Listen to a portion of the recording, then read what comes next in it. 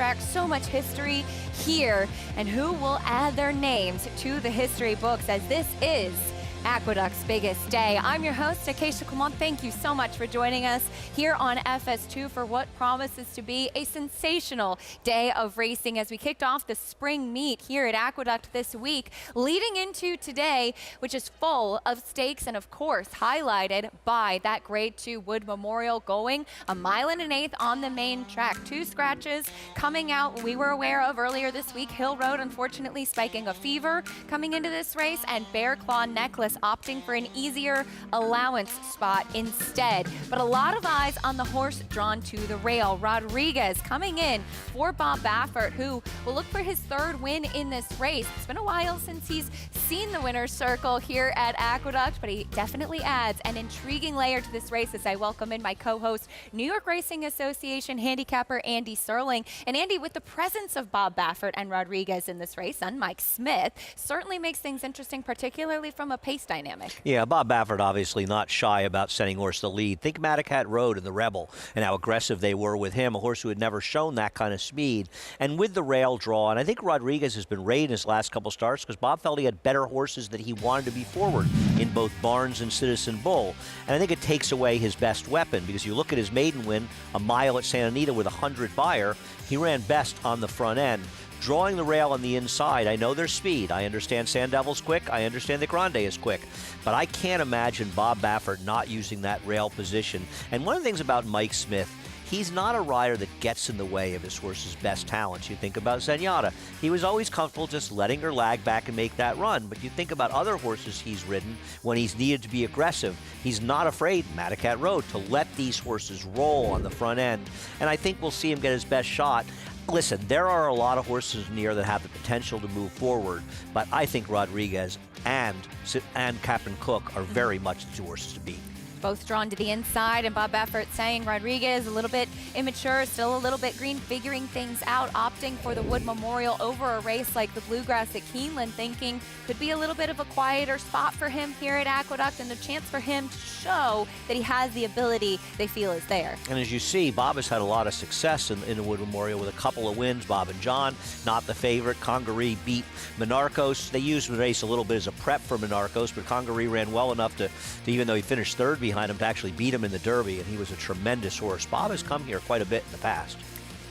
You mentioned Captain Cook. He is drawn right outside of Rodriguez, comes in for Rick Dutrow Jr., winning his last 2 races, including the Withers, which was at the mile and an eighth distance. I don't know what there is to not like about this horse. In 3 starts, he's improved with every start. He ran a 94 buyer, I believe, winning the Withers in just his 3rd start at this mile and eighth distance. For all reports from Rick Dutrow, he's been training great. He has enough tactical speed that he's not going to be compromised if the pace isn't that quick, but he doesn't need to be forward if the pace gets kind of hot. I just think he's very much the horse to beat in this race. It'll be interesting to see who is favored between him and Rodriguez. Not to say they have to win, but they are the 2 big dogs in this fight. Will be ridden by Manny Franco. Captain Cook will for St. Elias Stable, but this is a horse that was purchased back in the fall, will represent as being bred by the Mary Lou Whitney Stables. Unfortunately, within the past few years, we lost Mary Lou as well as her husband, John Hendrickson, and they really leave a big hole in the industry, but a great legacy as well. I agree. I mean, Mary Lou, fortunately, we were able to appreciate her for many, many years. John left us way too soon, dying this summer, and he's so popular among people in the racing industry, and I love that this horse kind of running in their memory in this race. Obviously, Vinny Viola buying the horse, but you know Vinny Viola, he's going to be happy to give some credit to Mary Lou if this horse gets some real success going forward. But I think just the fact that this horse is racing in the memory of both John and Mary Lou, it's kind of cool. It certainly is. As another local horse that we'll be watching is a New York bred Sandevil, a horse that has plenty of early speed, stepped up to open company last time out, finishing 2nd in the Gotham. Yeah, we'll have to see. The horse who won the Gotham didn't run well in Dubai today, but I don't want to make too much of that. Sandevil's a very good horse. He certainly has been, as we welcome in the 3rd member of our team, Maggie Wolfendale, here with us. Maggie, of course, we love following the New York breds, and this could be a special horse for his trainer, Linda Rice, but also for his owner and breeder. That's right, Acacia. As Chester and Mary Broman, unfortunately, we lost Mary Broman last October. But for Chester Broman, it would be so special for him to get to the Kentucky Derby, especially with a trainer like Linda Rice, who he's had such a long relationship with as well, with a homebred on top of it, out of a mineshaft mare by the name Mineralogist. I remember her. She won a few New York bred stakes, to say the least, going a route of ground. So that is the main question that Sandevil has to answer today. Can he get the 9 furlongs? So there is some pedigree to back him up. Definitely a bigger sized horse. And last time, Linda Rice said that nothing went his way. He had that stumble at the start, then he had to rush up. So, you know, making him use too much energy before the real running needed to be done in the stretch. So she's hoping for a better break today, and for him to assert himself early. Obviously, as you guys said, we will see Rodriguez forwardly placed here. I'm battling the elements at the moment. Acacia, why did I even do my hair? It is drizzling a little bit here at the Big A with some wind, but otherwise, we are set and ready for a big day of racing. We'll see if the New York bred can bring it home. That breeze off Jamaica Bay is undefeated. Maggie, thank you, as we look forward to hearing Maggie's comments throughout the afternoon as well. And we'll see how that Wood Memorial does play out. But to echo Maggie's sentiments, it is a big day, and this is a day that is very important and exciting for New York racing. Definitely. I mean, it's a huge race. It's the 100th running of the Wood Memorial, a race that's produced, I believe, a total of 5 Triple Crown winners, 5 or 6. 6. 4 of them won. Right. Some of them lost, including Secretariat. My first Wood Memorial, 1976, when Bold Forbes won. And it's been a very, very productive race going forward for other races. You think about a couple of years ago, Mo Donegal in early voting running 1-2 in this race, and they took 2/3 of the Triple Crown in subsequent races. So while you hear a lot of talk, oh, nobody wins the Derby out of this race, there's a lot of randomness to this. There's a great history of the race, and there's also a great history, even recently, of horses coming out of the wood to do some big things going forward. Looking forward to the Wood Memorial, the 100th running this afternoon, as of course that is a big highlight on today's card. Today's races, as always, presented by Claiborne Farm. We have Fast Main Track here at Aqueduct, a 13-race card, plenty of stakes options. We have the Gazelle for the 3-year-old fillies and the Carter, that 7-furlong sprint race that is always so much fun. We'll also be showing you the last 3 races on the card over at Meydan on Dubai World Cup night, the Dubai Turf, the Sheema Classic, and Dubai World Cup. Some real superstars we'll see in those races over in Dubai. You can join Naira Bets today and get a $25 free bet and $200 deposit bonus just in time for the Triple Crown. Use promo code TV25 and bet on any track, anywhere, anytime. Sign up at nairabets.com for your $25 free bet and $200 deposit match bonus. The Dubai World Cup, as we touched on earlier, some of the biggest names in racing, including Forever Young, who's 4-5 on the morning line, Andy.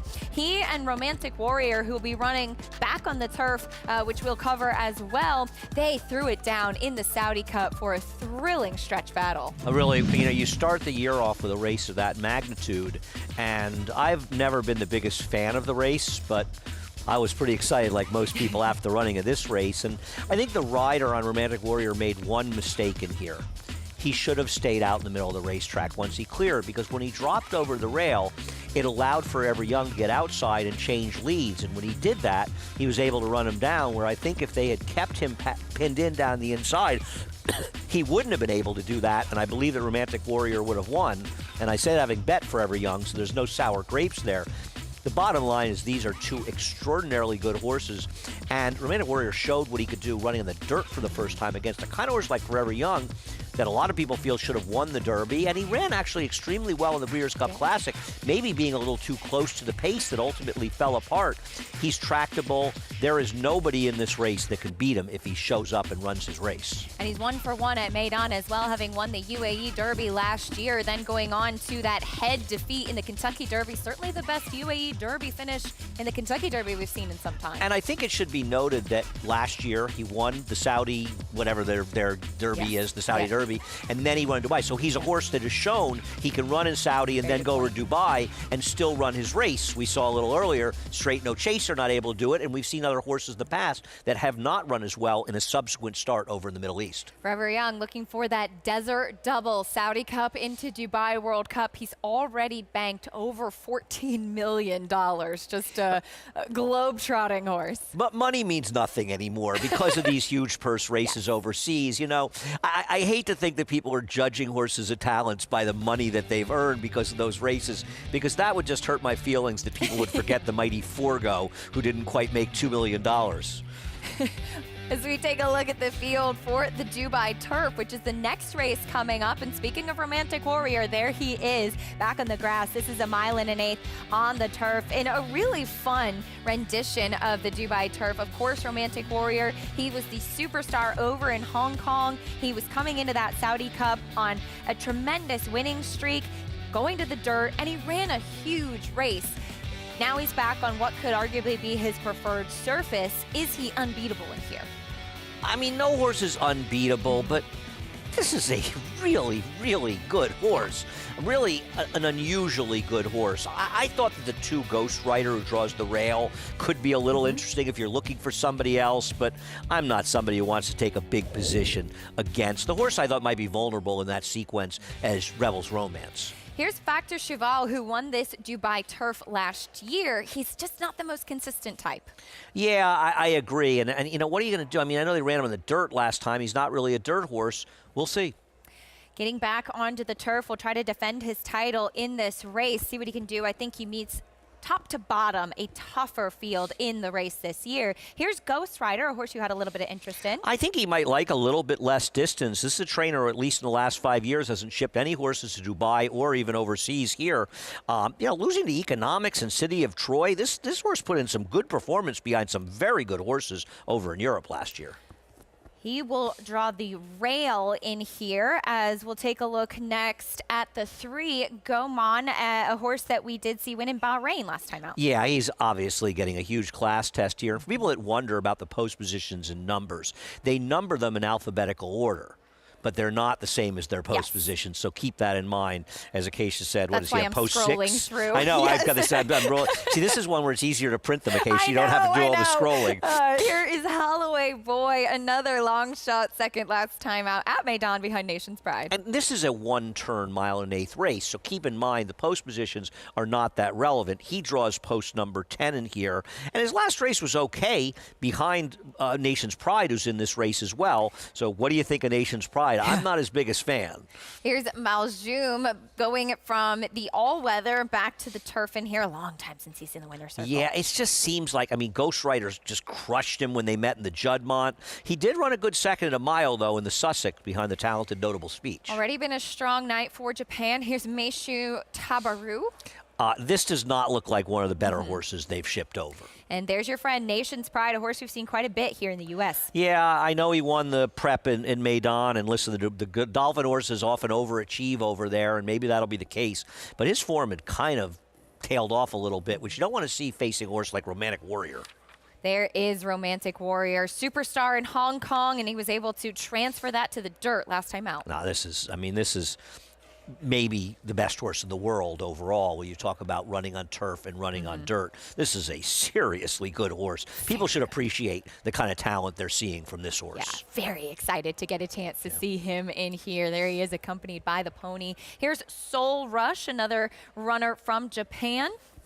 Yeah, I mean, I think he's a little bit better than some of the others. He's got to get the 1 1/8. He ran third at it last time as the favorite in a prep for this race. But he's not untalented. Yep. He has won Group 1s. Was just a half a length behind Romantic Warrior in Japan recently as well. Here's the 10 Bridweg.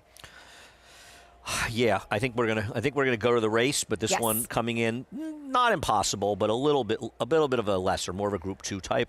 Obviously, that post parade on delay. They're loading into the gate for the Group 1 Dubai Turf. There's Liberty Island, the number 11 in here, and there is Romantic Warrior. He is 1-5, an absolute global superstar. Very excited to have the opportunity to see him. You'll see some of the horses a bit hot over there. They did actually push the post times back a bit because it was a very warm night in the desert. So hard to believe.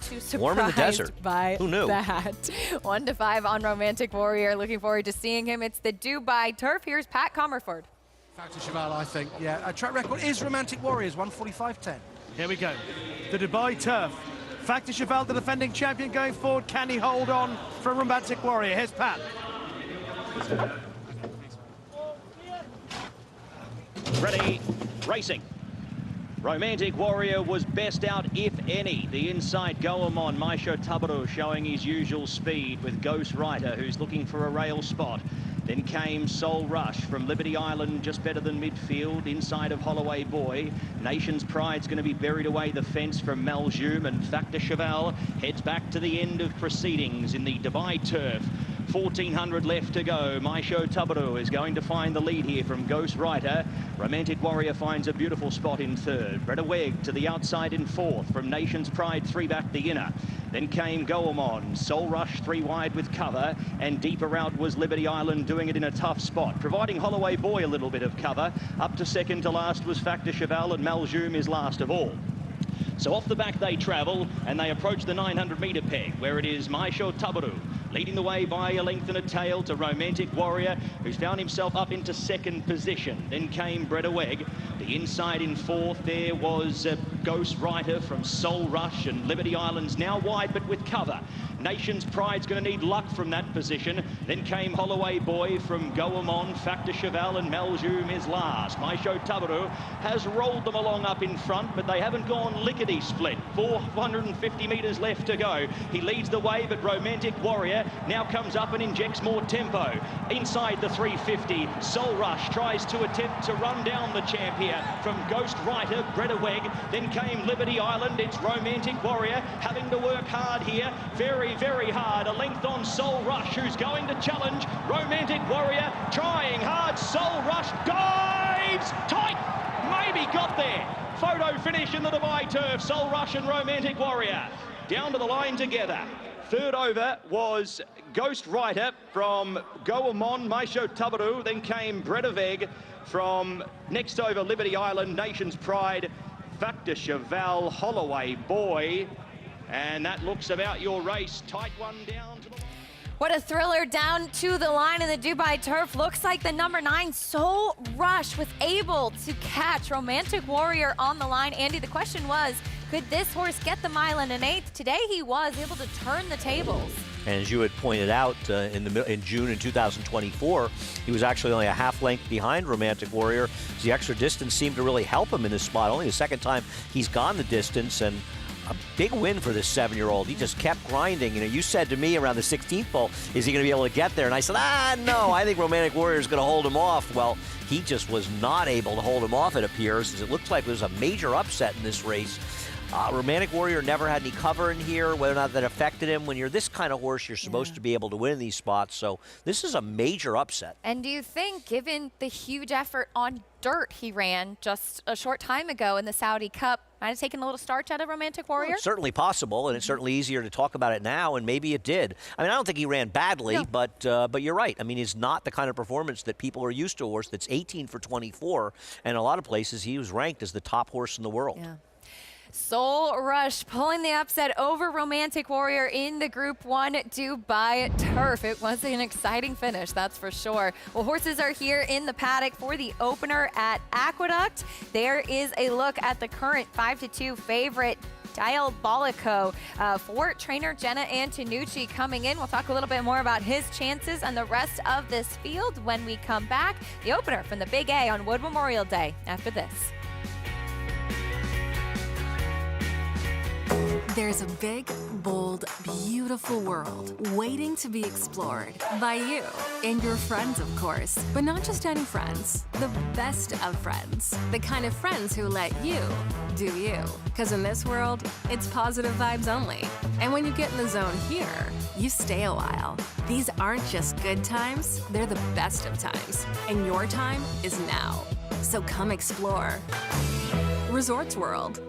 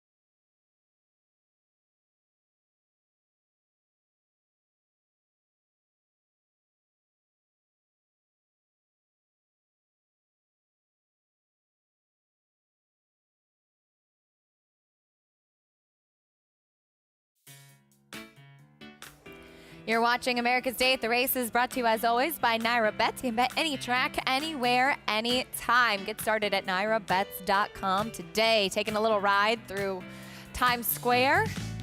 Moving faster than you ordinarily would in a car in Times Square. Yes.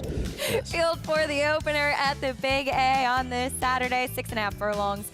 It's a maiden claiming for 20,000 for 3-year-olds here, and it's Diabolico, who's currently the favorite. Javier Castellano climbing aboard a horse that finished second last time out. Maybe just public defaulting to this one with the decent last race. Yeah, I think he's a bad favorite, to be honest with you, in here. I guess he's got a few races that make him similar. I think the horse to beat is True Connection. Now, I know that he's 0 for 12, but he's run faster races. Diabolical to me. I don't like the race he's coming out of. Shaking the Bell was one of these 0 for horses that finally got it done after a lot of chances.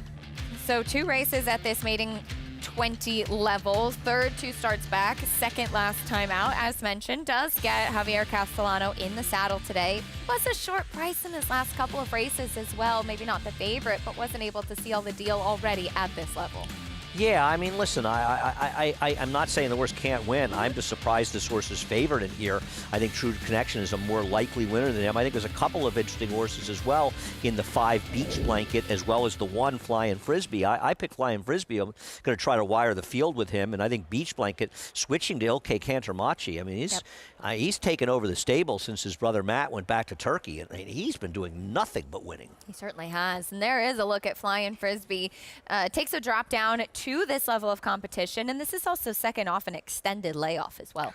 Yeah, no, I just thought this horse ran well enough last time against better horses. You know, a horse like Shlomo, who broke his maiden in there, would be a heavy favorite in here. He takes a drop. Thought he was dangerous as the speed, and I think Beach Blanket is dangerous as well. I'm against the 7. I'm going to get involved with the 1, 3, and 5. I wonder if the 3 will be favored by post time.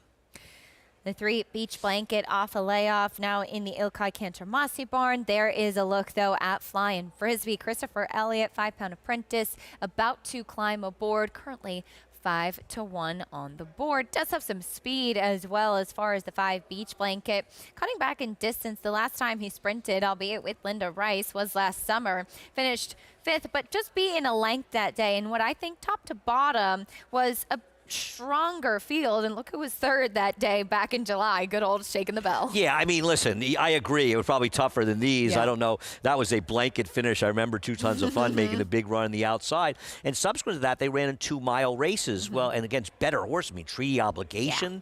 These are just better horses trying to go a mile, and got a sloppy sealed track last time out. I think you get back to that race, and I have to think he can move forward for Ilkay. I believe he's the overlay at 6-1 right now. Yeah, generous price on that one as the favorite continues to be Diabolical, son of Dialed In, as they start to make their way out onto the track for the opener at Aqueduct. Fast main track, as we'll meet the field through the post parade, starting off with the horse we've already discussed, the 1 Flying Frisbee. Yeah, I mean, Christopher Elliott has one job: get out of the gate and try to wire the field. Whether or not he can do it remains to be seen. Showed speed last time out. Nice price on that one as well, 5-1. Here's a long shot horse that finished 3rd last time out, Solo Flight. Just going to have to get a little bit faster. Has one race that makes him a mild contender. Cut back in distance on True Connection. I know you love a turn back. I do, and he's got faster races overall, but he's also 0 for 12 with 4 thirds, so he's not reliable, but he to me, he's the horse to beat. Long shot, Belmont Union. I think he's run a little better than it looks. His race 2 back wasn't that bad, but I just don't know how good he is, and he's coming out of distance race. Could get a little lost here. Beach Blanket, horse we talked about going in for Ilkay Cantermachi. I think this horse is very dangerous in here off the layoff for Ilkay and the trainer switch. There's Prairie Dunes, Jose Lozcano to have them out. Has had a lot of chances. It does help to pick up Jose Lozcano, and he's got some races that are fast enough to contend, but he's also 0 for 16. Linkers going back on. There's your favorite, Diabolico. Yeah, he's now, I think the 3 is now the favorite, but I just think he's an underlay Diabolico. I don't think he's impossible, but I think he's an overbet. Change Your Name, second off the layoff. Going to have to get a little bit faster, but he's within hailing distance for a 20-1 shot. You could do worse. Big price right now, and on the outside, cutting back and dropping down, Henry's Hope. Can you explain to me why this horse is half the price of the 8? Yeah. I'm not saying I particularly like either one of them, but I know. I thought he was a little tough to like. He does get Lasix, though. He does. Blinkers on as well. Plenty of changes going on with Henry's Hope. Well, that's the field for the opener, as favoritism has now shifted over to the 3 True Connection. But first, let's check in trackside, get some thoughts from Maggie. Yeah, Henry's Hope nearly had a jockey change as well as the rider very late getting out to the paddock. And so Henry's Hope just hitting the track now. But let's check in with your favorite, number 7, Diabolico, for Jenna Antonucci. And typical of Jenna, you know, her horses do tend to look the part. And Diabolico looks fantastic here. If you're blindly picking horses on appearances, he would get the A+, the check mark, so on and so forth, because he's big, he's strong, he's really healthy looking. So all things you want to see, as actually favoritism has shifted over to number 3, True Connection, who I have tried countless times, but he just never delivers for me. So I'm going to stay away from him. So for me, no problems with the short price on Diabolico. I just thought there were some other interesting propositions that maybe aren't as exposed as your favorite, True Connection. And number 1, Flying Frisbee. How often do you see a Nebraska bred? Well, here's one for you. A son of Maximus Mischief. And last time, he showed a lot of speed. He was also, I wasn't in the paddock, but I was talking with Rachel Keithan, and she was saying that he was really, really wound up in the paddock. And today he was quiet as a lamb. So we'll see if he does have the same amount of early foot as he did in that last start. Now, he's a bigger horse, so I would have thought coming in off of the year plus layoff that he probably needed that start back too. He does look incredibly fit here. He isn't, as you would imagine, having a modest pedigree. Not the most athletic looking, but I can understand wanting to take him at 9-2. I'm going to land, though, on number 5 in here. Beach Blanket. Ilkay Kantamasi takes over with this one and brings him in off of a layoff. Now, when this guy debuted up in Saratoga, he was incredibly green. He wasn't fit, but there's been development since then. He's just a lot more athletic. He's very strong coming back in here, too, and he's been so focused. This horse has really mentally come a long way, and I just think that looking at those, although they were maiden claimers, they may be a little bit tougher than the field he meets today. Acacia? Yeah, certainly could be the case, Maggie. Thank you. And as we've discussed, Andy, the Kantamasi barn, he's had a very strong start to the 2025. Ilkay has, and horse just off the claim. He had a winner with the other day. He's particularly done well off the claim. He really has, and he's just, his horses are running well, and he's a likable guy, one of the easiest people on the racetrack to root for. I hope his brother Matt comes back at some point. He didn't suggest that he was leaving permanently, hopefully coming back, but I'll tell you what, they haven't skipped a beat. Ilkay may be telling Matt, you better get back. I'm really usurping all your your accomplishments here, and I think they're probably both rooting for each other, and he's been doing extremely well. I liked what Ilkay said when Matt took a step back. Ilkay said, "We're 2 pieces of the same cake."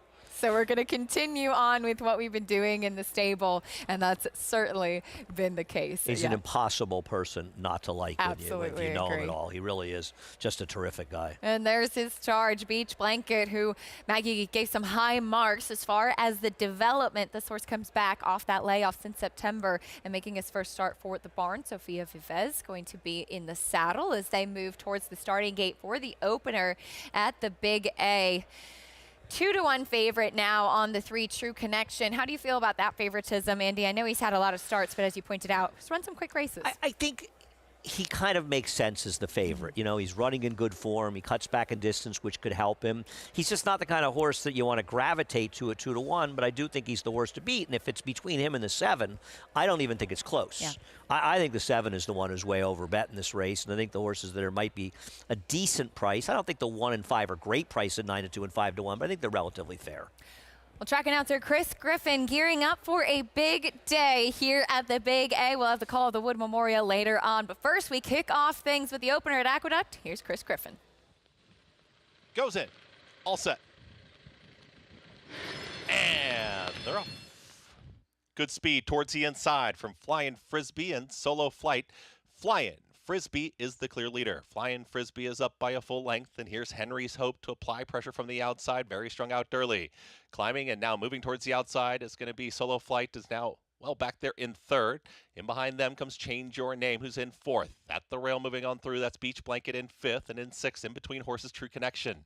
In seventh is Diabolico, way out there in the center of the racetrack. The two at the back, Prairie Dunes, with the trailer, Belmont Union. They work into the turn, quick opening quarter, 22-1 and a pace stool on the front end. Flying Frisbee with a head in front is down towards the inside. Henry's Hope applies the pressure, and here comes the closers. Very wide, Diabolico's got a rally, is now a challenging third. Up on the far outside is 5 wide, but making up big ground. Also chasing is Change Your Name. They reach the top of the stretch through a 45-4 half-mile time. Flying Frisbee trying to gut this out. Diabolico is catching with every single stride on the grandstand side, but Flying Frisbee's still there. Christopher Elliott is just trying to lift Flying Frisbee to the line. Flying Frisbee inside the final furlong. Diabolico, the only one with a shot, as a 16th left to go. Flying Frisbee almost there. Diabolico clears second. Flying Frisbee wins the opener. Flying Frisbee over Diabolico. Then came Prairie Dunes with a late run over Change Your Name in 1 minute 17.70 seconds. Christopher Elliott knew his job and did it well. Flying Frisbee runs off and wins, breaking his maiden. Nice pick, Andy. Thank you. Did take a lot of money, went up to 7-2 third choice, despite the best efforts of the rider on the number 9 to get this horse beaten. And it felt like the number 7. It looked like the whole field was coming top the stretch to swallow this horse up. And it's interesting is the 7 actually ran fine and better than I expected, Diabolical. But absolutely nobody else showed up. And I mean, the 3 got a little left, but made a move on the inside, had nothing. The 5 had good position, did no running in here.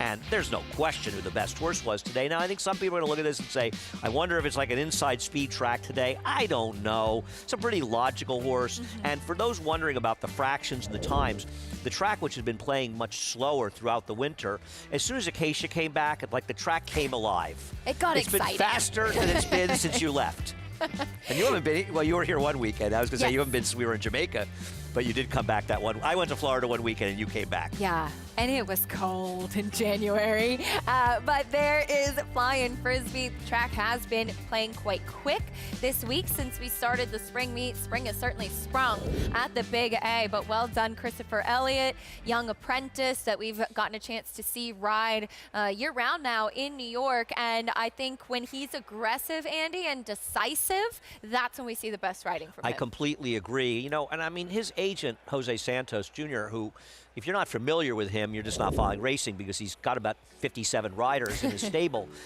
He has done an unbelievably good job of getting him on live horses. I was kind of teasing him the other day.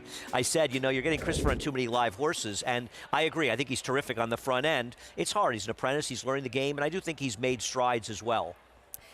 Flying Frisbee with the win, 1-7-6-8 in the opener at Aqueduct over to Maidan. They took a while to post the photo. We got a little bit nervous there for a moment, Andy, that it might have been a close dead heat, but it was, in fact, the 9 Soul Rush, just in the shadow of the wire, up over the heavy favorite, Romantic Warrior. It would have been bad if in the beginning of a 7-hour show, you and I completely blew the call on a finish in the first race that we showed. So the good news was the 9 got up. We didn't steer anybody wrong here. A terrific race, and obviously the favorite getting beaten. And I have another question about the way they show the numbers. I can't be the only one that's fooled. I always look at the far left and think they're the ones in front, and that's why I was a little confused watching the UAE Derby and thinking that the winner of the Gotham was in front. He was actually last. Well, I can see now why they took so long posting that photo. Watching it live, it looked like it was far more clear than that. Well, you know, it's interesting. Going back to UAE Derby, I thought the outside horse had won there, and it turned out the inside horse won. So I think something to remember going forward, if we see some close finishes, there's a real advantage when you look at the finish of the horse inside. How about that trifecta? Soul Rush, 28.50 over Romantic Warrior, and Maljoum with Tom Marquand checking in third at a monster price, but really about the top 2 who both ran so well in here. Yeah, nice race there. A tough loss for Romantic Warrior, but he ran well, as he pretty much always does. We'll take a look at the next race coming up, 1.5 miles on the turf, the Dubai Sheema Classic Group 1, and no surprise, Rebels Romance, the favorite. You and I think, are in a kind of similar camp with Rebels Romance. He's very good, but you use the word opportunistic with him, and I think that's the perfect way to describe him. And I think you have to give a lot of credit to his connections for the way they've handled him. I know he's won 2 Breeders' Cup turfs, to be honest. they weren't particularly the strongest runnings of that race. We have not had really a lot of, and you know, I love Far Bridge, so as you know, but we have not had a very deep and strong group of older horses going long in the turf in the last few years. And I don't think the best Europeans by any measure have come over. So they've done a great job of manicuring his career to run in those big races and win a lot of money and get a lot of prestige. But I think a horse like Calandigan, the number 5, is the horse to beat in here, in my opinion. And I'm going to use a couple of other horses as well and play against Rebels Romance. See how it plays out as the Dubai Sheema Classic coming up next in Maidan in Aqueduct. It's Christopher Elliott and Rachel Keithan heading into the winner's circle. She owns this 4-year-old gelding as well. Aggressive, and it paid off, and able to shake off that early pressure from Henry's Hope. And I don't want to say it's big inside track. Wouldn't True Connection have run better if the inside was carrying horses along? He may just have been the best horse in the race. He certainly had credentials coming in, lightly raced. He did get a lot of pressure from the 9, who not surprisingly fell back in here, and he was easily able to hold the 7. And from a horse at the top, if you took a picture of the top of the stretch, the way the race was run, and then the finish, you would be surprised that sort of none of the other closers got the race at all. May have been that kind of race, though. Only one that really finished was Diabolical, who the one that had opened up is your favorite, 176 in the opener, $9.80 for Flying Frisbee. Top pick from Andy Serling. As we take a look at the second race coming up next, a nice allowance race going 7 furlongs on the main track, as it does feature the return of General Partner. No surprise, he is currently your heavy favorite. He's off of a layoff. He's clearly been tough to keep on the track, just racing once in 2024, but one that had shown a lot of promise early in his career. No, he had a very impressive maiden win. His Champagne when second to Timberlake was terrific. He wasn't competitive going the 2 turns in the Breeders' Cup Juvenile, but he came back with a gigantic effort on Belmont Stakes Day last year and unfortunately got injured after that race. But Chad Brown told me he's been training well in Florida, and hopefully he can get the job done, because he is the kind of horse that could be, I mean, if he's able to build on races like his return race last year, he's a horse that can run in the Met Mile and be competitive. So you want to see the good horses show up. You know, it's funny. There have been a lot of disappointments from Chad Brown's barn, particularly here in the winter. We've seen Short Prices not winning. He's still winning at 20% this year, and there's a lot of talk that he's in a big slump. There are a lot of trainers that would like to slump at 20%. On the other hand, he probably has run a lot of horses that were shorter prices than that, but it's not like his horses aren't running at all. We'll see. Good to see General Partner back for sure. You'll be watching the Carter later at 7 furlongs. This allowance at 7 furlongs, one to keep your eyes on as well. And Todd Pletcher going for a Grande win in the Wood Memorial. Could Grande be his 8th winner in that historic race to tie with Sonny Jim Fitzsimmons for the most wins? And they're off. And the Naira Benz Haskell in the Belmont Stakes at Saratoga. Dornock setting up moderate pace, 3/4 of a length ahead. As the field turns for home. They're at it again. The 2 Belmont first and second place finishers. Mind Frame on the outside. It's coming after Dornock. Dornock wins the Haskell. It will be Dornock to win the Belmont Stakes. Horse racing? Check. Weekly promotions? Got 'em. Huge payouts? You bet. With Naira Bets.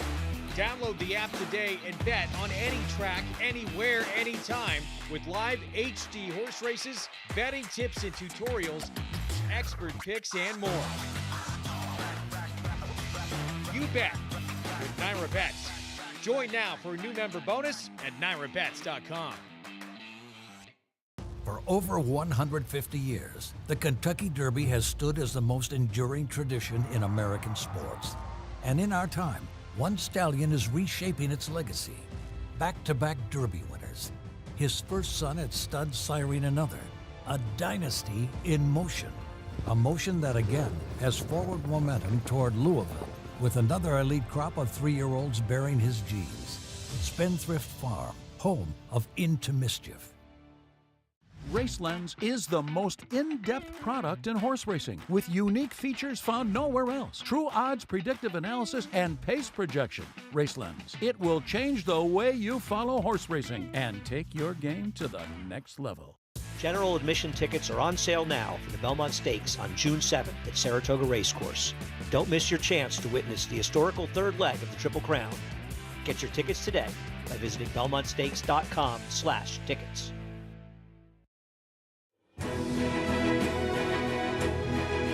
It is Vino Rosso in front.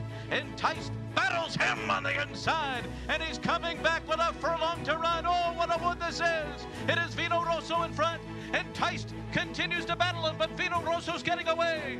Restoring Hope is third. Vino Rosso Fantastico in the Wood Memorial. Vino Rosso in the 2018 Wood Memorial. There was a little bit of drama in the stretch there, but one of 7 wins in the Wood Memorial for trainer Todd Pletcher. Vino Rosso would later end up being disqualified in the Jockey Club Gold Cup, but of course Wood rounded things out with a Breeders' Cup Classic victory. I think in retrospect, if Mike Rapoli and Vinny Viola could have had their way, they would have rather they were disqualified in the Wood Memorial and left up in the Jockey Club Gold Cup. But you know, when he won the Breeders' Cup Classic, the Jockey Club Gold Cup DQ was long forgotten. And it was I thought it was a legitimate DQ. I think if I were them, the frustration I would have had was, I've seen races where they left horses up that did what he did, but it was a nose to feed. It was a great race, and he was a very good horse, and he's proving to be a good sire as well. He certainly has been, as he stands at Spendthrift Farm. Vino Rosso does. Look at him. Looking a picture. Of course, the son of Curlin. A good horse. Very good horse, and an absolute beauty. I love seeing them as they've moved on to their next chapters. Vino Rosso, we've gotten a chance to see quite a few of his offspring be effective on the track. Here's Todd Pletcher's Wood Memorial victories. Of course, the last time he won the Wood with Mo Donegal, as you mentioned, that horse would go on to win the Belmont Stakes that year as well. Yeah, and you know, Verrazano, he ran over in Europe as a 4-year-old, right? On the I think he went over to Europe as a 4-year-old. He's a tremendous horse, actually. Escondarea was the best of all of those, Todd's first winner. And that was one, I think he got a 109 buyer. His race there in the Fountain of Youth before it were brilliant performances, and I think his Wood win was one of the best I've ever seen. His runner this year, Grande, coming in for Todd Pletcher. He's 2 for 2, lightly raced. Won an allowance on the Fountain of Youth undercard at Gulfstream Park last time out. He was still a bit green that day, Andy, but Todd Pletcher, with an embarrassment of riches, had plenty of other runners to run earlier in Derby preps and has taken a little bit more of a patient approach with this guy now in his 3rd start going into Stakes Company. Well, I mean, he and River Thames at this point are Todd's last hopes to get into the Derby. They're both horses that are forward, though River Thames is more speedy. I think Grande, you can be more comfortable that it's going to be okay as the distances get longer. What he has in his favor is that he drew outside other speeds. While he has speed, he's shown the ability to rate and still finish.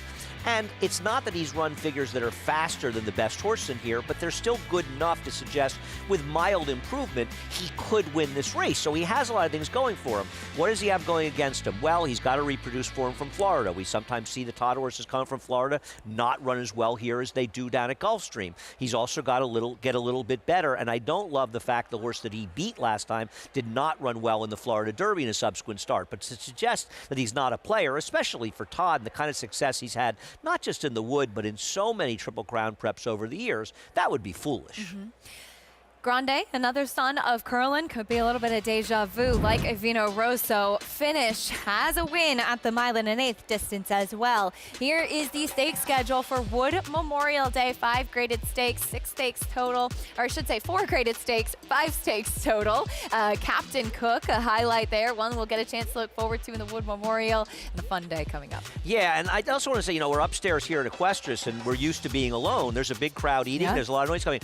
Greg Wolf, though, is going to be disappointed. Apparently, no harp this year. And nobody loves a harp like Greg Wolf. Greg is a harp aficionado. So we'll go back over to Maidan. It's time next for the Dubai Sheema Classic. Rebels Romance continues to be the favorite at 8-5. An intriguing and competitive race if you choose to look outside Rebels Romance, kind of as we touched on. What are some of the horses that you find interesting if you're trying to go against that favorite?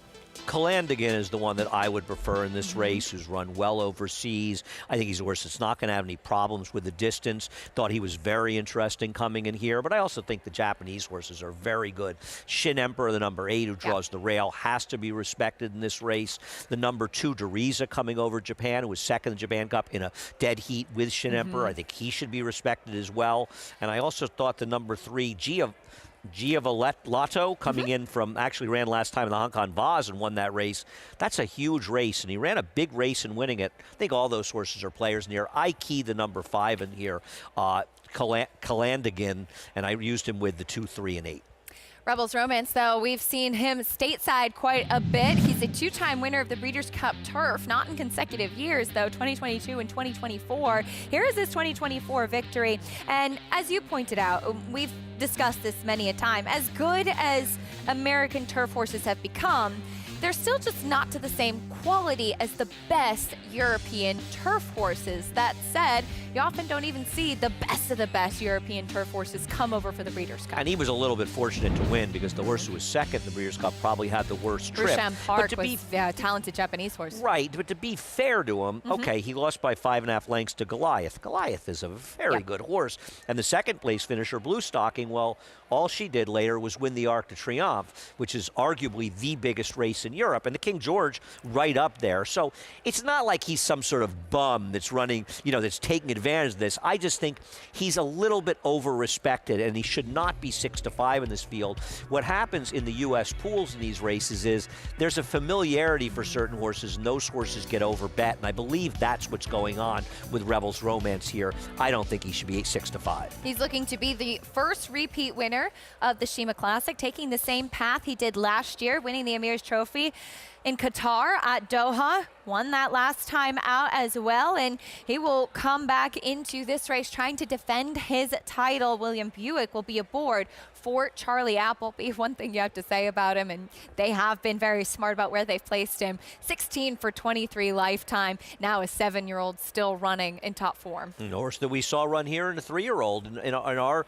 our Derby races that we run here. And I think it's interesting with that Turf Triple Crown that we started, and it's interesting. Started in the concept that we're trying to create turf stallions, and it's just not happening in this country, and I don't understand why. Yeah.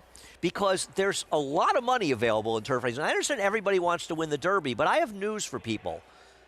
Only one horse wins the Derby every year. I understand it could be a dead heat, but it seems like the availability, that's why a lot of people go over to Tattersalls and buy horses. They try to buy, because you buy good horses for a lot less money that can run in races with purses just as big. There is opportunity in turf racing, and I just wonder when things, if ever, will change in this country. And I know that you have similar opinions than I do about it. You've got two of the biggest fans of turf racing on this desk. Now, you did see the number 5, Calandigan, loading with a blindfold, as typically in Europe, there are there's not a starter in every stall, so you will see a lot more tools utilized in Europe with horses loading like a blanket or a blindfold or a hood, something to keep them settled. So he goes in. We'll see if Rebels Romance can defend his title. It's time for the Dubai Sheema Classic. You're watching it here on Fox Sports. We'll send it over to track announcer Pat Comerford for the call.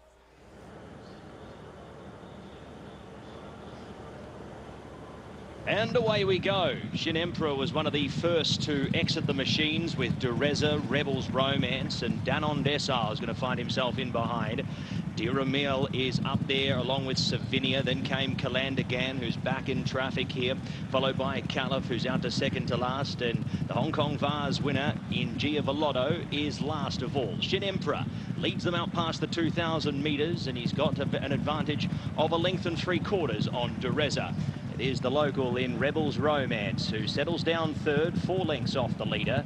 1 3/4 lengths to Danon Desar. The inside of Savinia, the Japanese pair, race in 2. Then it came to Dira Mile, followed by Calandigan, who's back on the running rail. From Caliph, the Bahrain runner, in second last. Giavaletto is the last one. So they head to the mile marker. And it is up in front here, Rebels Romance, who's now going to inject some more tempo, and Yusei Sake is going to let him go. He sits second on Shin Emperor, followed there by Dureza, who's third. Tries to rein it back now on the leader, does Buick here, and bring the tempo once again out of the race. Savinia is fourth. Fifth is Danon Decile, and Diramile is sixth.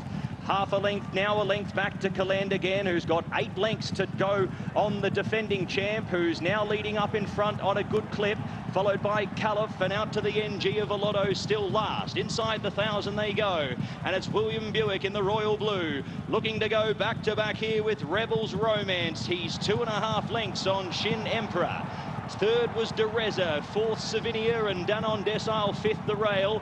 Duramil was next from Kaland again, who's riding a very, very patient race, is Mikhail Barcelona. He sits third to last from Caliph, and Giavolotto is last. Rebels Romance off his win in Doha last start. He's fit as a fiddle. Inside the 550 he goes. He tries to make this a real staying test. He's got 2.5 to 3 lengths on Shin Emperor, who's now felt for. Dereza works up the inside to come off the heels of the leader. Then came Danon Decile from Savinia. Kaland again now out. Rebels Romance, he's hit top gear. Here's Danon Decile, and pouncing the outside Danon Decile. He goes up. Rebels Romance can't do any more. Here's Kaland again, trying with a late ask, but Danon Decile, the Japanese raid tonight, is on full force. Wins the Sheema Classic, and a third win for Japan on the night. Kaland again second over. Dereza in a photo with Rebels Romance. Giavolotto ran home well from Diramil, then came next over was Shin Emperor. He had nothing to give there late. And another win for Japan on Dubai World Cup night. Danon Decile with the victory. The 4-year-old who looked on paper like he maybe was not quite up to the class of some of the other contenders in here, got the trip. Kaland again, who you liked, a tough luck second, I thought. Yeah, but I don't think he was second best because he saved ground the whole way. He did finally get out. He was not beating this horse. He also went down to 8 to 5 at the end. Wow. He took all the late money. I'm not gonna. I think he was just second best. He had no major excuse. I think what we learned in this race is that while he's a very good horse, Rebels Romance, I think there's people out there that overrate him because of some of his accomplishments. And while he ran fine in here, there are just better horses in this race. And once again, the Japanese having a huge night and just going to get probably bigger in the Dubai World Cup. With Forever Young still to come, but it's Danon Decile with the victory. Japan runs 1-3 with Dereza checking in third as well. Another exciting finish over at Maidan. Plenty more still to come with that Dubai World Cup still on the docket. Horses in the paddock, though, for race 2 at Aqueduct. And there is General Partner making his return. Grade 1 placed, only raced once in 2024. Is he ready off the layoff? We'll soon find out. More on this field after this.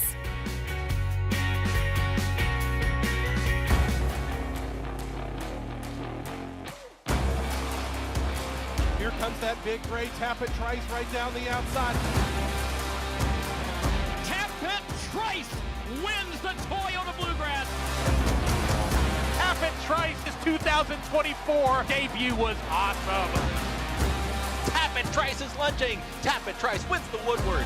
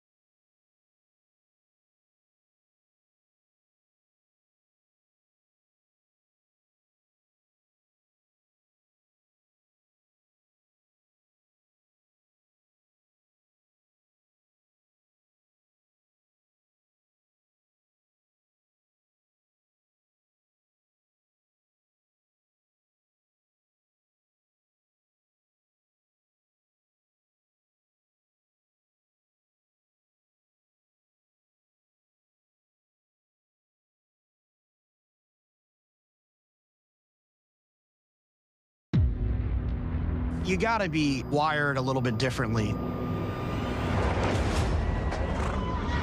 to hop on top of a 1,000-pound animal and run 40 miles per hour with an ambulance chasing you. We do a very dangerous sport. American racing revolves around the Triple Crown. There are trainers, jockeys, and the owners. There is unbelievable money in this game. I just forced my way in. And I'm not leaving.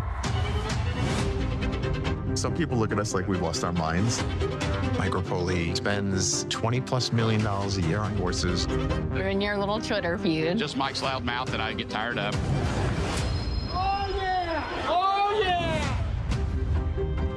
I expect trainers to put the horse in the best position to win. Good horse will take you all over the world. Our part's finding a top horse. Trainers will be firing one jockey, hiring another. It's cutthroat. There's not much loyalty. Make me look good, will ya? Cars, motorbikes, you can press the brake. Horse racing, you can't. I wasn't ready to retire. I'd rather die on the horse than die of boredom. If you can win the Triple Crown, you're in the history books. You're a legend. Tough trip right there. Obviously, the prize money is huge. And there's a chance for the world to see who's really the best.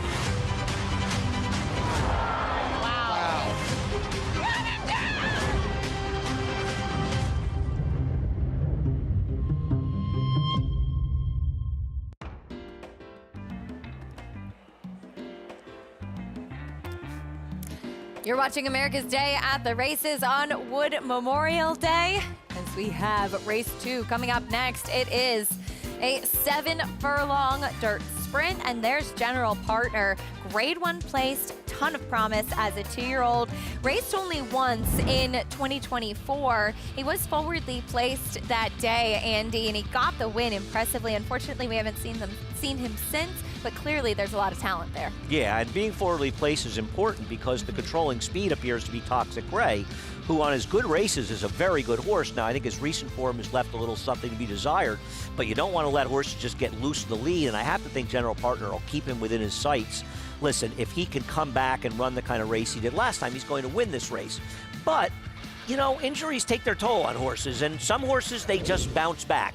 Some horses just seem to be able to handle it. We don't know whether he's one of those horses yet. Let's meet the field, starting off with Gunnett taking a big step up in class. I imagine he's going to be forward. And Oscar Barrera's trainer has been running well for him lately, but he's in a bit of a class problem. There's another horse that should be forward, Toxic Gray. Yeah, I mean, he's the one they have to catch, and in some ways that makes him one of maybe the main rival for the favorite. Second behind Crazy Mason, who'll be a contender in the Carter later. Here's a Victory Way. I believe that he's going to run better today, but he's going to have to start running some more with more consistency. His return was good. His next 2 races, not quite. Bramido, now in the barn of Fernando Abreu. I'm a big fan of Fernando's training, and he is a horse that would need a lot of pace to close into. He's not quite good enough, and he's pace compromised. 24 Mamba, Ilkay Kintamasi sending this one. I'm always a bit of a fan of this horse, and he's starting to regain his form, and it doesn't hurt to be claimed by Ilkay the way the horses have been running. And the favorite, certainly the class of the field, General Partner. I'm really hoping he shows up and runs well, not just from a personal standpoint, but also he's the kind of horse that can be a player going forward in races like the Met, the Forgo. We need good horses, and we want to see good horses run well, and if he's sound and he's able to still run, he is a very good horse. But those are big questions, especially when you're dealing with a 2 to 5 shot. But how is he doing off the layoff? We'll soon find out. Maggie's standing by with his trainer, Chad Brown.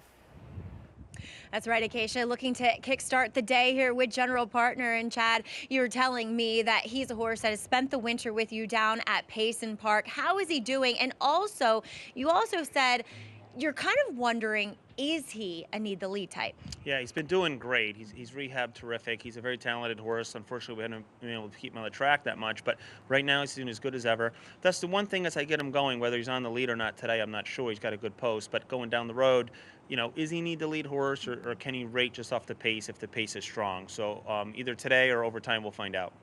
Well, best of luck with him, but also sending out Ballerina Doro a little later in the Gazelle, and she's won that a mile, proving too short for her in her 3-year-old bow in the Devona Dale. How excited are you to get her back around 9 furlongs? I've been super pleased with this horse, very high on her. She's been a pleasant surprise in the fall. You know, after a Keeneland race on the turf, I threw blinkers on her in the morning just because she was so unorganized in that race and green, and I was kind of disappointed. And much to my surprise, not only did the blinkers help, her dirt work's improved. So I threw her on the dirt, and she's been great ever since. And a little short at Gulfstream at a mile last time, but I'm really looking forward to getting her back on her track that I know she likes.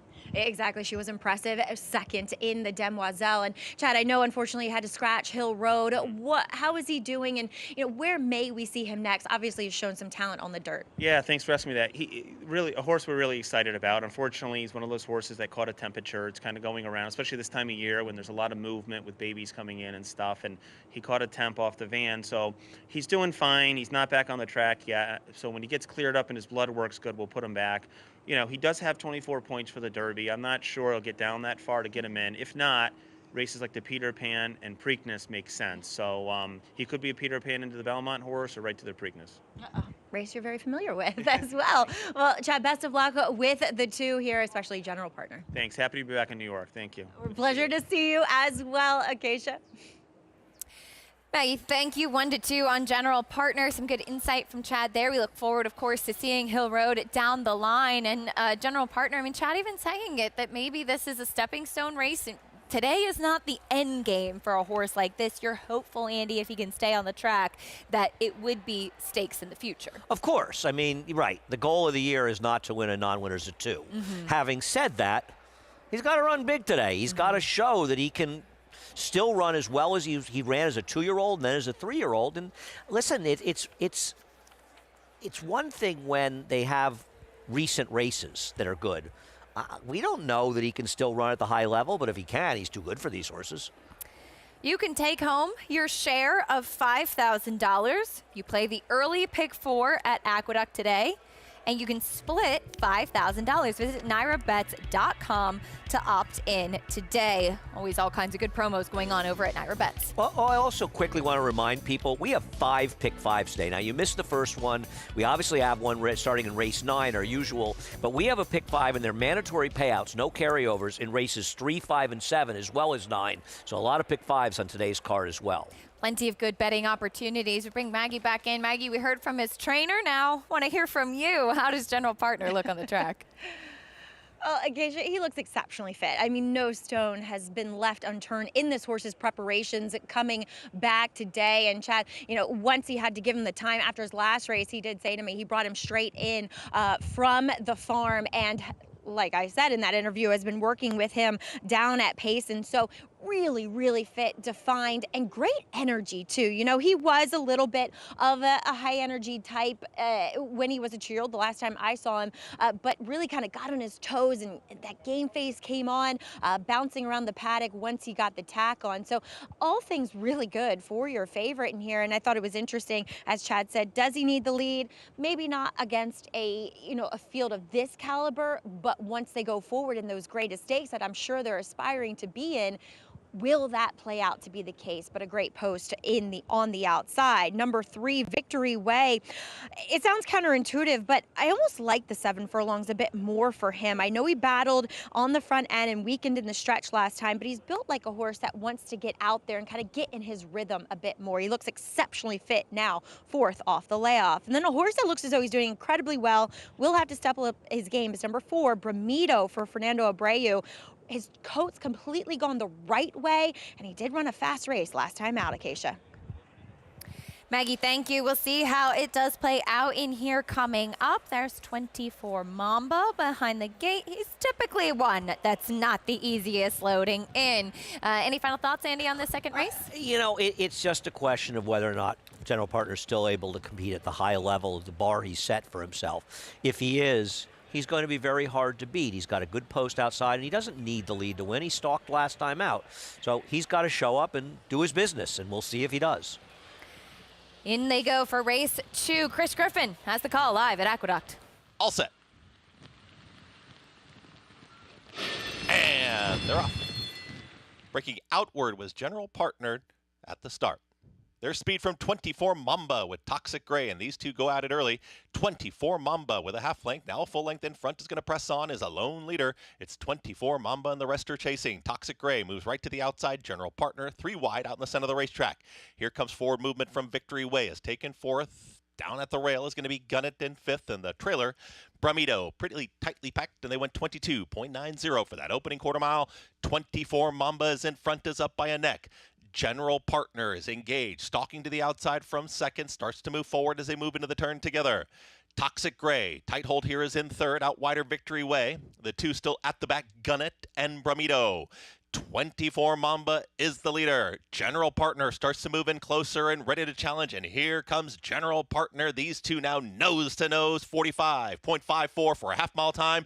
24 Mamba still traveling well, is right there. Here comes General Partner, is all in grandstand side. Toxic Gray at the rail, it's wide open here, is trying to burst on through, is doing just that. 24 Mamba very stubborn. General Partner is trying to run right by. Toxic Gray is still in for the fight. 3 of them down to a final 16th. General Partner's backed off. Toxic Gray to the inside. 24 Mamba still there. 24 Mamba, Toxic Gray, 24 Mamba. Got it. 24 Mamba over Toxic Gray. General Partner finishes third in 1 minute 21.65 seconds.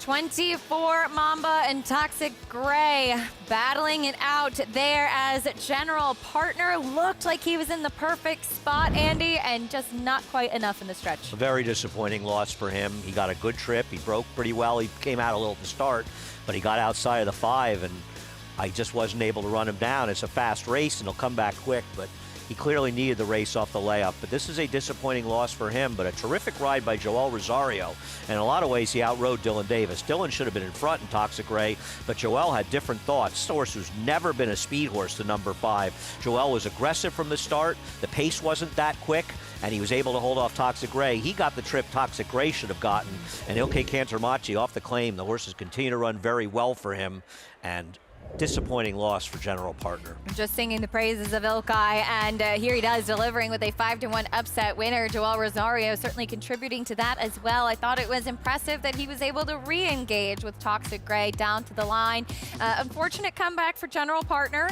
As we said, though, this is not the end game. It's been a long time away from the races. Certainly a race he could build on. Don't give up hope just yet, but there is reason to be a little bit concerned with that comeback with a horse like this. Right. Now when he runs in his next start, he has to win because this is a disappointing loss. Listen, it's going to come up a fast race. The track's playing quickly. Keep that time in mind. 121.65. You've got a race like the Carter coming up, a grade 2 at 7 furlongs. How quickly will they go in there? It's maybe a very fast race, but having said that, General Partner, he got in perfect position. He looked like he had the 5 measured top of the stretch, and he was just completely unable to finish.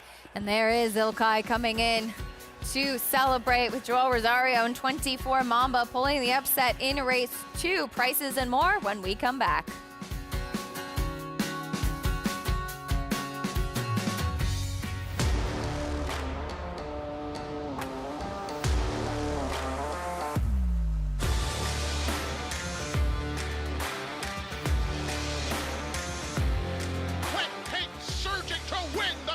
Club American Oaks.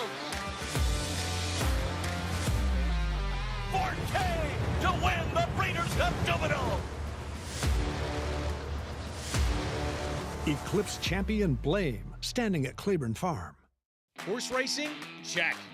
Weekly promotions? Got 'em. Huge payouts? You bet. With Naira Bets. Download the app today and bet on any track, anywhere, anytime with live HD horse races, betting tips and tutorials, expert picks, and more. You bet with Naira Bets. Join now for a new member bonus at NairaBets.com. The brilliance of the legendary Arrowgate and the speed and stamina of the sire of sires, Uncle Mo. Introducing Petulante, the first son of Arrowgate to stand in New York after winning handily at first asking. Petulante! He's got a kick here, and he's going to prove much the best. He won or placed in all 7 of his lifetime starts, including the Grade 3 Salvatore Mile. Petulante, Nimbus class, Petulante! Petulante, now standing in New York. For information, visit IHDVStallions.com today.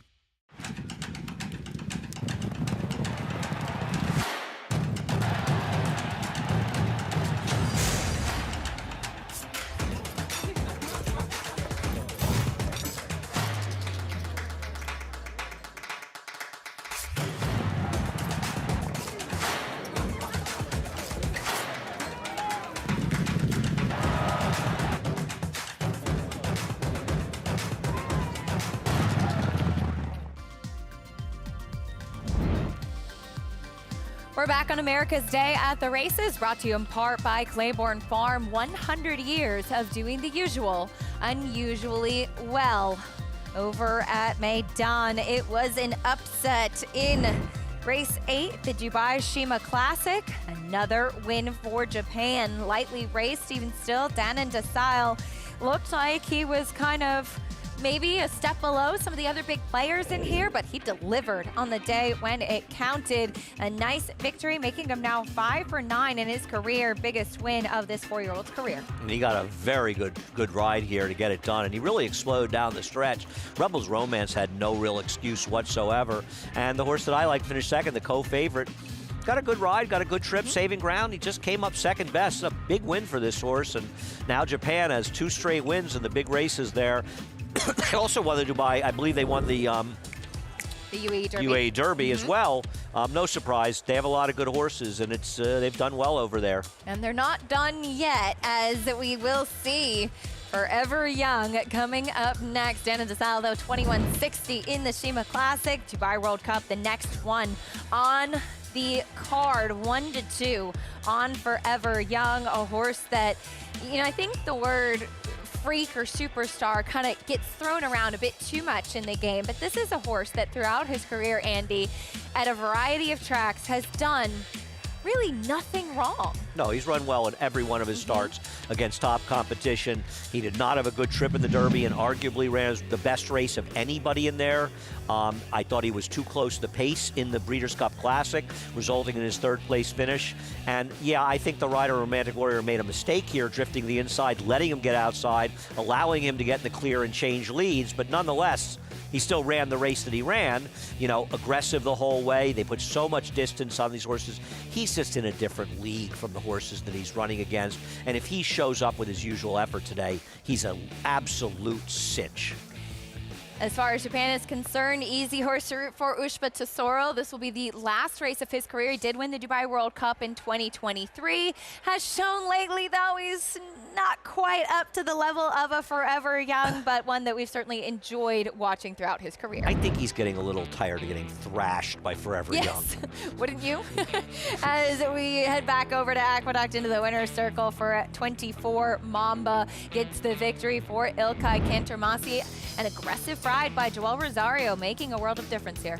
Great to see Joel back, one of our favorite people around the racetrack, and this was a terrific ride. Whoever came up with the idea to go to the lead, it had to be Joel, because he's not great at listening to trainers, as we know. So he has his own plan, and his plan here was the right one. The most instinctive rider I've been around, and oftentimes his instincts are right. Here's a look at the field for race 3 at Aqueduct coming up. New York bred maiden claiming for 30,000, 6.5 furlongs. Pretty wide open board right now. It's total silence to the outside. Who's currently the 5-2 favorite will be ridden by Dylan Davis, who coming up in a little bit in the Wood Memorial will have a date with Grande, as he'll try to follow in his father's footsteps. His dad, Robbie Davis, won the 1998 Wood Memorial with Coronado's Quest, and they keep it all in the family. More on that coming up after this.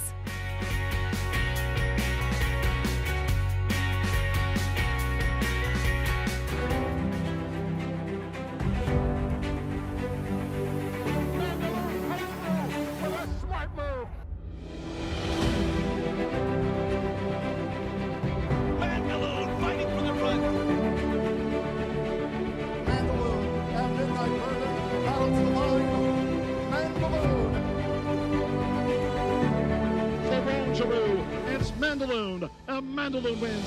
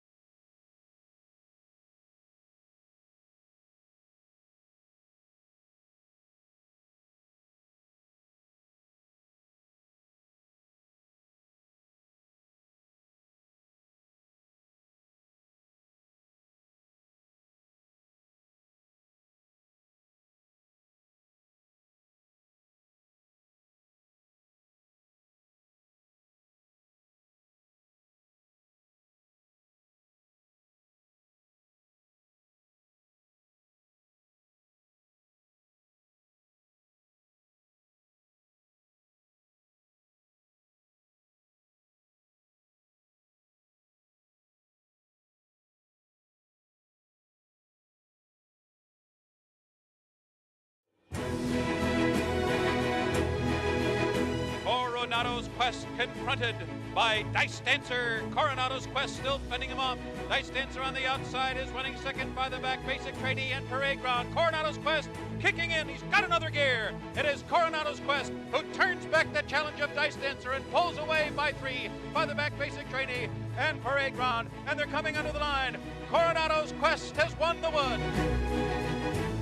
Coronado's Quest in the 1998 Wood Memorial. Robbie Davis aboard, picking up the victory, as today Andy, his son Dylan, will look for his own Wood Memorial victory.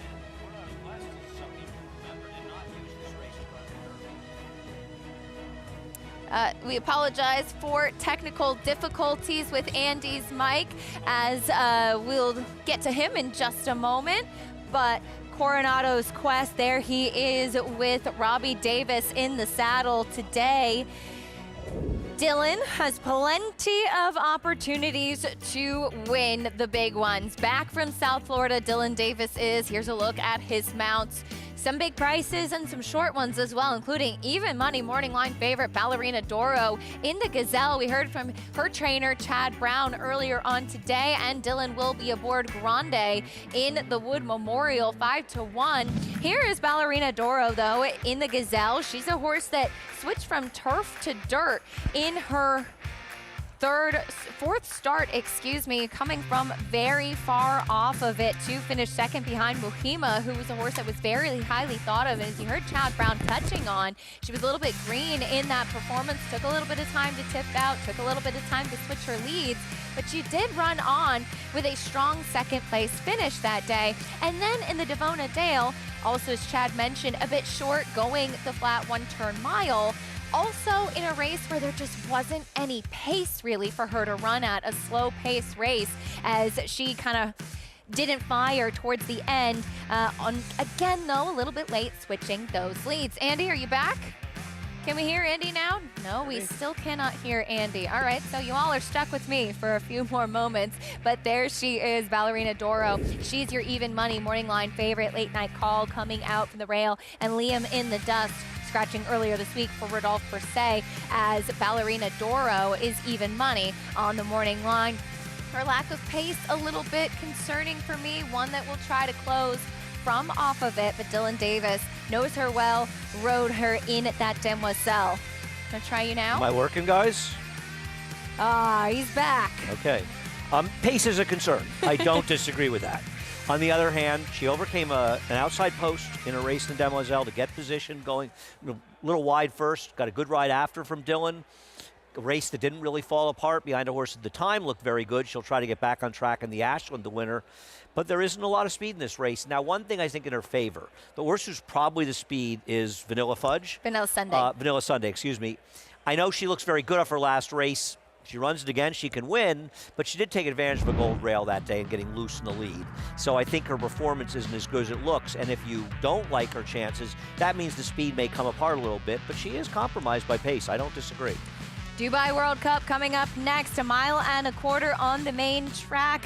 $12 million purse. Let's meet the field. Andy starting off with a horse we've already talked about quite a bit, the uber-talented Forever Young. I mean, it looks like Japan may be in a position to sweep all three of the biggest races. He is the real deal and the kind of horse you want to appreciate as a fan of racing. He's really fun to watch. Trying to do that desert double, Saudi Cup to Dubai World Cup, will look to be the first horse to do exactly that, as he is your heavy favorite coming up in this race, Forever Young. And we'll see if his travels lead him back to America this year as well. We've had the privilege of seeing him a couple times stateside. Well, I expect he'll come for the Breeders' Cup, assuming he's sound, and look forward to him running there. And this is a horse he is the horse, Forever Young, that's one of the horses to beat, if not the horse to beat, wherever he runs. Here's a horse we know quite well, Hit Show for Brad Cox. Yeah, I mean, listen, he's had some decent efforts, but he's never been able to run the kind of races that can beat the favorite. Coming out of a distant third-place finish, another American invader, Il Miracolo for Antonio Sano. Haven't seen him since a very disappointing effort in the P Classic back at the end of August, Pacific Classic. He has some good numbers, but once again, is he good enough to beat the favorite? John Velasquez going to be aboard. He's a big price, trying to take a big step forward on the world stage. Here is the number 4 Imperial Emperor, won the local local prep for Bhupat Simar. Yeah, but the local prep ain't like what he's running against today, and he easily lost to Walk of Stars 2 races back, who's in this race. Bhupat pulled the upset in last year's Dubai World Cup with Laurel River, who dominated on the front end. Unfortunately, Laurel River sidelined, not in this year's Dubai World Cup. There's a look at the 5 Katona for Doug O'Neill, who already won the Godolphin Mile today. Well, I have a friend who lives in Katona in Westchester, so maybe he's betting that horse based on the name. And he's not an untalented horse, but he's once again not in the league of Forever Young. Very deep waters coming in here. There is Katona. There is the number 6 Mixto, also for Doug O'Neill. Frankie Dettori was aboard for that Godolphin Mile earlier with Raging Torrent. And the upset winner of the Pacific Classic, Calumet owns this horse. They are never afraid to take a shot. We've seen them win with some big prices, including Bourbonic at 70-1 in the Wood Memorial a couple of years ago right here.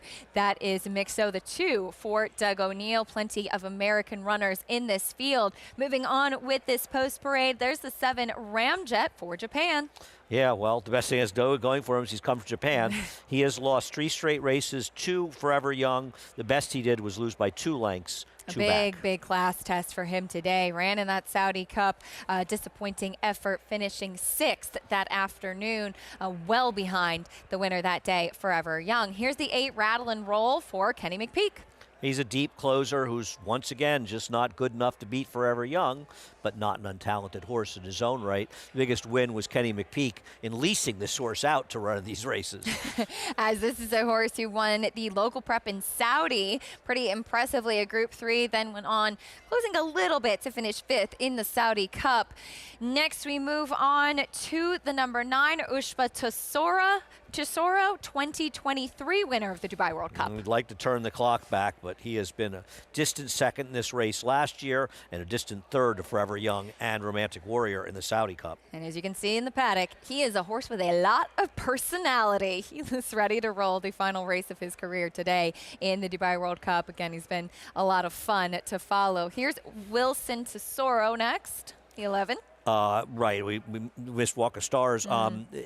Listen, he was no match for Forever Young 2 back. Decent second to him, 2 races back, but is he good enough to be Forever Young? And it was the Forever Young we saw that day quite in the best form to run his best race. Yeah, and as you said, we did miss Walk of Stars in the field. The other 4, Bhupat Simar, as this horse won a Group 1 2 starts back, the Al Maktoum Challenge. Disappointing performance in the Saudi Cup. Here is the bio for Forever Young. We've talked about him quite a bit. He's 8 for 10 with 2 defeats coming in the Breeders' Cup Classic and the Kentucky Derby stateside, both races in which he's run quite well.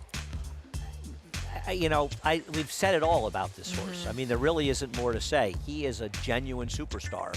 He's one of the best horses in the world on the dirt, and he is way the horse to beat in this race. Let's see Sheikh Mohammed at Dubai as well for the Dubai World Cup tonight in Maidan. This will be the final race on their program. We'll see if Forever Young can pull off that desert double. Of course, he's way the horse to beat.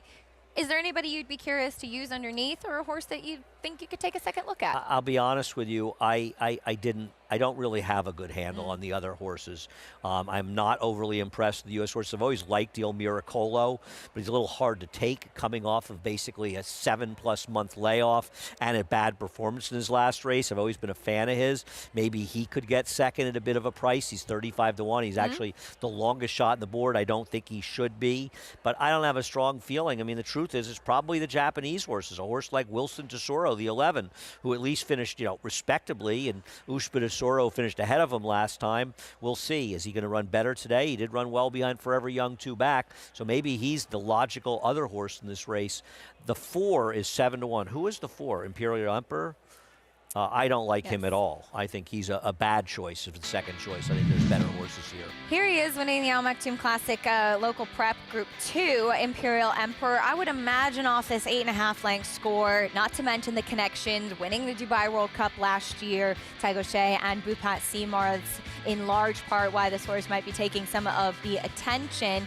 But as you've said, some of these local preps there at Maidan, when you have some of the big horses come in from Japan, sometimes from America, maybe not necessarily this year, but they don't necessarily stack up. No, they don't. And I think something you're alluding to, and we've seen over the years, we've seen a lot of horses that have run really big in those preps that come in getting a lot of attention from them, and they just don't run back to those races. And this is one I would not. I would probably use the 11 and a little 3 for second here if I were playing exactas. 2 to 5 on Forever Young. Have you ever been to Dubai? I have not. No. And I'm not really looking to go. How about you? I went last year with Oh, you Handicap. did? You went last year? Oh, right, with Handicap. I was right. there for 2 weeks. Right. Yes. Yeah. Okay. I know. Yeah. I'm Andy not doesn't jealous. keep track of. I'm not really jealous. No, now that you said it, I remember. Yeah. I had forgotten. Yeah. I had forgotten. You know, that. usually It was earlier. so it was a week earlier. It's so a you week weren't back to earlier. It's a work week yet. later Yeah. this year. Yeah, exactly Right. Usually we think of the UAE Derby as not the strongest race. Of course, last year we went with a New York bred Pandagate, and you run into Forever Young in that race. And you see, usually maybe not the most competitive. That was not the case. He ran third though, and it was pretty exciting being It's there good for that. money. It's a fun experience, I'm sure, and it is unusual. You're right. I mean, Yes. Forever Young. Mendelssohn's run the race. We have seen some good horses run it the years. Forever Young is world-class good in any year. We'll find out if he can add the Dubai World Cup to his already illustrious resume. Loading in for the Dubai World Cup. We'll send it up to track announcer Pat Comerford. You're watching live coverage here on Fox Sports. Got to give him another mention. Former winner of the race, runner-up last year, very good in Saudi again. He's just rock solid. And if Forever Young, most people think if Forever Young would fall short for any reason, he'd be the most likely one. Yeah, I think so. If they go fast as well, he'll come calling late. He's a deep closer. He'll finish faster than most. So if things fall his way, he's in the mix. This is what we've been waiting all night for. The 2025 running of the $12 million Dubai World Cup, sponsored by Emirates Airline. Here's Pat Comerford with the call. Racing in the Dubai World Cup. Let's bring it on. Walk of Stars, the leader on the inside early. Going up Forever Young, Il Miracolo, Mixto deeper out. Then came Imperial Emperor looking for a forward position. Katona's caught wide as well. And the first 6 break away by 4 lengths on Wilson Tesoro, who sits much closer than last year. 2.5 lengths to Hit Show, 5 lengths Rattle and Roll. A further 2.5 lengths to Ramjet and 5 lengths back to Ushpa Tesoro, who's spotting the leaders 15 lengths here in the Swan Song race. Onto the back they travel in the Dubai World Cup, and it's Walker Stars from 1 who's going to lead them up by half a length. Mixto second, 3rd and 3 wide Imperial Emperor. Then came Il Miracolo, followed by Forever Young, who's 5th in running in amongst traffic. He's outside Katona, he's inside his fellow Japanese compatriot in Wilson Tesoro. 2.5 lengths to Hit Show, followed there by Rattle and Roll. Then came Ramjet, and last of all, Ushpa Tesoro in his usual rearward roll. 900 metres left to go. They're into the second half of the race. And it is Walk of Stars who leads them for Macau Barcelona. Mixto up into second position. Imperial Emperor, he's worked upon on the inside. Forever Young the same. On the inside, 3 back on the outer. Cluttered up is Il Miracolo.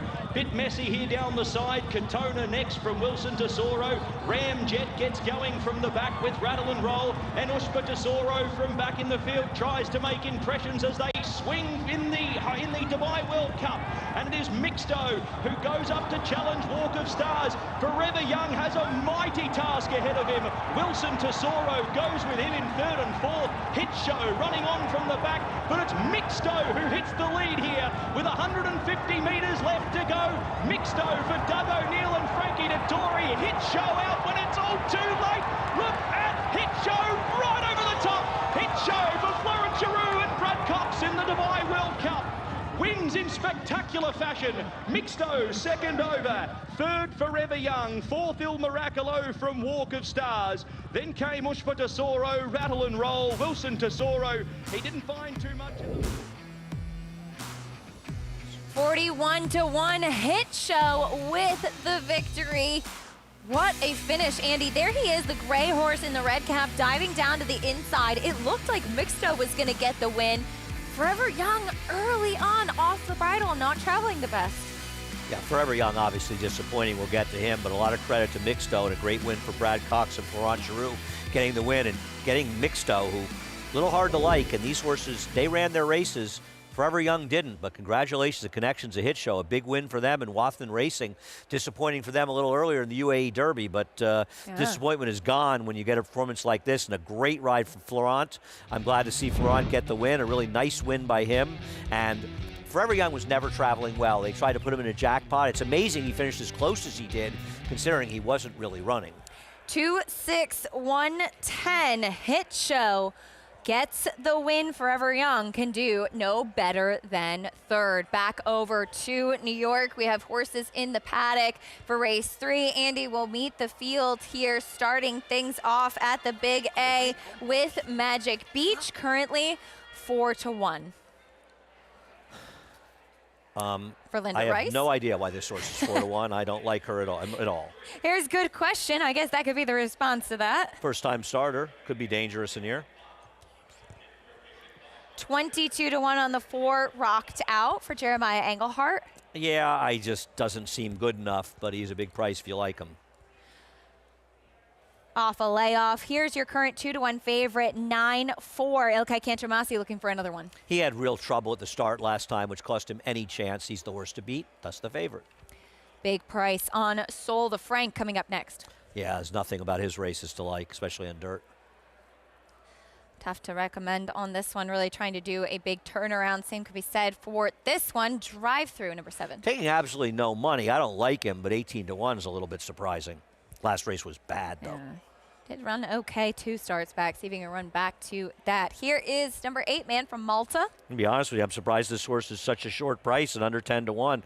Has some speed, but he doesn't make a lot of sense on paper. That's some speed. Can he sustain it? Next will be the 9. I can see that. Tough to keep on the racetrack. He's making his 3rd start in 2 years. He runs once a year, like clockwork, but he's run fast enough where he's a competitor. Yeah, he missed the March race. He's back in April this year. Here's next year, May. Total Silence.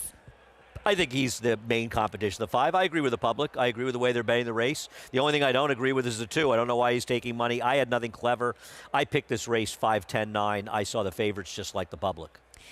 2-1 favorite currently on the number 5, 9, and 4. Let's head down trackside, get some thoughts from Maggie. Yeah, guys, they're the right horses, but let's check in with the first-time starter. You know, always intriguing to at least take a look at one that is not as exposed as these horses in these lower-level maiden claimers. And we'll begin with number 3, Good Question, for Bruce Brown, son of Matoli. Actually hits at 12%, so not that bad, with his 3-year-old first-time starters, 3-year-olds and up, I should say. And there's been some more production on the turf, but actually this horse, a half to Convict, who won his first and lone start with a 79 buyer several years ago for Gary Contessa, I remember. And then the second dam, Power Play, she was a graded stakes winner going long on the dirt, but Good Question, definitely more of that Matoli line with more of a sprint look to him. Compact, probably about 90% fit. Bruce Brown not necessarily known to get the job done with his debut runners, so we'll take the wait and see approach, but I did think there was some interesting pedigree there to mention. Number 5, 9, and 4, your current favorite, physically looks great here, but he's probably his own worst enemy from the mental side of things. You know, last time he won switch leads when he was with Rudy Rodriguez. He wore that extension blinker for those 2 starts. Ilkay Kantromasi putting a pretty full cut back on him last time and back on today. But if he can finally put it all together mentally and run a clean, true, straight race, then yes, he is a likely winner. Number 9, I can see that. We don't see him much on the racetrack, though. And last time we saw him last year at Laurel, he was kind of bumped and steadied at the start. He got clear down the stretch after incurring some traffic turning for home, and he actually rallied fairly well, and both of his efforts had been commendable. So looking at him, it's the first time I'm laying eyes on him. He is one that is a pretty good size, but just looks as though he's not totally there from a fitness standpoint. Just a little soft around the edges, kind of has that long wintry coat, and obviously he shows them enough to keep coming back for more, paying the bills on him year after year to come back and make his lone one start of the year. So we'll see what I Can See That can do. I can't resist, and I don't recommend making a habit of always taking lower level maiden claimers time and time again after they lose, but I'm gonna try one more time with my man Total Silence. Last time he was breaking down on the rail, he was inside of a 5-horse pastel, got squeezed back and just never recovered when going into the turn at the 3/8 pole. Again, he looks fantastic here. I know his form looks to be going in the wrong direction, but I want to give him just one more try, Acacia, with now an outside post and Dylan Davis aboard. Maggie, thank you. 3-1 on Total Silence. We'll see if this is the right spot for him. A horse that seemed like he should kind of make that step forward and maybe just finding the right place today, Andy. You know, there's a corollary what Maggie said about this horse to the number 10 Palace Boss in race number 5, you know, who ran an unexpectedly bad race last time, and he too was sort of spinning his wheels on the inside. And sometimes horses just don't really run well trying to close towards the inside, and maybe that's the case with Total Silence, because there's no doubt he was awful last time and considerably worse than you would have expected from him.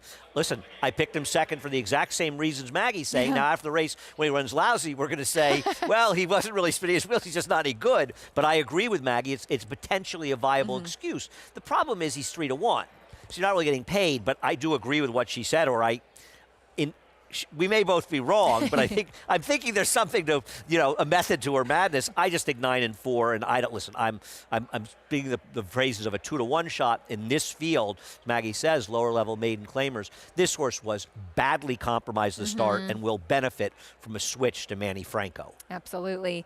Going. Fact of the matter is, from a 7-pound apprentice to the rider who's just coming off earning the riding title through the winter meet here. So certainly one to respect. What about the money that I Can See That is taking? I know that he finished second last time out at Laurel, but that was a year ago, and he only runs once a year. Well, take a look at the PPs of the 5 and 10. Yep. And then tell me you're surprised this horse is 7-2. Yeah, that's fair, that's fair. It's not exactly like Forever Young and company are running in this race, Acacia. I hate to break that to you.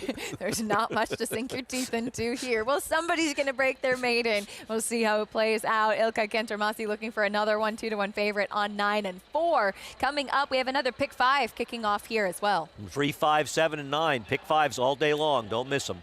Chris Griffin, the voice of Aqueduct, standing by, ready for race 3 live. 9-4. I Can See That. Here's Total Silence to the outside. Total Silence. Dylan Davis goes in. All set. And they're off. Slow beginning at the back. That's Sol the Frank. Man from Malta has early speed, has company. Good questions in the early mix. Rocked out in the yellow cap and holding the rail. Magic Beach, and 4 of them across the racetrack, and they duke it out early. At the rail, it's going to be Magic Beach. And now Jose Lescano, they're ahead in front of Good Question, who's back to second. Losing some ground was Rocked Out. Center of the racetrack comes Man from Malta. Trying to make up some ground as I Can See That as a shared 5th is At the Rail. 9-4 moves on through. Out wider, Total Silence has work to do back there in 7th with a 22-second flat. Opening quarter mile. Drive through is in behind them towards the back end of the field with the trailer. Slow starting, Sol the Frank. Tightly bunched up front, but now a lone leader as Magic Beach is trying to skip away. Rocked Out is re-engaging in the 2 path, is coming after the leader. 9-4 made up a lot of ground, and 9-4 is right in behind. The leader, Magic Beach, as they approach a quarter mile left to go. 45-3 for a half-mile time. 9-4. Manny Franco wants out of there. The leader is Magic Beach, who kicks for home. 9-4 is in full pursuit. Rocked Out has not gone away yet. Grandstand side, there is Total Silence, and also here I Can See That trying to run on late. And here comes Good Question re-engaging. Rocked Out to the outside of Magic Beach. 9-4 could find no more. Good Question, though, is the main danger at 19-1. And it's going to be Good Question. Lane Leslie to push on by. Good Question has the answer, gets the win. It's Good Question to win it over. Rocked Out, then came a photo. That was Magic Beach trying to hold off the oncoming Total Silence in 1 minute 18.68 seconds. You could say in retrospect, this is the type of race that would be right for a first-time starter, and Bruce Brown had Good Question ready for his debut. Of course, I have to. A couple horses that ran okay on the dirt.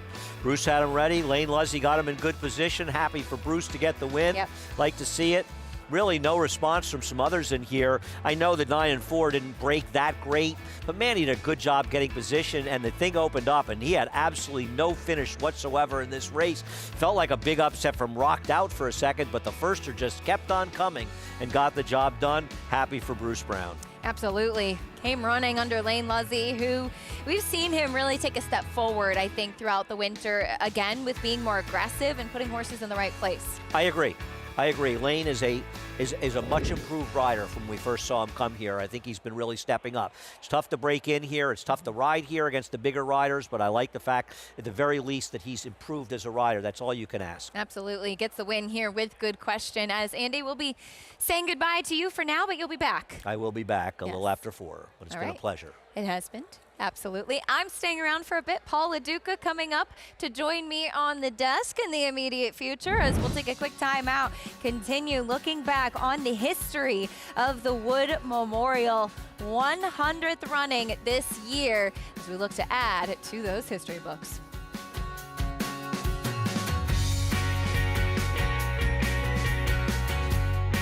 Connect, a Grade 1 winning millionaire, making his mark as a sire.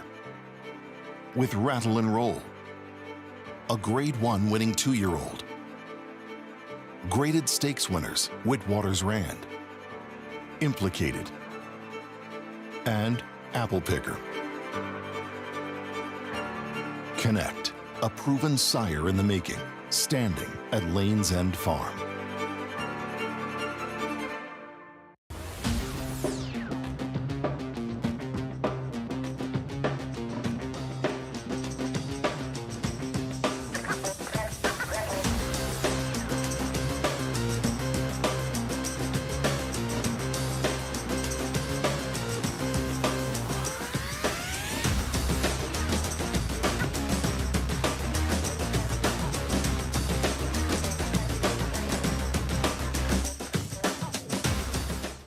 Over 150 years, the Kentucky Derby has stood as the most enduring tradition in American sports. And in our time, one stallion is reshaping its legacy. Back-to-back Derby winners. His first son at stud siring another. A dynasty in motion. A motion that again has forward momentum toward Louisville, with another elite crop of 3-year-olds bearing his G's. Spendthrift Farm, home of Into Mischief. Racetrack Television Network brings you every race, from every track, on every screen, every day. With monthly packages starting as low as $5, RTN gives you great value and access to more live HD streaming and race replays than anyone. Visit RTN.tv today to sign up and watch on almost any device, including Roku and Amazon Fire. RTN has packages that start at $5 per month.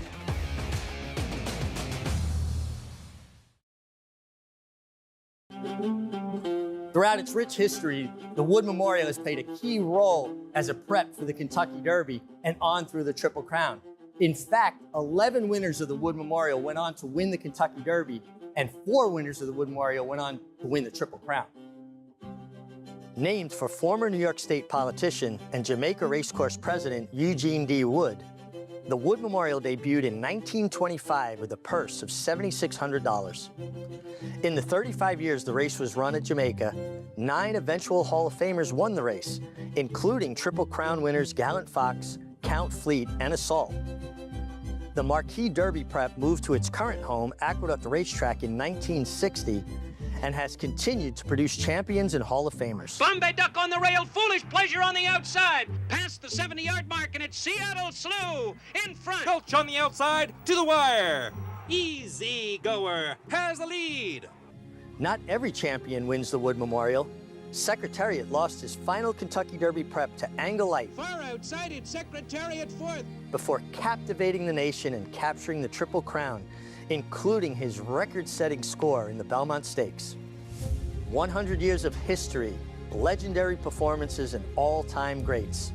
The Wood Memorial has helped shape the landscape of the sport and the Triple Crown Trail. What lies ahead for New York's Marquis Derby prep?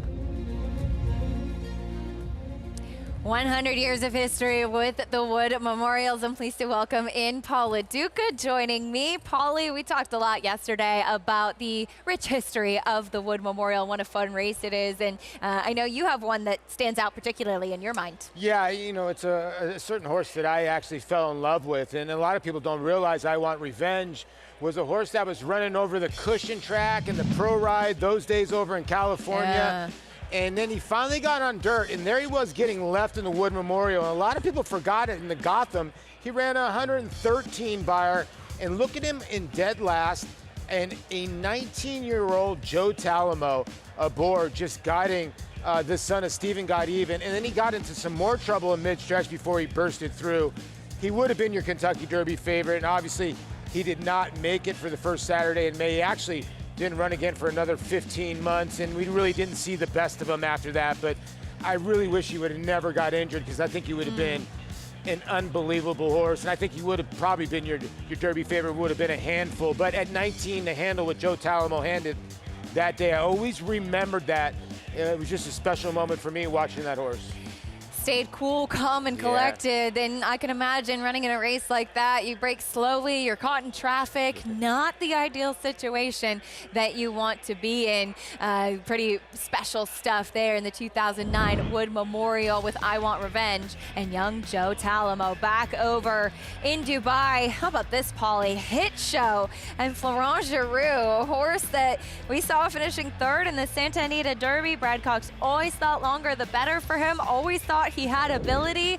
At a big price, sits a good trip and is able to run down Mixto and hold off Forever Young.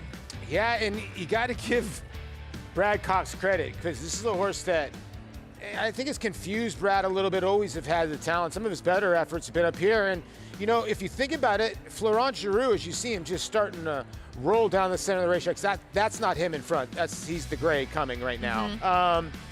So what ends up happening is, Flood Zone was your favorite for the UAE Derby. You're wondering if Hit Show was just on the flight at 41 to 1 and wins the Dubai World Cup. And if you had that exact and you live on 26 something road, hopefully you had it for $800 and something dollars for $2. Amazing. 84.60, 1-2 shot Forever Young. Can do no better than third. Just wasn't really traveling into the stretch. Big upset over in the Dubai World Cup. Back here, an upset in race 3. Good question. First time starter. He was ready to roll for Bruce Brown at a price, and Lane Luzzy, as we discussed yesterday, riding in good form, and this is a horse that was able to finish when it counted. Yeah, and a horse that they bought for $62,000 in the OPS. And if you look, this was the highest price purchase in the race, a first-time starter at 19 to 1. I know there were some homebreds in here that might have went into a sale, but got the job done. And Andy had mentioned it, a first-time starter looked ripe to win this race, and the only one in it does, and pays $40 and change. Whew. Big prices there as well. Big exacta with rocked out off the layoff for Jeremiah Engelhart, checking in second as well. Magic Beach, who tried to set the pace, can do no better than third. 3-4-2 in race 3. We turn the page to the fourth race coming up, a $10,000 claiming race going a mile on the main track for 4-year-olds and up. And best bet currently 9 to 5. I always kind of laugh at this name, because you would think with a name like that, he's supposed to be the best bet. Really high expectations on him from the beginning. Yeah, right. And he's a horse that speed is his best weapon. He's 7 now, and he's going to put on blinkers. He hasn't put on blinkers for a long time, and usually horses that already have speed and put on blinkers, it's going to sharpen it even more. I just hope he doesn't go too fast. You got to go a mile today. He is 2 for 6 at this distance. To be fair, 2 starts back, the last time he tried the mile was running against significantly tougher competition. We'll see what Best Bet can do, trying to take them every step of the way. When we come back, reigning horse of the year, Torpedo Anna, gearing up for next weekend's Apple Blossom at Oaklawn Park. The champ is back. Can she keep the winning streak going? At the Keeneland September yearling sale, the premier thoroughbred auction venue in the world, Mandy Pope of Whisper Hill Farm signed the ticket on the $5 million sale topper by Curlin, bred by Stone Street Thoroughbred Holdings. He was one of $5 million plus yearlings by Curlin to sell. no fewer than 55 of his yearlings fell to the auction gavel, averaging nearly $600,000, making Curlin the #1 sire of yearlings in 2024. Curlin, the classic sire.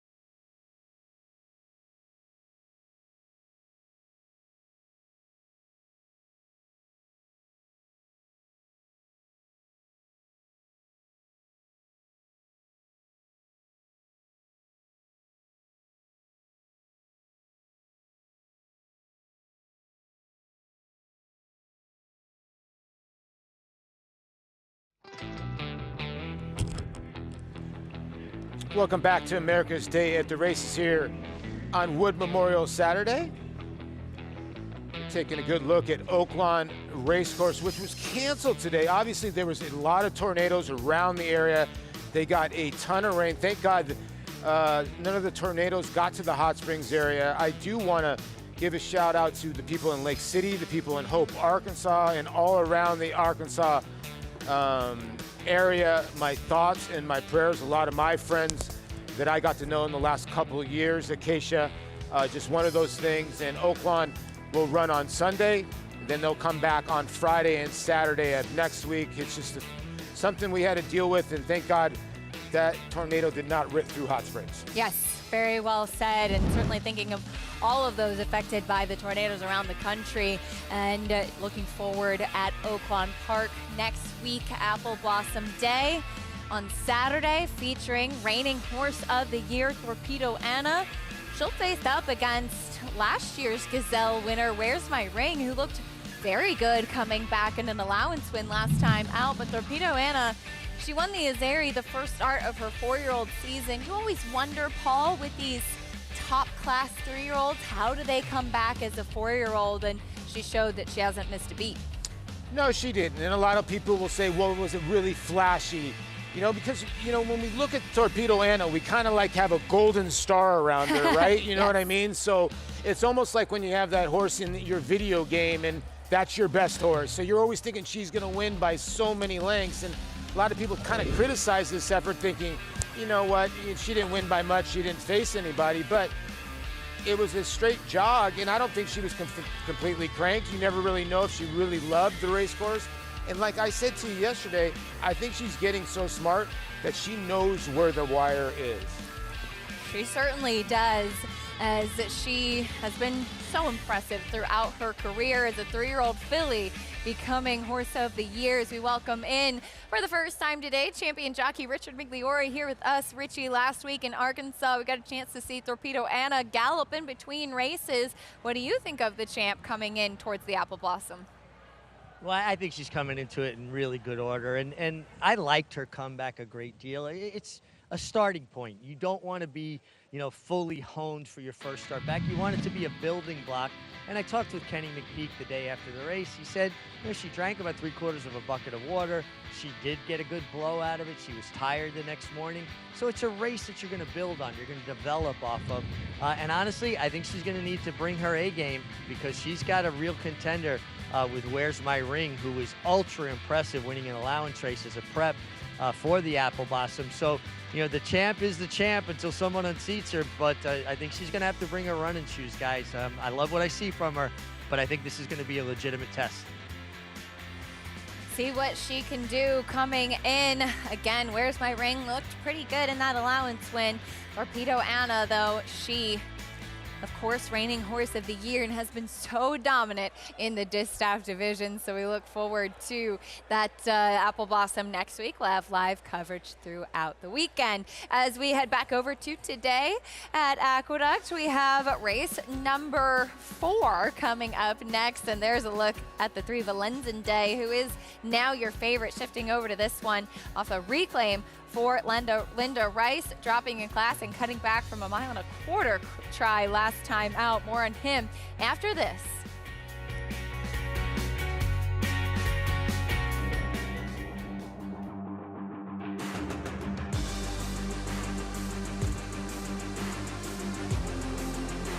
Bright future indeed. Bright future, the son of Curlin, to win by 4. Bright future, Proxy, here's the line. Photo finish, Bright future. Bright future, look at that. Bright future, the class prevails. Bright future, standing at Claiborne Farm. Get into the game with Bond Racing Stable. When you partner with Bond Racing Stable, the Bond team does all the work and you enjoy the experience. As a partner, you can watch morning workouts, come to the paddock for saddling, and cheer your horse down the stretch. Bond Racing Stable offers more than 30 New York-bred weanlings, yearlings, and 2-year-olds in a partnership program that gets you to the winner's circle. Whether on your own or with friends and family, make Bond Racing Stable your racing partners. Go to jamesbondracing.com today. Say hello to Move. It's a one-horse race, very professional and very fast. Move, rolling home by 4 in fine style. Moose, the son of good magic, coming down the stretch in Hot Springs to win it.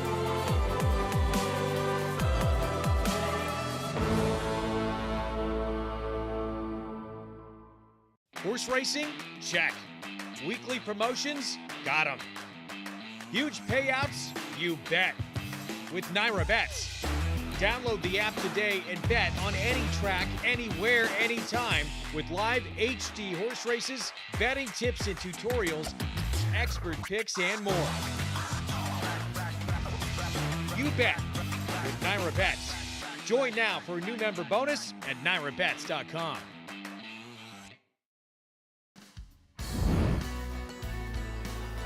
You're watching America's Day at the races here on FS2 Wood Memorial Day. There's a look at Valenzen Day in the paddock coming up for this 4th race. Paul, this is a horse that Linda Rice has had at least 3 other times that she dipped back in for in December, ran against much tougher and longer last time out. This is the race 2 back where he was beaten just 3/4 of a length behind Montebello, who we saw win yesterday. Yeah, Montebello came back to win yesterday, like you said, and the reclaim is the key. When Linda reclaimed this horse back for 10, which she had this horse for, and lost by a nose to Cumberland Blues, the 1, I just think she's one of the horses to beat in here for Pristine Racing, who's gotten off to a great start to this year.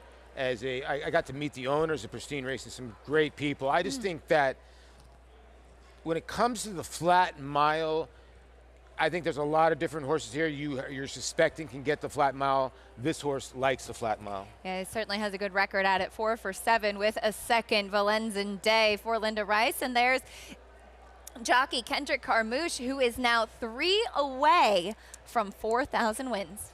That's a lot of wins, 3,997. You can see Kendrick, it is cold outside, everybody. Mig, he doesn't need that mask, but if you're going 40 miles an hour, and it's about 30 degrees outside, and there are the owners there at Pristine Racing.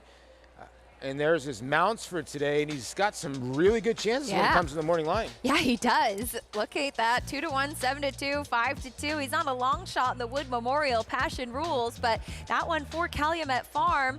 Still a shorter price than Bourbonic was a couple of years ago when Kendrick won the Wood aboard that horse for Todd Pletcher and Calumet at 70-1. If Kendrick wins on Passion Rules for his 4,000th win in the Wood Memorial, he might not stop celebrating until they get all the way around the turn. That would be something special. As he should. That really would be very cool. 3 away coming into today. He had a multi-win Thursday, had a win yesterday as well. 6-5 on his current runner coming up here in the 4th race, Valenzen Day, on that drop in class. We have a pick 4 kicking off here as well. Again, we're going a mile in this $10,000 claiming race. We'll meet the rest of the field, starting things off with the 1 Cumberland Blues, who beat Valenzen Bay back last fall. Yeah, he beat Valenzen Bay, but the last 2 efforts have been really poor and just really confusing. 12-1 now as he drops back down to this level of competition. There's the 2, all about the money. The 1 and the 2 got the same credentials. Horses that, a little bit ago could win this race, but their last 2 races, again, this one, last 2 races beaten by 40 lengths. Valenzen Day, there he is, Kendrick Harmouche aboard. I think the horse to beat, especially off the layoff. I think Linda gave this horse a little time.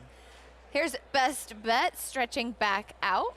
Yeah, blinkers go on a horse that already has speed, so I think that will enhance this son of Uncle Mo. You can imagine he will be on the front end, stretching out from that sprint try last time out. Here's Prince of Joy, a little bit of a drop in class, really trying to turn things around. Yeah, Jackie Davies used to ride this horse. Now Katie, so hopefully Jackie gave Katie some good advice. Screaming Uncle is next, blinkers back on. Yeah, blinkers back on and Christopher Elliott back aboard, so another horse that could show a little bit of lick. 21-1. Wayne Potts has the next runner coming up as Catch the Smoke is next with Dylan Davis. Yeah, a son of Mohayman, kind of looks like Daddy a little bit, a gray. He ran pretty well last time out for the 7,500 at Laurel. That was going a mile and a 16th, so maybe he's closing late. The 8 is out. Here's Empty Tomb, a little bit of a drop for Rob Falcone. Yeah, if I was going to look at a horse at a price, I mean, I don't understand why this horse is 6-1. This horse has some races to go to if you want to gamble that would destroy this field, but they come every once in a blue moon. Yeah, definitely some back class. Here's Allure of Money back down to this level as well. Yeah, claim for 10, got raised up for 25, now back for 10 for Lane Luzzy, and we've been talking about this. Lane's been riding well, already a winner on the day. Well, that's the field for race 4s. We bring Richie back in. Richie, want to hear your comments about this race, but first want to ask you about Kendrick Harmouche, as it does seem that it's almost worse getting close to those milestones as you're doing the countdown. Yeah, absolutely. I don't know if it's that you get to, anticipating so much getting to a major milestone. 4,000 wins is a huge number. I know I roared up to 3,998, and then I couldn't win a race for a week.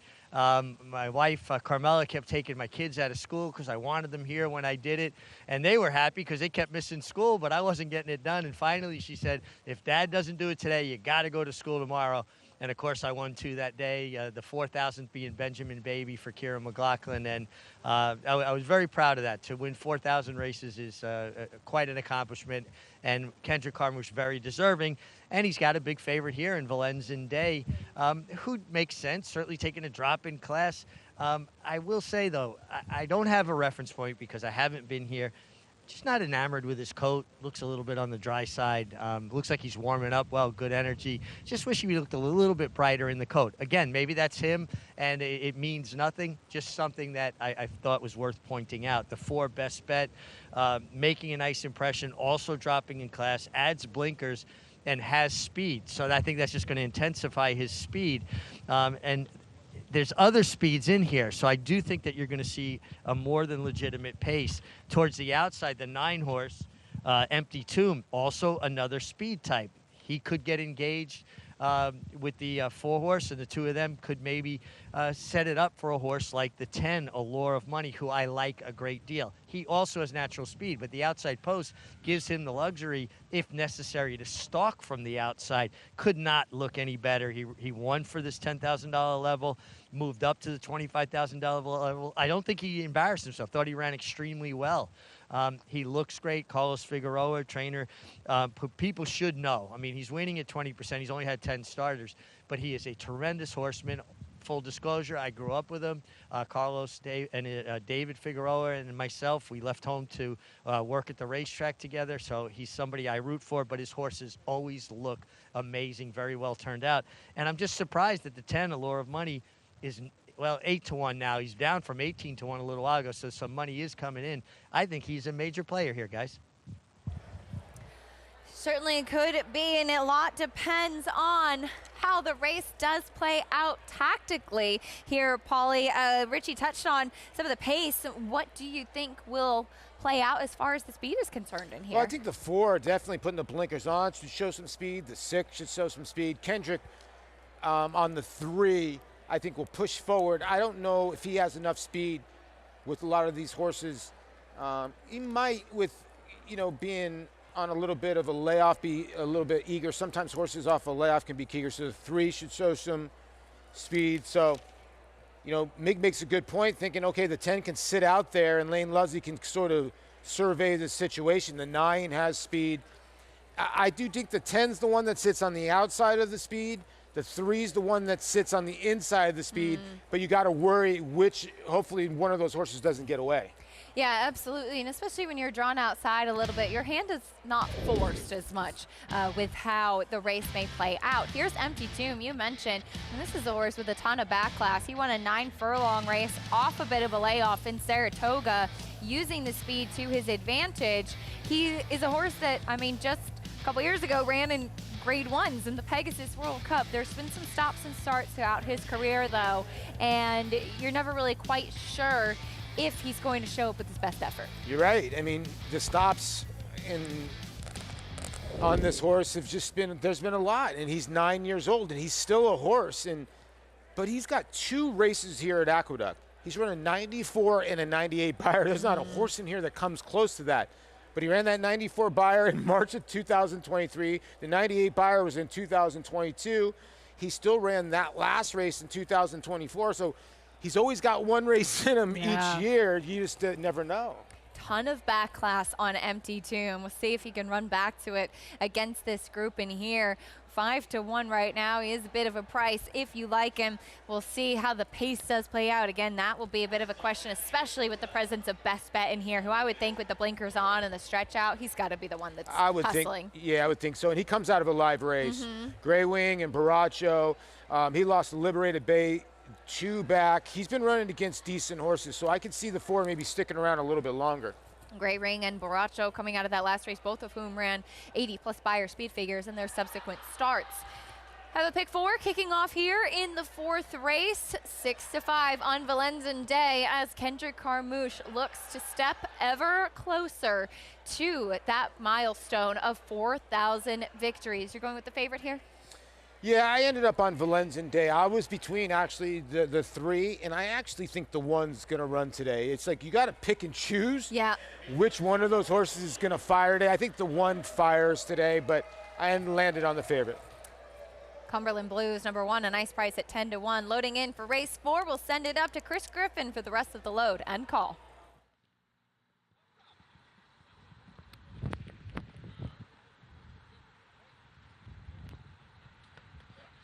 Valenzuela Day goes in. Here's Empty Tomb.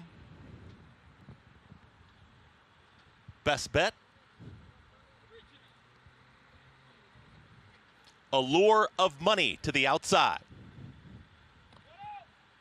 Allure of Money goes in. All set.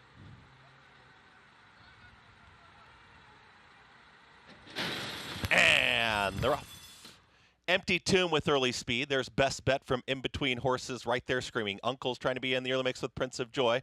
The far outside is going to be the green cap. That's Allure of Money. The leader is Best Bet. And here comes the pressure from Screaming Uncle, is engaged from second. Best Bet is now sprinting away, and Best Bet is clearing off, is up by 2. It's Best Bet in full control of the fractions at the rail. Here's Prince of Joy is trying to challenge, is now in that second grouping with Screaming Uncle in the 2 path, 3 wide there. Towards the outside comes Empty Tomb, and also moving forward, Allure of Money.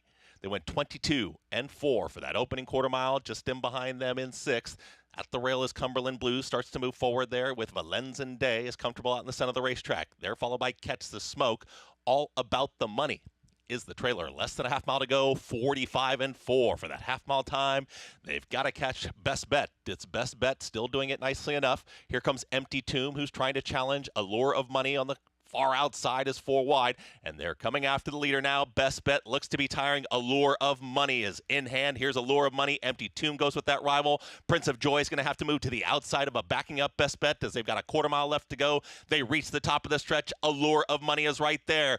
Valenzen Days and the Red Silks is bringing Cumberland Blues with that rival. Allure of Money is going to try and hold them off, but here comes Cumberland Blues is trying to straighten up, is on the wrong lead. Valenzen Day is applying pressure. Allure of Money not going away. They approach a final 16th. Valenzen Day is now pushed on by. Allure of Money is not done. Comes right back to the inside. Valenzen Day, Allure of Money. Valenzen Day gets the win. Valenzen Day, Kendra Carmouche wins it over Allure of Money. Then Cumberland Blues and Prince of Joy with the oncoming Catch the Smoke in 1 minute 37.32 seconds. Valenzen Day gets out the victory, make that 2 away from the milestone for Kendrick Carmouche. An interestingly run race, though, Paul. He earned his money. I'll tell you what, if you go back to the beginning of this race, he got the 3 completely off the rail, and he was in the 5-6 path. Then he started to make his move. Then Cumberland Blues got inside of him, and then he kind of was lugging out on the turn. I looked at you, I'm like, what is going on here? Watch right here. He kind of lugs out a little bit on the turn. Kendrick's got a flag him right-handed, and Omar Moreno is sticking his ground with Cumberland Blues. And wow, the 10 ran a good race for Mig, too. He did. Cumberland Blues is the one there, and he was refusing to switch to his outside lead. And I think as a result, sometimes you can see horses start to drift that as they're tiring on that inside leg. I wonder if that had a little bit to do with it, too. But Kendrick Carmouche keeping to task. Valenzen Day, who was a bit wide and further back than we thought as well. But yeah, a nice effort from the 10, who Richie liked. Allure of Money checking in second at 7-1. Good call there. Did everything right. Lane Leslie played it perfect. He was wide most of the way, but he was stalking in a comfortable position. And maybe the outside of the track is where everybody wants to be. I mean, the 1 and the 3 were out in the crown of the track. Even Lane had the 10, probably what, in the 4 or 5 pacification, somewhere in that area, and horse responded. Just the 3 end up getting there, and Linda Rice on the reclaim gets the job done, but hopefully he had that superfecta as Prince of Joy checked in at 55-1 for 4th. Yeah, Linda Rice dipping back in for this 5-year-old son of Kozan for good reason. Gets another win with him. She's had a lot of success with this horse over the years. 7-5 favorite gets the job done. Kendrick Carmouche inching closer and closer to that milestone. 3:10.15. Now this is definitely the shortest price that he has on the card, but there's still a chance for him to get it in the wood. You better be careful. He's going to start putting on those beads, Louisiana beads soon. Kendrick with the win on Valenzen Day. Prices and more when we come back. Stay with us on America's Day at the Races.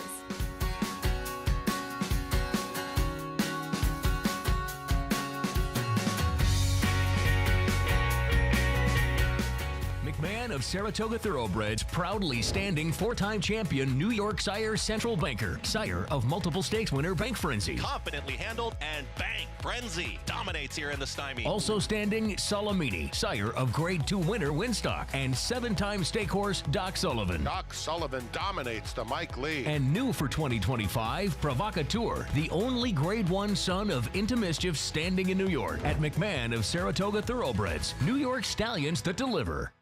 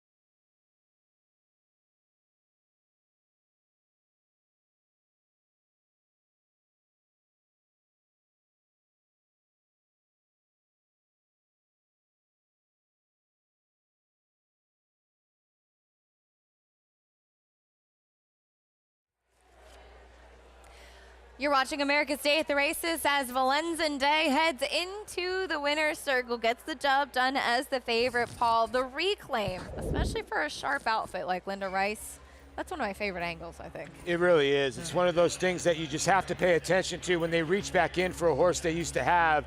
There's obviously something there that they like, and you can see Valenzen Day completely on the left side of your screen is going to outduel the 1 in the middle of him, and then the 10, Richie's pick, who ran very well too, and goes off at 7-5 with 6-5 going to the gate. Usually they go off a little bit lower than that, but Kendrick Carmouche now only 2 wins away from 4,000. Yeah, getting closer and closer to that big milestone. $4.80 winner, Laura of Money, 7-1. As you mentioned, Richie's top pick finishing second, and Cumberland Blues at 10-1, who you picked out. So there's no excuse to not have the trifecta. Yeah, and that pick 3, $463. Hopefully you're alive in this pick 5. Yeah, absolutely. Plenty more live racing to come, though. Coming up next, race 5, New York bred maiden special weight, a fun one up here. Going a mile on the main track for these maidens coming up next. Pretty wide open board as well as we take a look at it. Good betting race.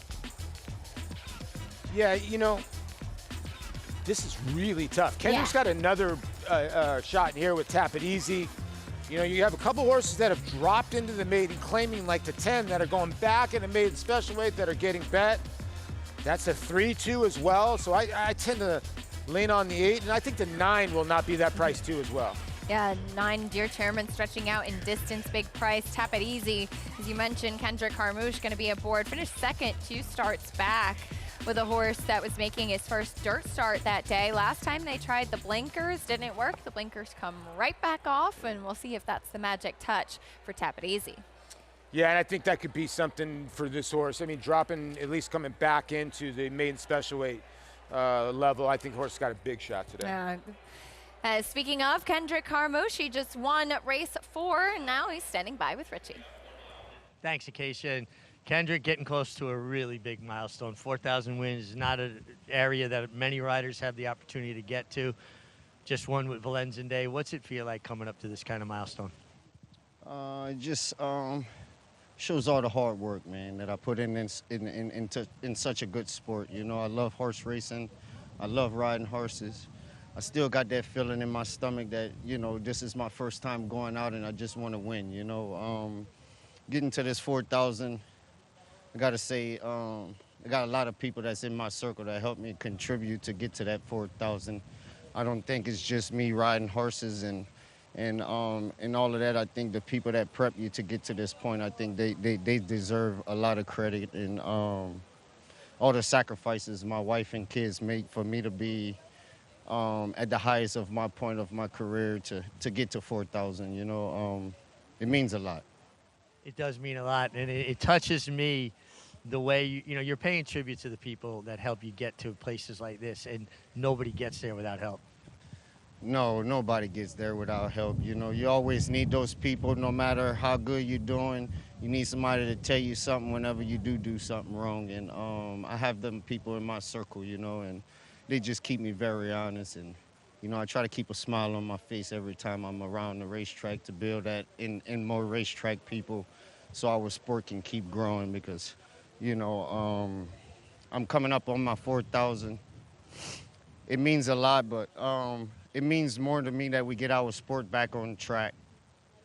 I think we all need to come together as jockeys, owners, trainers. Everybody need to come to the table. It make my sport better. It's not just my sport. The reason why I say my sport is because I love it so much. Well, Kendrick, honestly, people care as much as you. We can get that back on track, and he's getting ready to hit some lofty air, guys. 4,000. Well said from a stoic Kendrick Carmouche. You can really see just kind of the emotions flooding in there in that interview. Well done with Mig. Yeah, he was about to pour some tears. He's just one of those guys that just has a passion for the sport. It doesn't matter if it's a Thursday here and it's 10 degrees out. Kendrick's going to give you a good ride on your horse, and he's going to pat the horse, and he's going to celebrate. And he's just one of those guys. He reminds me of a guy named Jose Lima. May he rest in peace. And probably don't remember, but he was a pitcher. Just enjoyed life and enjoyed coming to the ballpark. He used to go up in the stands when he was a player, and he used to throw peanuts to the fans and Cracker Jacks. Just loved it. And that's who Kendrick reminds me of. You're an athlete. How important is it to celebrate every day, not just the big ones?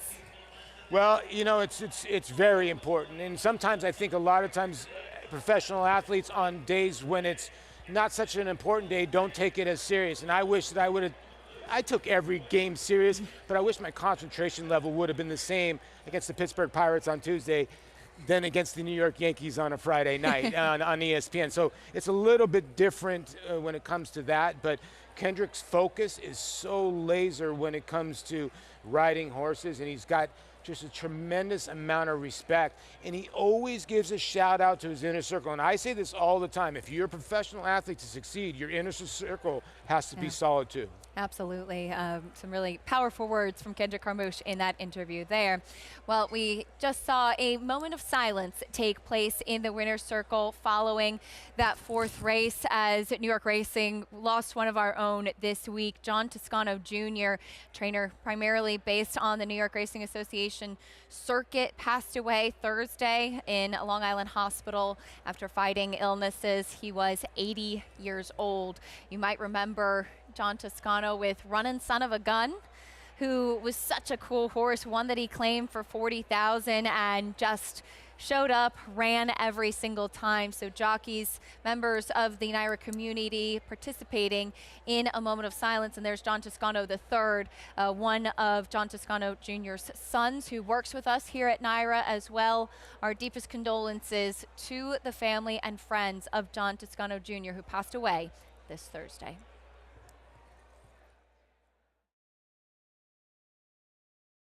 Game winner first ran a very, very impressive maiden race at Del Mar. Came back in the Del Mar Futurity.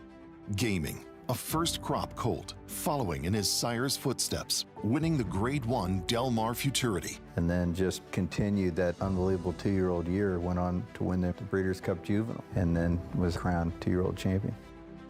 A very exciting combination of pedigree and race record. Game winner, continuing the legacy of Candy Ride. These New York bred foals represent many sires: War Dancer, Salamini, Honest Mischief, Central Banker. But they all have one thing in common. Starting in 2026, they'll be running for the same purse money as Open Company 2-year-olds at NYRA tracks. That's nearly 20% more than they run for now. Learn more about it at nybreds.com. Introducing Peace and Justice, new to New York in 2025. A proven sire with over 200 wins, 16% wins per starts, and one of only 2 New York-based stallions to have a graded stakes winner at Saratoga in 2024. Now, with 3 different racing surfaces coming to New York, and with New York breds running for equal purses as Open Company, Peace and Justice is the sure choice for 2025. Peace and Justice, now standing at Irish Hill and Duchess View Stallions in New York. Racetrack Television Network brings you every race, from every track, on every screen, every day. With monthly packages starting as low as $5, RTN gives you great value and access to more live HD streaming and race replays than anyone. Visit RTN.tv today to sign up and watch on almost any device, including Roku and Amazon Fire. RTN has packages that start at $5 per month.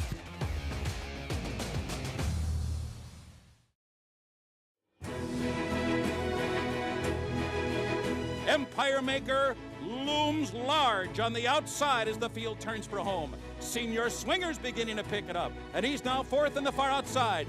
New York Hero throws in the towel. Funny Side head-to-head with Empire Maker for the final furlong of the wood.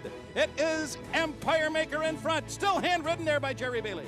Empire Maker is the leader. Funny Side running second. And then farther back, Kissin' Saint coming through on the inside of New York Hero. Down to the finish, Empire Maker, just a little nudge at the line to hold off the late challenge from Funny Side. Empire Maker in the 2003 Wood Memorial. You heard some of the names in that field, including Funny Side. Of course, 2003 Belmont Stakes winner. Empire Maker. What a crop of 3-year-olds that was.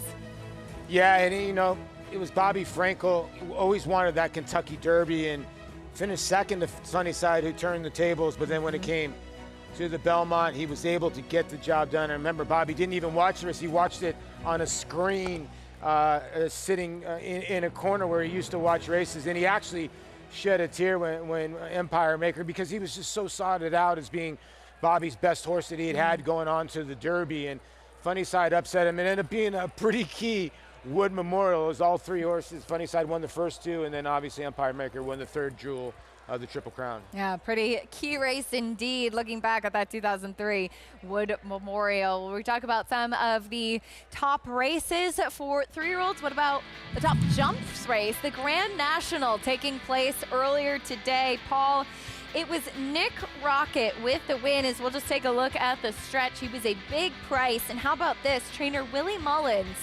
finishing 1, 2, 3 in the Grand National, and his son, Patrick Mullins, aboard the winner. Yeah, the best one. So he runs 1, 2, 3, and he goes, you know what? My son's going to be on a 33-to-1 shot. How about that if you have the trifecta? I think the Mullins, considering their last name, are having themselves some beers tonight. It's a big celebration following the races in Aintree today, that's for sure. Yeah, if it's anything like a little glimpse of what we saw when the Irish came over with Hewick in the American Grand National. Wow. They had the flag around the horse in the winner's circle. I think they were opening some beers right there on the track, but I'm sure a big celebration. Pretty cool stuff to see. It was really cool. Run 1, 2, 3 in that type of race is giant. Absolutely, really giant. As we head back over to today at Aqueduct, New York bred maiden special weight. Up next, a mile here. That's a look at the 3-2 Honest Mischief. Let's head down, get a paddock report from Richie. Yeah, guys, and before I go into horses, just wanted to say a few words about John Toscano, who we just had a moment of silence for. He's somebody I've known basically my entire life. He had 10 or 12 horses, stalls on the backside of my boss's barn 46 at Belmont Park, when I first arrived there at 14 years old. And when I started riding races, he was one of the guys that immediately supported me. And I rode one of his best horses at that time, a New York bred named Bacon and Eggs, who was so much fun to ride. But John Toscano, a terrific horseman and a true gentleman in every sense of the word. Getting back to horses now, number 3, 2 Honest Mischief, making a really nice impression. I think he makes a lot of sense. He's picking up Dylan Davis, who's coming off a very successful winter at Gulfstream Park. I do have some questions about how much he really may want a mile. I think that's the one thing that makes me a little bit dubious of his chances. I think he's a contender here, but the mile could be problematic. The 8-horse Tap It Easy, he'd be my top selection from what I see in the paddock. Of course, I always wait and watch them warm up, see their energy level, how they're moving. But this horse is so well turned out for Michel Jean-Julio. Put the blinkers on after a really good effort when he missed by a head 2 back at the mile distance. Now he comes back and they take the blinkers back off because he delivered a subpar effort. He also went to the bench for a little while, so he's coming off refreshing. He looks ultra fit, great coat on him. I think Tap It Easy runs back to his race 2 back, and he is going to be a handful here. And the 10 Palace Boss moving back up in company after sprinting. This is his 3rd start up the layoff, and I think the outside post going a mile should be a benefit to him. And as always, Horatio DePaz's horses are always well turned out. Palace Boss, Richie, thank you. Stretching back out in distance. This horse is actually the half-brother to multiple graded stakes place Castle Chaos. He ran really well yesterday in the feature race at a big price, finishing second. At a giant number, you're right, I guess we're gonna take a look at the 8 Tap It Easy, who's taking the blinkers off. Now, last time got Lasix and blinkers, but the race before that, this horse just missed. And I want to say the 3rd place finisher came back to win. This horse was the favorite that day at K-Shed. Maybe the wide trip kind of cost him a little bit late, but this effort right here is going to make him pretty tough in here if he repeats this. Absolutely. And I thought it was interesting. So this is a horse that, pretty green, switching leads in the stretch, was kind of swishing his tail throughout as well. He had his tail straight out early on. And the greenness, I think, is what caused him to get caught. So I'm guessing that's why Michelle Giangulio put the blinkers on in the subsequent start. Now, I don't know, some horses just react negatively to being closed up. They're better when they can see their competition a little bit more. Maybe it didn't help to add any more focus, but I'm guessing that was the thought process behind that equipment change last time out. Yeah, and if you look at Michelle, she's taken the blinkers off so far this year 3 times. 2 of them have cashed at 67% and pretty good ROI. So yeah, good the point. horse looks well in the paddock, like Richie said, and in 9-2. Now the 10, your favorite Palace Boss, this horse that dropped in for the maiden optional claiming, but has run some good races and some decent numbers.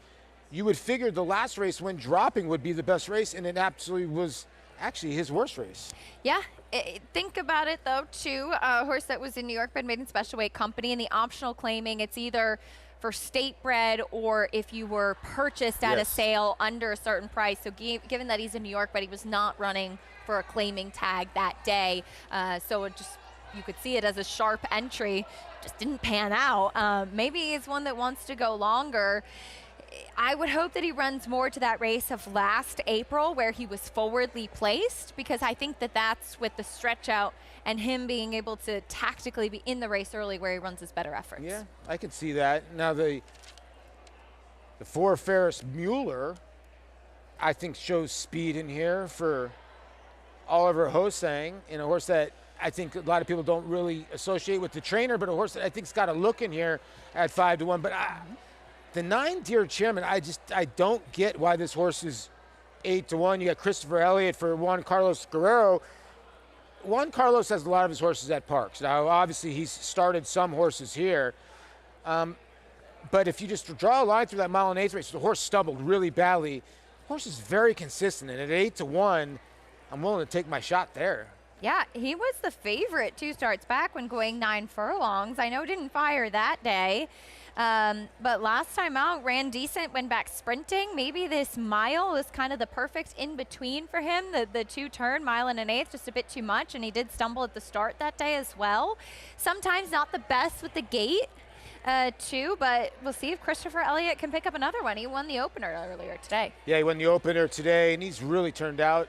As you can see, Katie Davis getting a leg up on the 10 Palace Boss for Dragon Slayer Stables.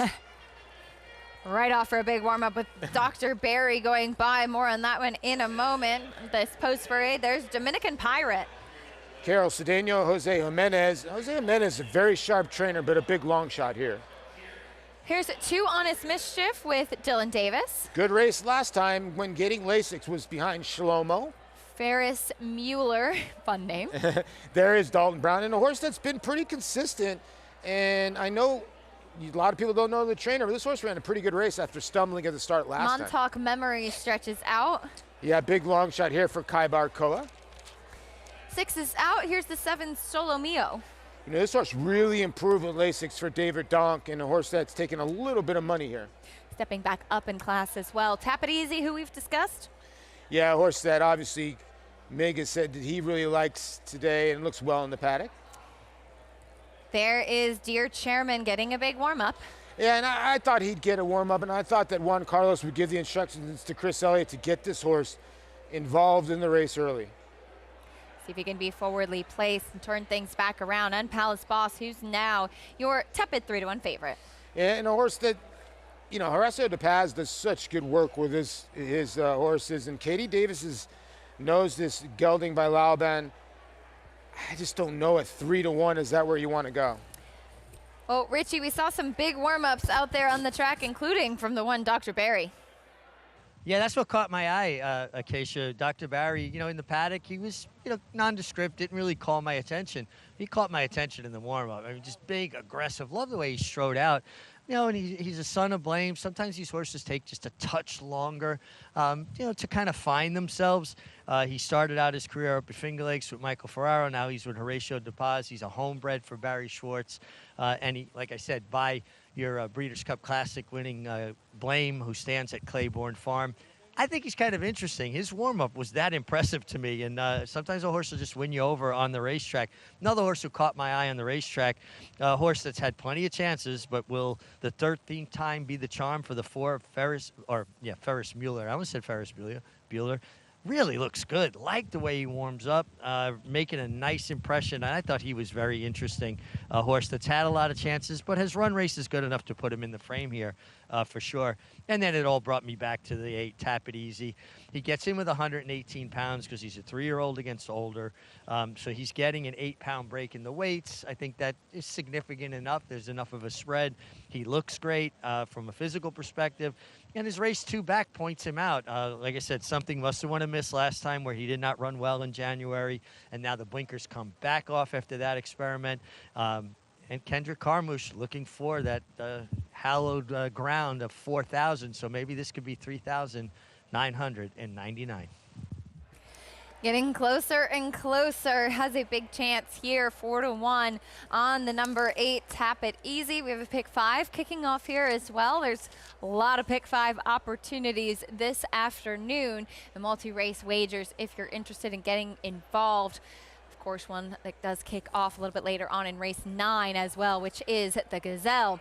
We'll go back over to the 9, Dear Chairman, 7-1.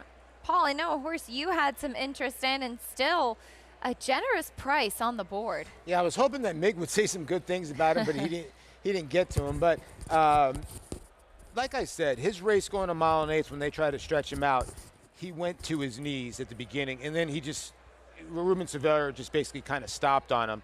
Then he got Lasix after a mile and 8 to 6 furlongs. That is tough to cut back that far. I thought he ran on okay, and like you said, getting the mile distance. Seems like he can be tactically forward, or he can maybe lay off a little bit. I just thought the 6-1. And when you look at between the 9 and the 10, why would I take the 10 at 5-2? And, you know, that horse is carrying 126 pounds. I'm carrying 113. If you think weights do matter, that's a 13-pound weight advantage. That is a big spread for sure. Let's go back over to the 1, Dr. Barry. Richie mentioned the big warm-up from this one. You have to imagine, too, should be stronger second off of that layoff, coming back from November to March to go a mile, first time with the barn as well. I think you could make some excuses for that last effort. Yeah, and out of all the horses that have run in maiden special weight races, besides the 8, this horse got bet the most. The 1 was bet in all of its races, 3-1, 2-1, 5-1. I know they were at Finger Lakes, was even 5-1 last time out. So, and the 8 was the other one that was bet. So I do gauge that a little bit, especially when they're, facing some of these horses that have dropped to maiden claiming and such. 5-2 still on the number 10, Palace Boss for Horacio De Paz. Sends out the 1 and the 10 in this race coming up. Katie Davis going to be aboard, the current favorite as we get ready for the 5th race. New York bred maiden special weight coming up next. Send it up to Chris Griffin for the call.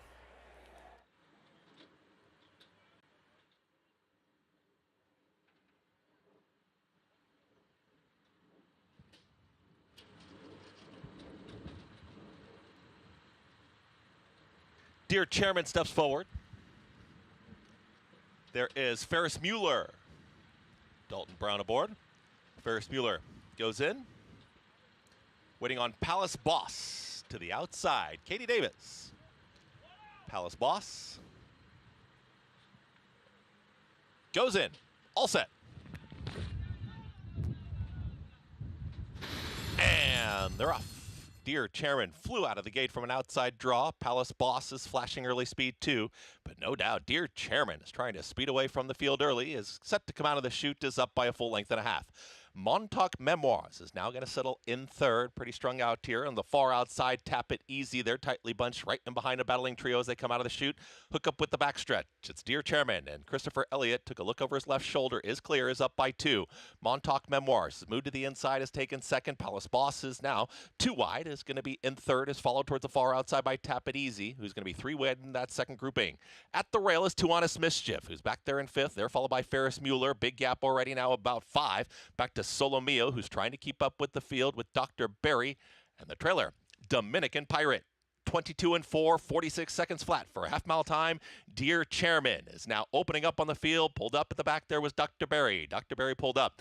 Dear Chairman is up by 2.5. Palace Boss in full pursuit. Losing ground, Montauk Memoirs. Here comes a run to the outside here. Two Honest Mischief is starting to rally on, is taken fourth, now third, as they still chase Dear Chairman, approaching a quarter mile left to go.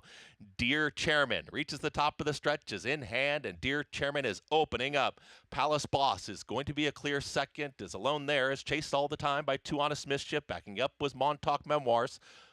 Luis Rivera Jr. did dismount and now eased, and pulled up there was the one, Dr. Berry. Inside the final 16th, Dear Chairman, Christopher Elliott, they're going to win by open lengths. It's Dear Chairman to win it. Palace Boss is going to try and hold off Two Honest Mischief and will for second, Two Honest Mischief third, and Dominican Pirate in 1 minute 36.61 seconds. Dear Chairman takes them gate to wire. Paul, you were singing the praises of this horse. Still went off at 6-1. Nice call.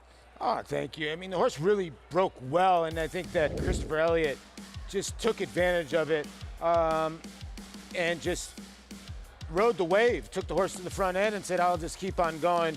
But our thoughts and prayers go out to Dr. Berry here, the one who was eased out of the race, hopefully thinking everything's okay. The son of blame, and Luis Rivera, who just, had to stop on the horse, and that's best. And hopefully we can get an update for you, but no doubt about your winner, Dear Chairman. And certainly we'll provide an update on Dr. Berry as we have it from my vantage point. Looks like Luis Rivera Jr. safely able to dismount and on his feet, and Dr. Berry being attended to. So like I said, we'll provide an update as we have it. Dear Chairman taking them gate to wire at 6-1, 9-10, 3-2 in the fifth at Aqueduct. We'll bring you prices and more when we come back and continue our preview of the Wood Memorial. Manny Franco looking to cook up a Derby mount. He finished second in the Kentucky Derby back in 2020 with Tis the Law. Could be going back this year with Captain Cook. And clear off in the Naira Benz Haskell. In the Belmont Stakes at Saratoga. Dornock setting up moderate pace. 3/4 of a length ahead. As the field turns for home. They're at it again. The two Belmont first and second place finishers. Mind Frame on the outside. It's coming after Dornock. Dornock wins the Haskell. It will be Dornock to win the Belmont Stakes.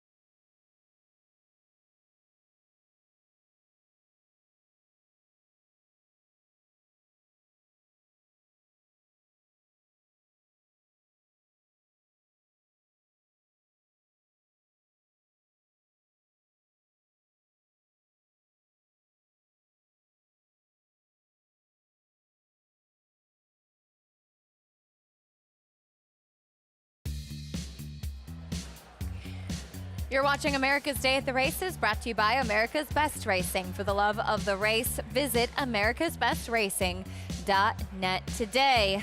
Into the winner's circle, race 6. Second win today for jockey Christopher Elliott. Got in light with 113 pounds. Paul pointed out some of the merits of this horse as he takes them gate to wire at 6-1. Yeah, congratulations to 10 Strike. I'll do this for Jonathan. 10 Strike, 10 Strike, 10 Strike. Spun to run out of Pioneer to Nile Mare, Pioneer to the Nile Mare. Aunt Chippy, I don't have an Aunt Chippy, but dear chairman, in that pick 5, $12,000 if you had it.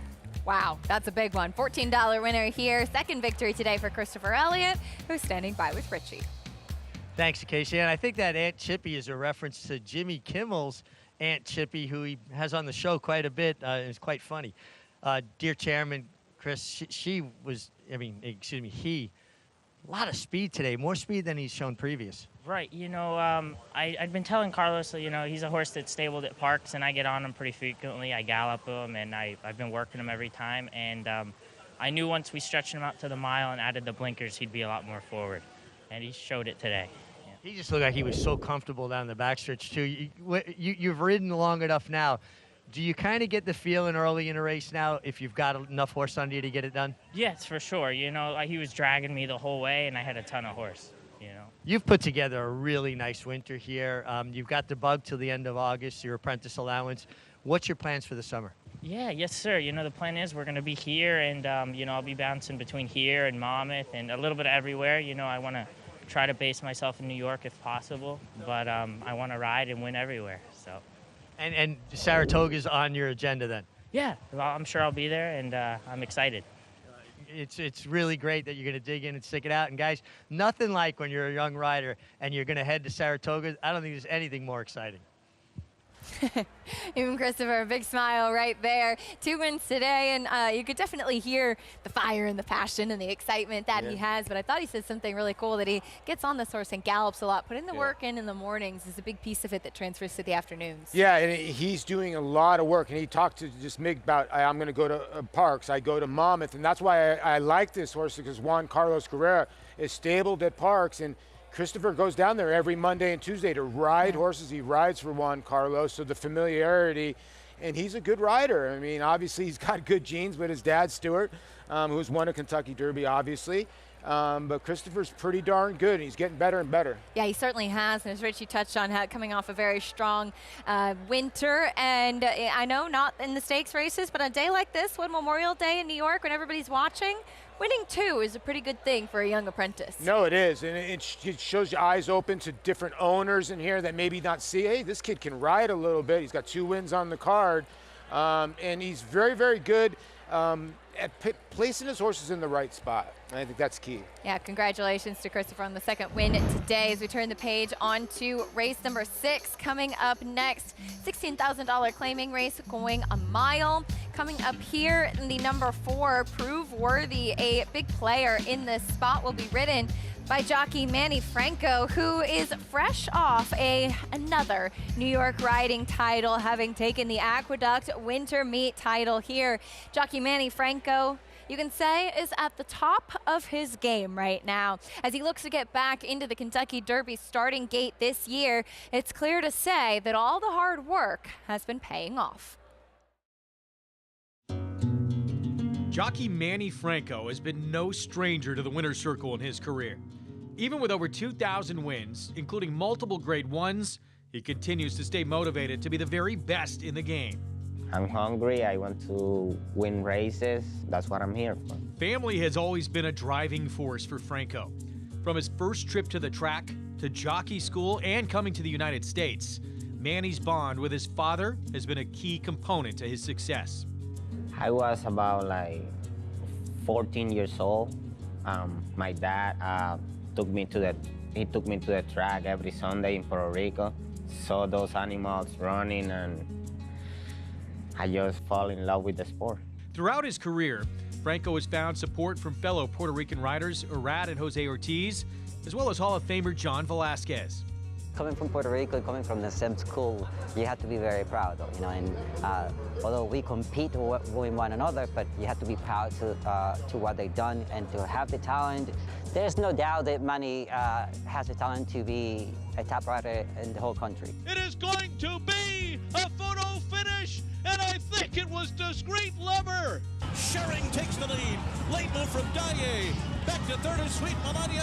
Schering and Manny Franco have won. And he's gonna do it, Manny Franco, in the Grade 1 Joe Hurst Turf Classic. But it is Tiz the Law, and the New York bred is gonna win New York's Belmont Stakes, the first leg of the 2020 Triple Crown. Here he is, Saratoga's hometown hero, Tiz the Law. With all his accolades, Manny is still missing that one win all jockeys want the most. Man, I want to win the Kentucky Derby so bad, man. That's the dream for any jockey, the Kentucky Derby. And he could be well on his way after today. Manny Franco riding Captain Cook in today's Wood Memorial. He already won the Withers impressively last time out at 1 1/8 distance, Paul, and I'm sure it feels like unfinished business for Manny Franco going back to the Kentucky Derby. Yeah, it does. I mean, obviously with Tiz the Law, and I think Captain Cook and Rick Dutro's taking an old school approach. I think when we're in the world now where it seems like these horses are running here and there to get points, Rick just sat and sat and sat on this horse, and I have a feeling this horse is going to explode even more today. Definitely a major contender in this year's Wood Memorial, won his last 2 races, including that Withers, where he already showed he can handle the 1 1/8 distance. And yeah, in that weird COVID year of 2020 when the Kentucky Derby was in September, yeah. Manny finished second on Tiz the Law, 2 authentic in the Kentucky Derby. So I'm sure it'll be even more special to be able to go back this year with a big crowd and all the fans there as well. Well, you got to think about it. Even though it's at Saratoga, the Belmont Stakes still takes so much out of you. So that to be the Kentucky Derby, to be one of the later legs, Tiz the Law had a lot of... After the Travers. Yeah, I mean, you know, and he had galloped in the Travers too. So it's just one of those things where I think his legs were a little weary when it came to going to Churchill Downs. Our America's Best Racing race of the week is the Grade 2 Wood Memorial. 9 furlongs on the dirt today for the 3-year-olds. 7-2 on the morning line for Captain Cook. Manny Franco's mount for Rick Dutro Jr. And I think a fascinating race. You know, there isn't kind of like that one big superstar glaring in here. Yes, of course you have Bob Baffert with Rodriguez in here, but I think it's a race where a lot of horses have the opportunity to step forward. Yeah, that's you're right. There could be a race where somebody, if Rodriguez or Captain Cook does not run at all, you're going to see somebody pop up and run a big race. Now, Brad Cox is another horse in here that is undefeated, but the numbers are low. But I hate to throw out undefeated horses. You just never know. These horses sometimes can step up. And Todd Pletcher has an undefeated horse. So those are 2 obviously names when it comes to trainers that point for the first Saturday in May. So I wouldn't keep any of those horses out, but I do think that the 2 is going to be a handful, and Rodriguez will run his race like most Bob Baffert runners will, cutting out the pace. Yeah, Brad Cox won the Dubai World Cup earlier today. We'll look to make it the old Dubai World Cup Wood Memorial double with Passion Rules coming up a little bit later on, as that's a look at Aqueduct's road to the Derby. Flood Zone was the winner of the Gotham, and we saw him try the UAE Derby earlier today. That's Aqueduct's road wrapping up this afternoon with the Wood Memorial. 100 points on the line as far as Kentucky Derby spots are concerned. When we come back, it's time for race 6. Manny Franco will be aboard the 4 Prove Worthy, currently 5-2 on the board as he takes a big drop in class, a major player in this upcoming 6th race.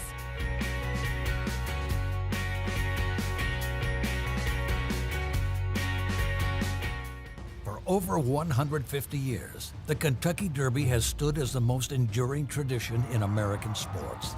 And in our time, one stallion is reshaping its legacy. Back-to-back Derby winners. His first son at stud siring another. A dynasty in motion. A motion that again has forward momentum toward Louisville, with another elite crop of 3-year-olds bearing his genes. Spendthrift Farm, home of Into Mischief. Horse racing? Check. Weekly promotions? Got 'em. Huge payouts? You bet. With Naira Bets. Download the app today and bet on any track, anywhere, anytime with live HD horse races, betting tips and tutorials, expert picks, and more. You bet with Naira Bets. Join now for a new member bonus at NairaBets.com. Hall of Fame trainer Steve Asmussen said, "Gun Pilot is an absolute beast. He has a lot of gun runners' great traits. He is a bigger and stronger version and was extremely talented. His easy Grade 1 win in the 7-furlong Churchill Downs Stakes proved everything I knew." The gold, but it's Gun Pilot. Gun Pilot and Christian Torres. Gun Pilot is Gun Runner's only son to retire to stud this year. New to 3 Chimneys. RaceLens is the most in-depth product in horse racing, with unique features found nowhere else. True odds, predictive analysis, and pace projection. RaceLens. It will change the way you follow horse racing and take your game to the next level. Enhance your handicapping with AI Fast Facts, exclusively on Naira Bets. Open your Naira Bets app, click View Runner Details, and a stat-driven fact will appear for all U.S. thoroughbred racehorses. Download the Naira Bets app to start using Fast Facts today.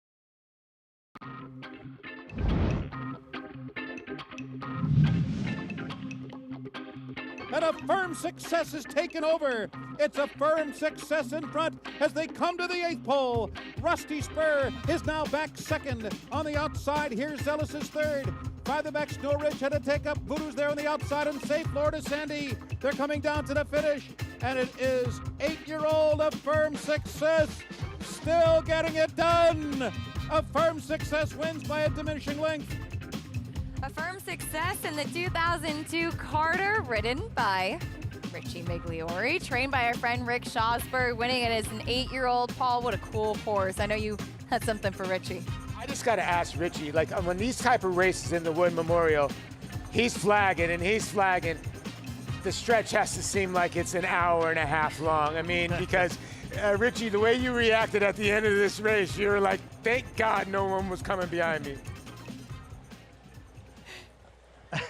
Yeah, absolutely. And actually, Paul, because I had made a little bit of an early run with a Firm Success, that, you know, I got down to the inside from an outside post, got to save ground. It was a wickedly fast pace, but then an opportunity presented itself for me to go forward, and I didn't want to take the chance of getting trapped there. The race previous to that race, the Toboggan, his prep for it, I didn't give him a particularly good ride. I got him in tight. I got him in trouble. He finished second, and I felt terrible about it. And Rick Schosberg showed so much confidence in me, unwavering confidence, didn't even think about taking me off the horse. So in the Carter, when I had an opportunity to go forward, I took it, even though it was a little bit early. So the last 16th, we were on fumes, no doubt. And good thing I had an iron horse underneath me. And what an incredible job by Rick Schosberg to have this horse hold his form for such an elongated period of time and win a Grade 1 at the age of 8.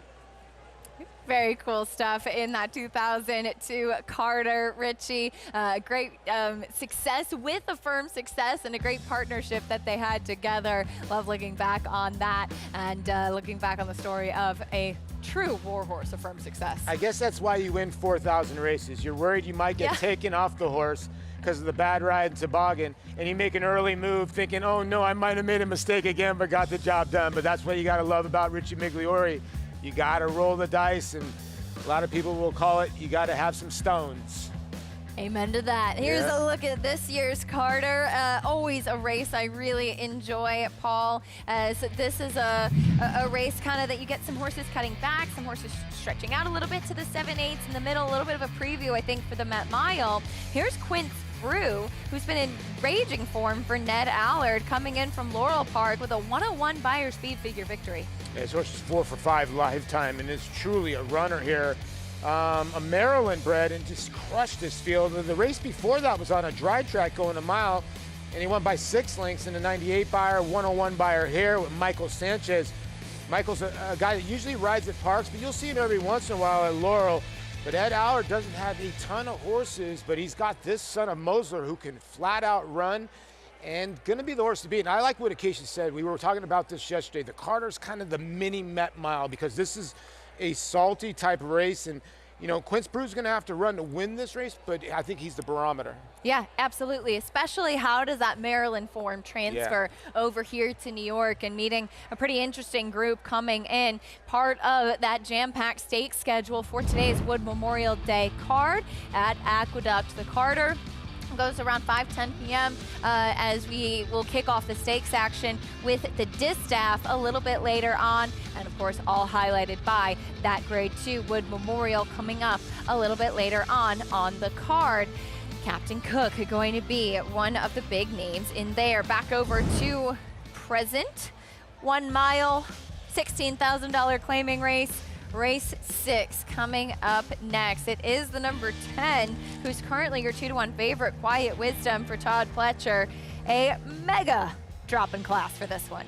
Yeah, it's a horse that was in for the $45,000 claiming state bred. And this horse last one was for $80,000. This was in April. And this Gray Son of Into Mischief just crushed this field on this day. I crushed him, only by 2 1/4.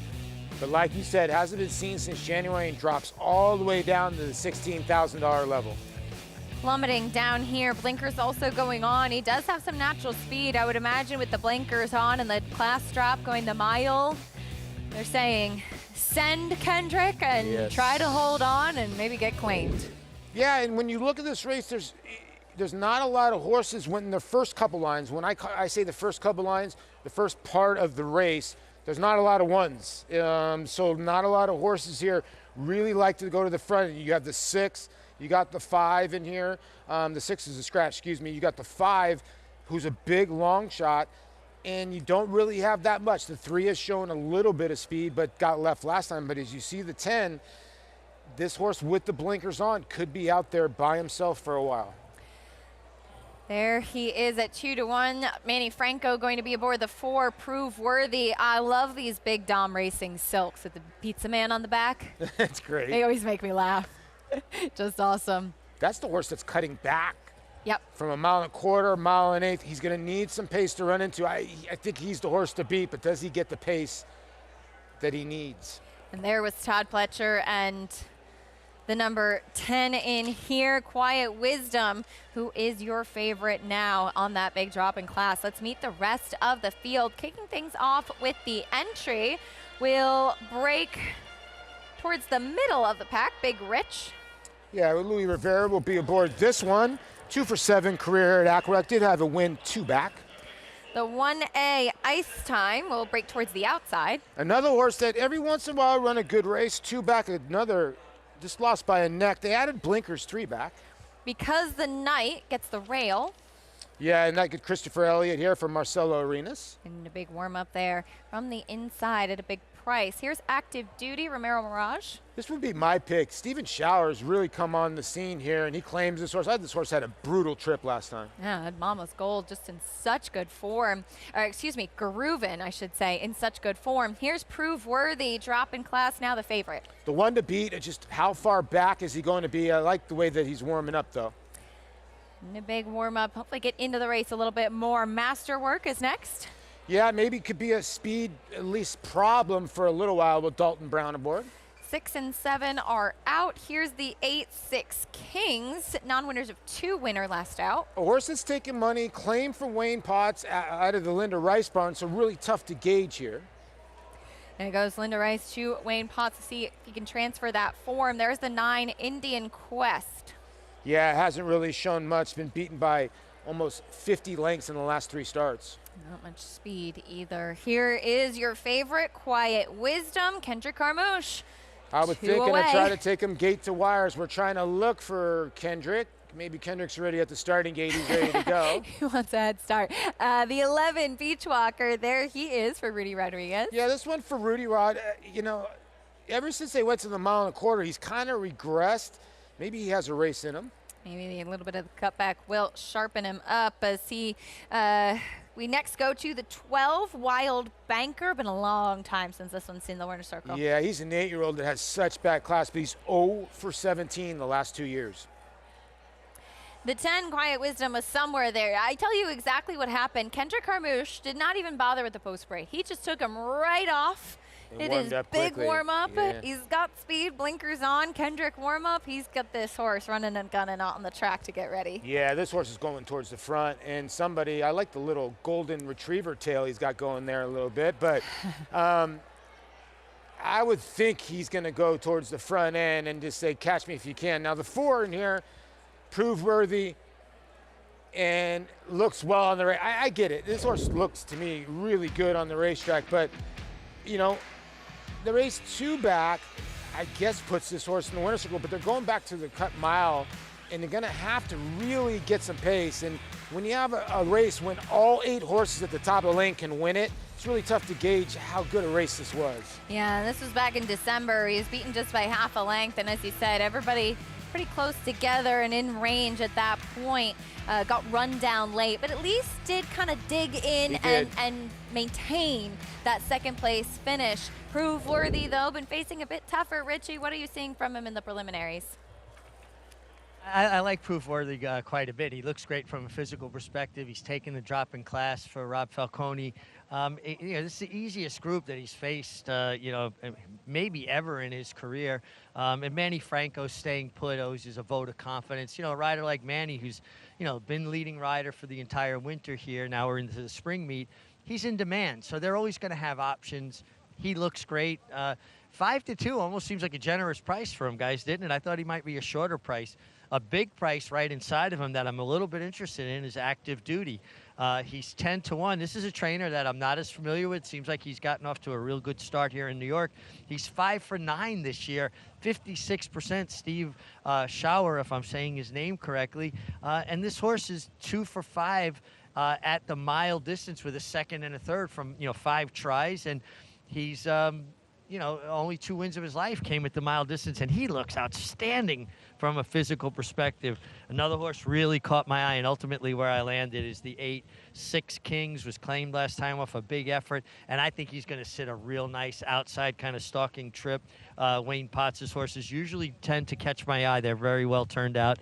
And guys, you were 100% right. Kendrick Carmouche on the 10, Quiet Wisdom, came on the track, made a sharp right and took off at a furious gallop. He gave this horse as big a warm-up. He was 2-minute licking for about, you know, half a mile. When we say a 2-minute lick, that's 15 seconds, excuse me, to every furlong, every eighth of a mile. So 4 furlongs would be in a minute, and 8 furlongs, 1 mile, would be in 2 minutes. So that hence the term 2-minute lick, and he really gave him that big aggressive warm-up. Another one taking a precipitous drop in class. 9-5 now. Richie, thank you. As there's a look at the 3, Active Duty. Yeah, Steve Schauer, I think most people might recognize him with Garuvan, who's been on a hot streak right now, but he was originally part of an ownership group and took his trainer's license out. Took his trainer's license out, and he really has done a good job with a lot of the horses that he has. Garuvan, I remember when he ran the other day, he came in with striations on him. I said, what's he been doing? He said, he just woke up. I said, that's a good sign. And he won by like 6. So, yeah, Steven got a good gauge on his horses. Loading in for race 6 here at the Big A. We'll send it up to Chris Griffin for the call. Wild Banker to the far outside.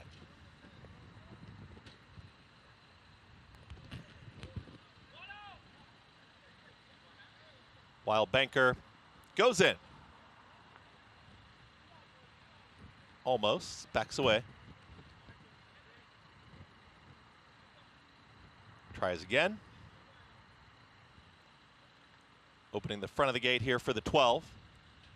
Is in. Closing up. All set. And they're off. Quiet Wisdom breaks with early speed. It's Quiet Wisdom. The gray is shoved along and has plenty of company. Indian Quest is going to be in the early mix. 6 Kings is trying to get there too.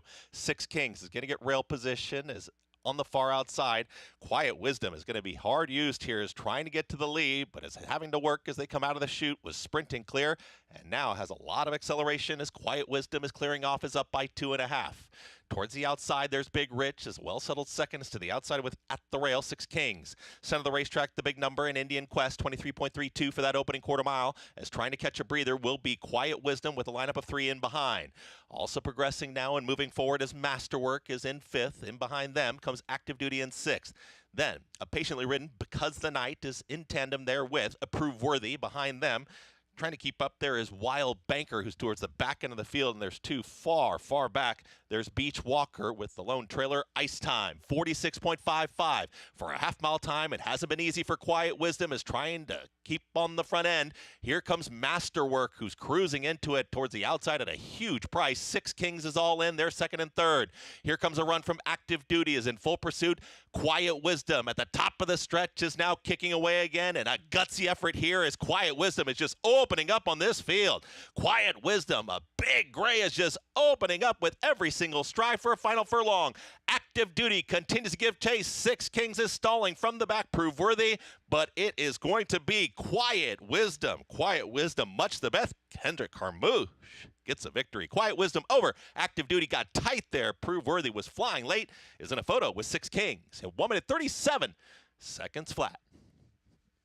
We talked about the aggressive warm-up and the intent, and it paid off. Quiet Wisdom, much the best on the class drop. And then there was one more race for Kendrick Carmouche, and it's 4,000. 3,999. Sounds like a couch you're going to buy. He's a contestant on The Price is Right. He's a contestant on The Price is Right. 1 win away, but I tell you what, he had to work with the 10 to get to the front end. It just shows you he pushed towards the front. 23.46, 111. That's actually pretty quick for this type of group. The 3, the Steven Shower, his horses are just moving up, ran a really nice second here. And like I said, I just thought the 4 wasn't that good of actually your second choice because he needed pace to get into. And he's going to fly up. I think he snaps up third here. And just out of the shadow of the wire, the 8, but no doubt about your winner. The 10 was the best. Much the best drop in class, and yes, it was the 4 Prove Worthy in third. 10-3-4-8, as Richie had pointed out, the good appearance of the 3 Active Duty. He talked about the trainer, and he ran to those good looks, but no beating number 10, Quiet Wisdom, on that big drop in class. Kendrick Carmouche, 1 away from a big milestone. Todd Pletcher, he has an undefeated horse coming up a little bit later on for Rapoli's stable in Grande in today's Wood, as he's already won the Wood Memorial 7 times. That's it? I know. That's the it. most is 8, Sonny Jim Fitzsimmons. So should he win today, he'll be tied. Tell you what, Todd and Bob are going along to see whose hair's the sexiest when it comes to the gray. Rocking the white-haired look. Todd Pletcher will have Grande coming in, but speaking of Bob Baffert, he'll have Rodriguez. There's that iconic hairstyle coming up for the Wood Memorial, as he will look for his 3rd win in this historic race, the 100th running of the Wood Memorial. Still to come.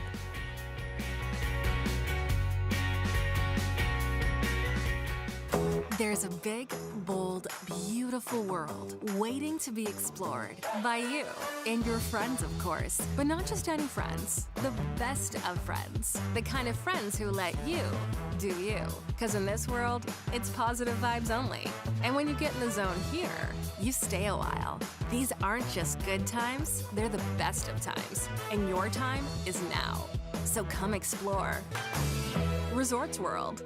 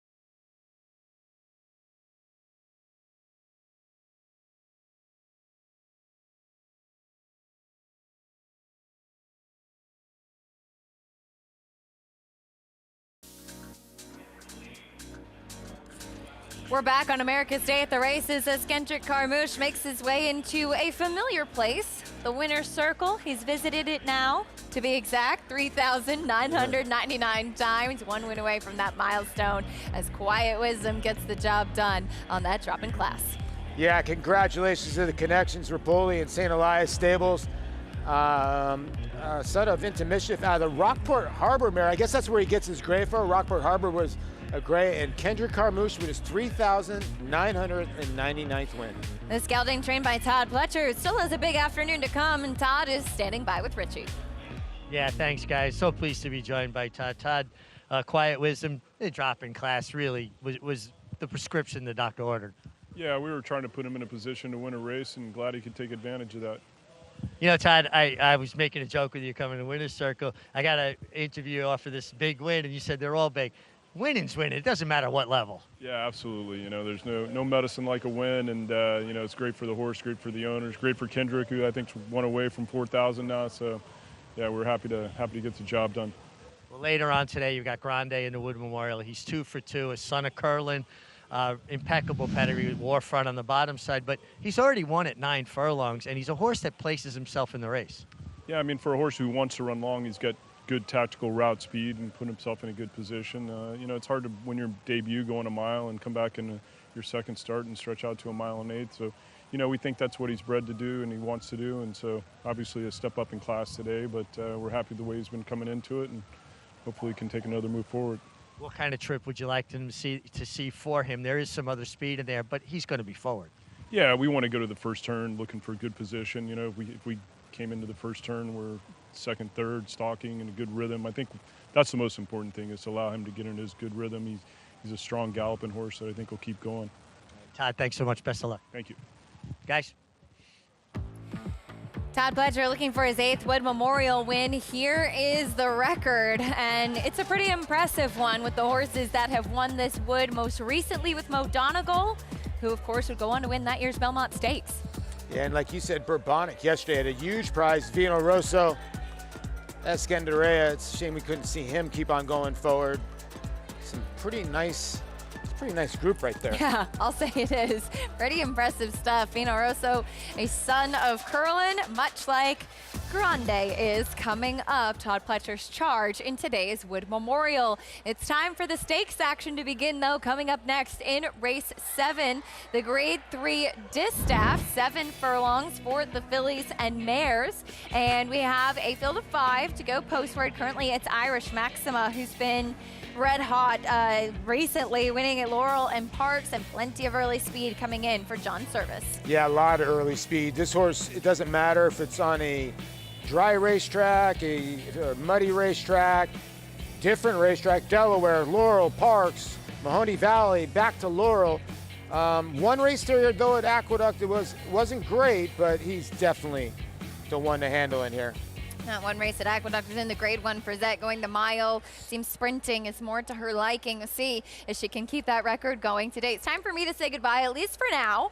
I'll be back reporting a little bit later. Fun as always, Paulie, and looking forward to the stakes action picking up with the distaff still to come. Greg Wolf coming up on the desk to take you the rest of the way, and Irish Maxima coming into the paddock as we get ready for the first graded stakes of the afternoon. Racing continues on America's Day at the Races after this.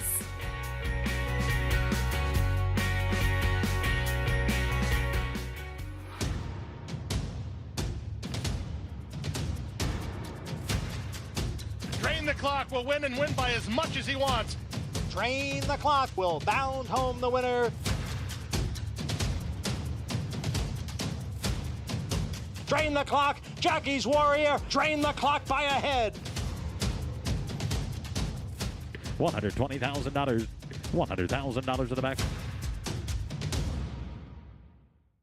The only major U.S. 2-year-old sale held over a dirt surface, Mid-Atlantic May, continues to produce graded stakes winners across the globe and on all surfaces. Recent grads include Eclipse champion Straight No Chaser, brilliant winner of the Breeders' Cup Sprint, as well as this year's Riyadh Dirt Sprint at the Saudi Cup, plus Grade 1 winners Full Count Felicia and Sacred Wish. The Fasig-Tipton Mid-Atlantic May 2-year-olds in training sale, May 19th and 20th in Timonium, Maryland. Where will you be?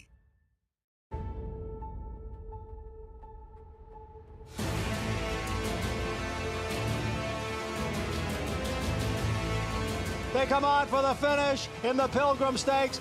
Annapolis by a head. It is Annapolis in front. It is Annapolis to win the Coolmore Turf Mile.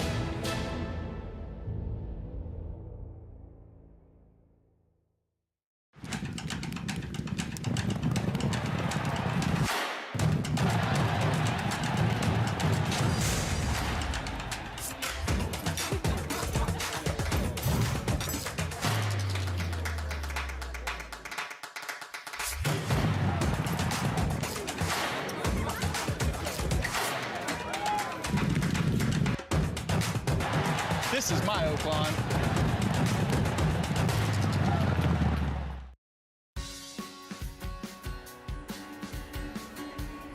Back with you in our continuing live coverage here, Wood Memorial, Saturday afternoon on Fox Sports 2. Here on America's Day at the races, Greg Wolf stepping in for Acacia Clement with four-time Major League All-Star Paul LaDuca, and you feel the buzz here on this big day, this final major stop on the road to the Derby here in New York. Yeah, definitely. It's packed up here in the Equestrious Room. There's a lot of people here when I was coming in saying hello, and it's a packed house here at Aqueduct. Excited to see the Wood Memorial, and I think a lot of people are excited to see Rick Dutrow back on the map and to see Bob Baffert have an entry in there with Rodriguez. So it's going to be very exciting, but the undercard is very good as well. Yeah, it is loaded. Captain Cook, of course, that runner for Rick Dutrow. We'll talk much more about it and see it live coming up. Let's go inside the race by the numbers. Of course, named in honor of the late Eugene Wood, a New York politician who served as president of Jamaica Racecourse for over 2 decades. Bellamy Road, the fastest ever run. He went by 17.5 lengths. Trainer Nick Zitos thought it was one of the great performances ever. C.V. Whitney, one of 4 owners to win it 4 times. The Whitney family, they have a connection to a runner in this year's edition with Captain Cook. Sonny Jim Fitzsimmons, he may have company. If Todd Pletcher wins, he'll have 8 as well. If Grande can get it done. Jockey Eddie Arcaro, 9 Wood victories, including 3 straight with Bolt Ruler, part of that trifecta, 1957. 11 Wood winners have captured the Derby. 4 would go on to sweep the Triple Crown. 12 would go on to win the Preakness, including Pleasant Colony, would add the Woodward against older horses. Later that year, 16 have gone on to win the Belmont, including Mo Donegal, giving trainer Todd Pletcher a 4th Belmont Stakes victory. 15 Wood winners, named 3-year-old champ, but Dotson Slew of Gold back in '83. He blossomed later in the year, beating older horses in the Woodward Jockey Club Gold Cup. 11 have been crowned Horse of the Year. Seattle Slew completed his Triple Crown run as the first to ever do it while undefeated. Race with an incredible amount of history. Yes, 4 winners have come out to win the Triple Crown, but in total, runners to come out of the Wood, 6 of the 13 Triple Crown winners have come out of this race. Yeah, and I think it's a race that's going to be getting better and better as we get into this new age, as obviously the New York Bred Association and the purses have gone up. You're seeing better horses come here to New York. You're seeing riders stay here during the winter that used to not stay here during the winter. So I think you're going to see better and better horses enter the Wood and better horses come out of New York racing going into the first Saturday, man. It is worthy of ABR Race of the Week status. The Wood Memorial Grade 2, $750,000 purse presented by Resorts World Casino. Down now to a field of 10 with the 2 scratches. Unfortunate with Hill Road, spiking a bit of a temperature, comes out of the race in here, but still loaded with talent in here. We start with Rodriguez. Bob Baffert, of course, back eligible for the Kentucky Derby this year. And some of his big names have sort of fallen by the wayside in here. Rodriguez, he says, has a lot of talent. He's starting to show it in the mornings a little bit more. Can today be the day for him? It remains to be seen. You know, the blinkers will come off. I've learned a long time ago, you just don't question the moves of Bob Baffert. Now, he's lost to journalism, obviously. He's lost to Citizen Bull. He's been behind some really nice horses. In his own stable, May Barnes and Citizen Bull are 2 of them. I do think Mike Smith is not going to give anything away, and he's going to go towards the front end and try to cut out the pace. Mike's so used to being in New York, is where he started, and there you see Bob Baffert's Wood Memorial finishes. Quickly. We saw them back in 2006. Bob and John, the last one to win it for him. You talked about, pace with Rodriguez and the fact that he has the rail, and he is quick anyway. But that first turn comes up so quickly, and there it is again. Congaree back in 2001. you almost have to try and take advantage, and you get such a big advantage with that first turn coming up and having speed inside, don't you? I just know the way Mike rides, right? When we win the Florida Derby, he took Handicap Road right to the front end, right? So what is Rodriguez going to do with the rail slot? I think go right to the front end. Now Captain Cook probably gets that good position. Grande, Sandevil, another horse, but Mike doesn't take anything away, and I would think Rodriguez will be on the front end. Look at the leaderboard on this points list. The leader really in everyone's mind in terms of talent and ability and what he's done. That's Journalism, who will be seen later today out of the West Coast to see if he could back up that brilliant return as a 3-year-old in the San Felipe. He was really good. I mean, listen, whenever you go buy a Bob Baffert horse, especially as much talent as Barnes is, and you run 100 and some odd buyer, you are talented. So Journalism, I would think, is going to be very tough today, but he does not need to win the race. He could play for second or third in there, where some of the other horses. Journalism needs to get in the picture there. He can't run off the board. He might, some other horses could replace him. Yeah, and you say that you don't want to leave, empty the tank out 100%. going into a 1.25 mile race in the Kentucky Derby. That's why I thought Sovereignty's race was okay, running a decent second. It's not emptying the tank. You get yourself. So Journalism today does not need to win that race, but second or third could be just as good. Grade 3 distaff here. This 7th from Aqueduct starts a mandatory pay pick 5. $175,000 purse, and we have an odds-on favorite right there in your screen. Irish Maxima for John Service. She is quick early. 7 for 10 lifetime. Maggie, she likes to get her picture taken as well.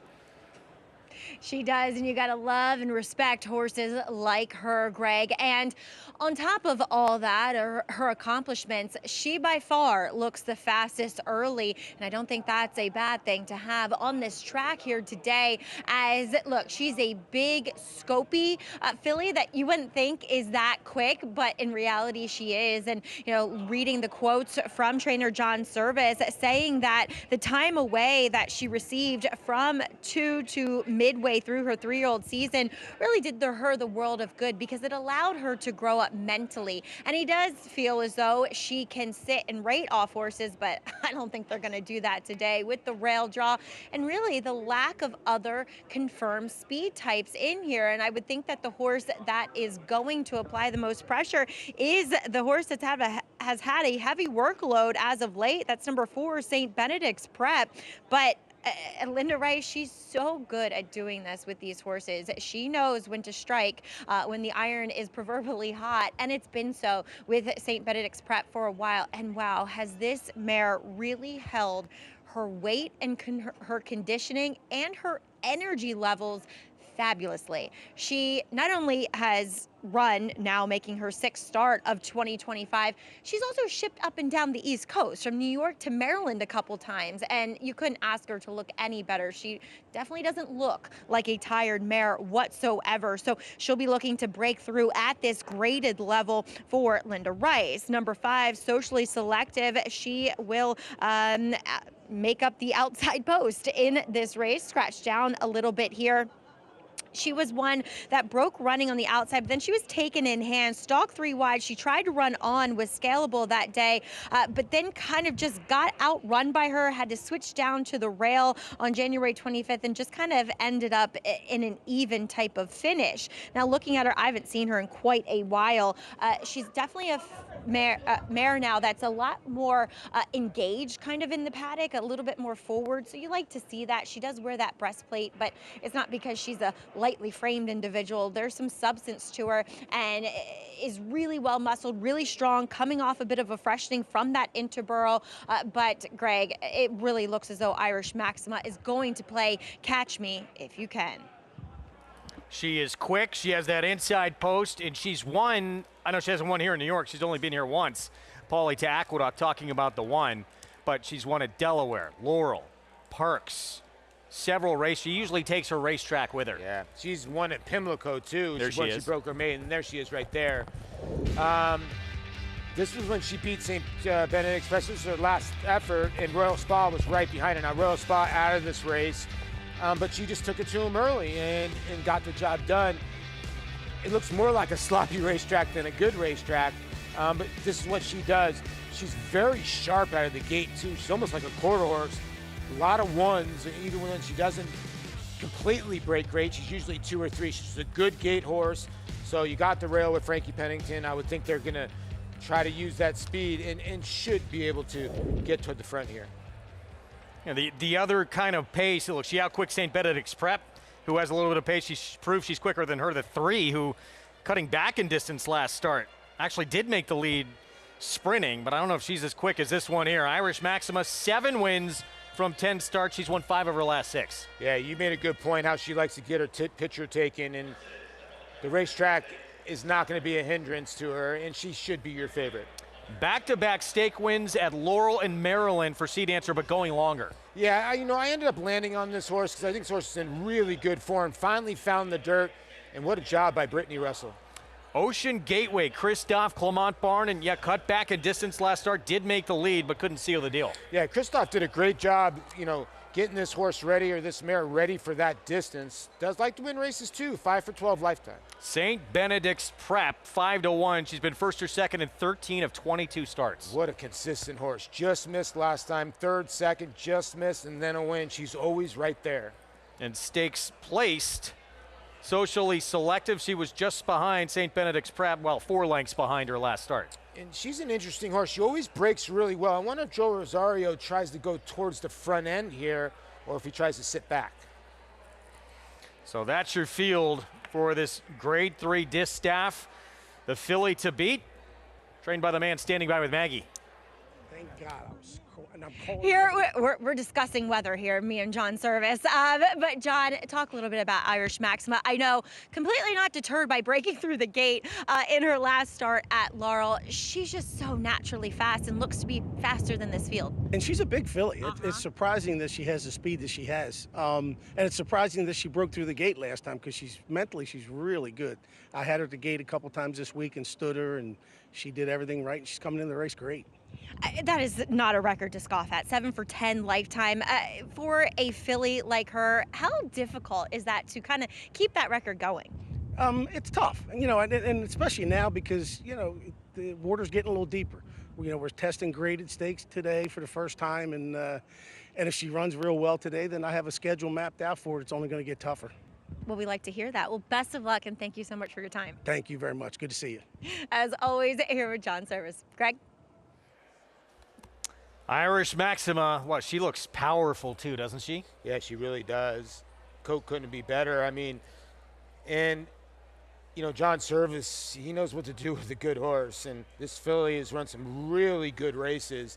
Now, the 2, Sea Dancer, you mentioned cutting back in distance at mile 16th, a mile 8th. This horse was a turf horse, and I don't know the last time this horse has been around one turn, Greg, but I just like the way this horse has been really running.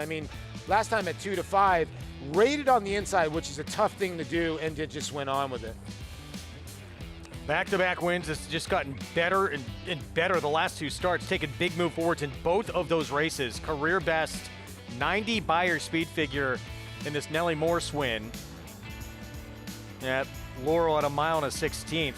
And sometimes you become a 4-year-old filly, you turn that page, and you really start to blossom, but maybe part of it too. Was just getting on dirt. This had been a turf filly for pretty much her entire career, and all of a sudden they put her on dirt, and she just completely changed. Yeah, she's 2 for 2. Obviously, 1 over the wet track, 1 over a fast track. You see Maggie's going to go with the 4 here, St. Benedict's Prep, which I can't argue with this horse. 6 for 8 in the exacta. St. Benedict's Prep is always right there. And at 6 to 1, I get it. The 1's the horse to beat at 3 to 5. But I don't think it's that much a difference between the 1 and the 4 from 3 to 5 to 6 to 1. 2 minutes to post to this Grade 3 distaff. Again, a mandatory pay pick 5 starts here. Let's go back down to Maggie.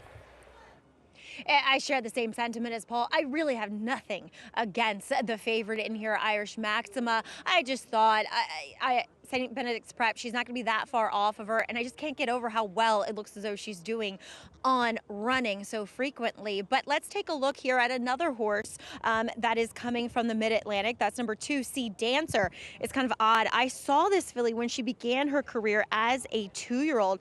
I think she was meant to run in early 2-year-old race, and we canceled, I believe, for the extreme heat. And then she came back and she ran on the turf, and the majority of her career has been spent on the turf. And I always thought she was a good-looking, very classic-looking horse that would want to go longer. And she has been going longer until today. So Brittany Russell opting to turn her back off of back-to-back stakes victories, going the 2 turns at Laurel. I know she was really kind of on the muscle behind the pace last time, and she tucked in neatly to save ground. She kicked on nicely to win, too. Physically, I don't love the 7/8. But I will say that Brittany has her cranked up for this turn back in distance. She has been sharp throughout the entire preliminaries here. So we'll see. She's taking a lot of money. I'm not the biggest fan of hers in this spot. But we'll see if she can run to the backing that she's receiving. And then your outlier, complete outlier in this field. I mean, it's a 5-horse field. Why not talk about everybody? But number 3, Ocean Gateway. I thought a really interesting entry here for Christophe Clement. And I know that there's not many other places for her to run in, but she gets back to a fast track today. Not that she's actually run very well on wet tracks. And I will say that last time the favorite did lose the rider at the start. So she was second, maybe would have been third that day, but I couldn't understand why he was sprinting her. She showed a lot more speed going that 6.5 than I thought she would. So look for her to possibly be somewhat aggressively handled. Again, obviously that was because the favorite lost the rider, but she looks sensational, Greg. Just stronger, more solid, totally dappled out, a really happy horse. I thought a really interesting entry by Christophe Clement, who doesn't run horses in spots he doesn't think they'll at least pick up some sort of placing. Here we go, ready to line up. Odds on, Irish Maxima trying to win for the first time in New York. There she is in just her second try here at Aqueduct. And the first time she's been back at a graded stake since the Frazette when she was here against Just FYI. Yeah, and this is a really salty spot, but I think she'll be able to handle it. I think the key's going to be early in the race, whether the 5's able to pressure her, and maybe the 4 sits in a really good spot. The 2's going to hope they book along early. Irish Maxima trying to collect her first graded stakes win of her career as the odds-on favorite from the rail. Let's go to Chris Griffin for the call. Going in. All set for the distaff. And they're off. Bit tardy at the start there was Ocean Gateway, is going to be the early trailer. Socially Selective broke with speed, but there's Irish Maxima who moves through at the rail and no pressure. An easy lead now for Irish Maxima is up by a full length. Socially Selective is content to stalk from second. Then comes St. Benedict's Prep. Is trying to apply pressure 3 wide in third. They're tightly bunched as they slow things down up front. Second to last will be Sea Dancer, and after the start, Ocean Gateway is the trailer. 23-1 and unopposed Irish Maxima approaches. 4 furlongs left to go. Frankie Pennington, a look over his right shoulder. Irish Maxima works into the turn. Socially Selective is trying to keep up here from second. St. Benedict's Prep is now in full gear 3 wide. At the rail, here's the run from Sea Dancer, is engaged from fourth. They're trying to get to the leader, who is in hand and cruising right along. Ocean Gateway is the trailer. Socially Selected trying to split rivals. They're chasing Irish Maxima, who's barely been asked, reaches the top of the stretch. A confident look back here from Frankie Pennington, and Irish Maxima's just striding away. St. Benedict's Prep is trying to run her down, approaching a final furlong. Irish Maxima still with a comfortable cushion. St. Benedict's Prep is trying to move in closer. Inside the final 16th, she's almost there. She's gonna win it. The grade 3 distaff to Irish Maxima. St. Benedict's Prep was second, Socially Selective. Then Sea Dancer finished fourth. It won at 22.92 seconds. This 4-year-old filly just keeps on rolling. 6 wins her last 7 starts. And Paul, that is a strong final time, 1:22.4 for the 7/8. Yeah, that's moving. 1:09 for the 6 furlongs and change, and just got the jump and just went on with it. When the 5 broke on top, Socially Selective, I thought Joel Rosario would try to take the initiative. He just dropped anchor and he gave the 1 the lead, and that race was over. The 5 actually finished okay, but when this happens right here, St. Benedict's Prep, what an honest mare she is. She was trying her hardest to try to get to the 1, but when you're just unopposed on the front end and you got this much class, you're usually going to win the race. But I'll tell you what, the 4 just not stop trying. Yeah, she was cutting into that margin. but unable to get the lone speed, who is now 8 for 11 in her career. Trained by John Service, owned by Irish 3 Racing. Frankie Pennington in town to ride. What is a super filly for these connections. And yeah, she's too talented when she's alone in front to try and run her down. She just is. When you look at her PPs, whenever she's been in front at the, going into the turn, she's lost 1 time. Other than that, she has sealed the deal 7 times. And you mentioned this before the race, she likes to get her picture taken, and now 8 out of 11 times. So congratulations to Irish 3 Racing. They'll add another picture to their wall. On quite a roll, 3 in a row. All of them stakes wins, but this one huge because this is her first ever graded stakes win.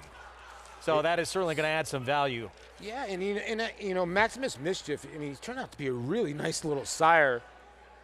And this one out of a out-of-place mare. So Kentucky bred, we've talked about sometimes these type of horses can win money the hard way. Now almost $500,000 in the bank, Greg. 1-4-5-2 finish. Grade 3 distaff here in the 7th on Wood Memorial Saturday. It goes to Irish Maxima, the odds-on favorite. 3 stakes wins in a row and first ever graded stakes triumph.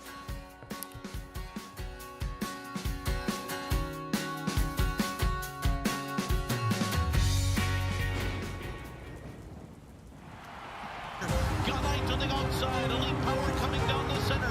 Nakatomi is 4th, then the Joe's in front. Elite Power to the front. At the 60 pole, Gunite is 2nd, but Elite Power does it again in the Breeders' Cup Sprint. These particular horses, Elite Power, I feel like these are horses we want to see in the breeding shed if we want to develop the thoroughbred breed. The power of Juddmonte.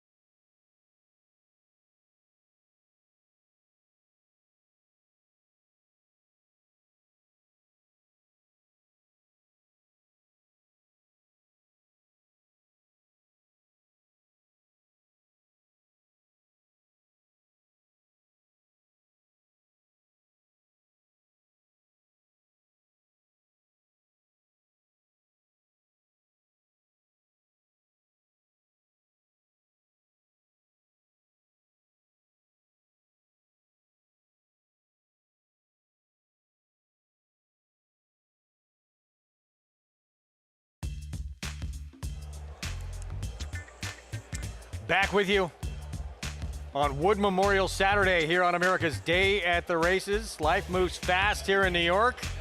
So fast that we're already up to these final 100-point prep races on the road to the Kentucky Derby. Final one here in New York. Coming up later this afternoon here on the home of the Belmont Stakes on Fox Sports. Irish Maxima, grade 3 distaff when she got the lead. And she goes gate to wire for the 8th win in 11 career starts. Yeah, and it was just really well done by Frankie Pennington. Whenever Joel Rosario sort of dropped the reins on the 5, he said, okay, I'll just take the front end. I'll have her relax, and she just finished the job here. Good second by St. Benedict's Prep, a good job by Frankie Pennington getting the job done. And again, not just a win, but a strong final time doing it as well. That 122.92, I know it's a big day and tracks can tend to get a little bit faster on days like this, but that's moving. And it's a grade 3 win, which will help out her residual value too, as well. As you can see, 122 and change, 145. If you had that pick 5, a little over $2,000. Let's go down to Maggie. Here with some very happy connections of Irish Maxima, Rob O'Neill and Frankie Pennington. Rob, part of the ownership group here, but wow, you guys are so pumped up for your Phillies win. Yeah, she's one special horse, special jockey, and a great trainer. Awesome trainer.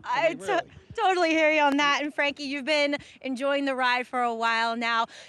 Her first step wasn't the quickest, but were you surprised how easily and quickly she got to the lead? No, she's very quick, so I knew when she did take the first step a little slow, I knew the second, third jump, she's going to be right up there, no problem.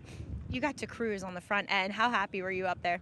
Oh, I was very happy. She was happy when her ears were going forward. Mine were too, so it was very good. Rob, John told me before the race he has a pretty serious race schedule mapped out for her. This being her first graded stakes win, how pumped are you for the rest of the season? It's unbelievable. It's just an unbelievable ride. I mean, I got great people around me, great trainer, great jockey. I mean, it's just special. She's a special horse. She is. Trip home to PA going to be that much better? Oh, yeah. We got our van lined up. I got all these people with us. Yeah! I mean, this is one great winner's circle, guys. Doesn't get any better than this. Yeah! Incredible feeling to win a big race like that on a big day, too. But to find someone this filly, as you look at the big winner's circle celebration right there, that is a big gang right there. She is incredibly consistent. Yeah, she is. I mean, she's had one really bad start where she really had a bad beginning, but when she breaks freely from the gate, she is a problem. And it just shows you the best weapon is speed, and they got to catch you first, and you stay out of trouble the least. And she got the job done. Now, I thought she beat a really nice filly in St. Benedict's Prep, a mare, and I also think the 5 ran a decent race too off the layoff. Pick 6 is going to begin next year on our Saturday coverage. Race 8 will kick it off. It's, again, 7 furlongs coming up, but this for the boys, 4-year-olds and up. New York bred company in this first level allowance group. 8-5 favorite currently. That is Crimson Light. Just the one start for Todd Fletcher, and it came back in January of 2024. Long time away to make it 8-5 favorite. This horse had one of the most unbelievable trips I've ever seen. This horse ducked in, hit the rail, was 25 lengths behind and won the race. I don't know if that can happen again, but if you want to take 7-5, go ahead. All right, we'll talk more about that field and see how that one looks on the comeback. We'll get Maggie's thoughts on that in just a little bit. Not just the big one here in New York today, obviously out of the West Coast, Big Derby Prep, and in Dubai, UAE Derby, where one of the best horses in the world can't wind up coming from last year, having raced over there. Came up short today in the Dubai World Cup. Of course, 41-1. Yeah, on Hit Show. Where did this performance come from, and what went wrong with Forever Young? Not his day. It wasn't his day. He kind of was like spinning his wheels, and it looked like you needed to be up front, right? And Mixto trying to cause one of the biggest upsets. And here comes Hit Show. And Greg, we talked about this before. Florent Giroux was basically there to ride Flood Zone, who did not like the racetrack at all. And then he gets on Hit Show at 41-1, and he wins the race. And you see Forever Young. I guess it wasn't his day. Doug O'Neill tried to win another one. He won a race earlier, the Godolphin Mile with Raging Torrent. So good day for the American horses, but Hit Show, wow, the Dubai World Cup winner. And there you see Florent Giroux with the fist pump and big upset. And Forever Young, I just don't know what happened. I think the racetrack was a little sandy, kind of didn't like it. A lot of horses, you can say whatever you want, but at the end of the day, Hit Show won the race. There's almost, it has been uncanny. And don't take anything away from Hit Show because it's his day. He wins this big race. There's very few horses we've seen in the past few years who show up in as big a moment at their best as Forever Young has. So this is a little shocking to see this result.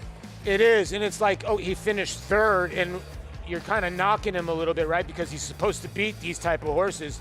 He would beat Hit Show and Mixto probably in his sleep most of the time, but it just wasn't his day. He was wide most of the way. And then at the end of the day, Hit Show really got in gear. And if you watch the races from there all day, you really couldn't come from that far back. So you got to give Hit Show a little credit. We're going to step aside for a timeout. We'll be back. Guess who's back in town? A man who used to dominate out here, Mike Smith. Hall of Famer seeking a 4th Wood victory. His last came back in 1996 on Unbridled Song. Can he collect another? We'll be back. The Big Cap, as it has come to be known, is the jewel in the crown of California racing, as some of the all-time greats have showcased their brilliance in the shadow of the San Gabriel Mountains. Locked is let loose, and he moves to the front with a furlong left to go, and it's lights out. He's pouring it on, but it's all about Locked, and Jose Ortiz dominating the Big Cap, cruising home to an effortless 8-length romp. Horse racing? Check. Weekly promotions? Got 'em.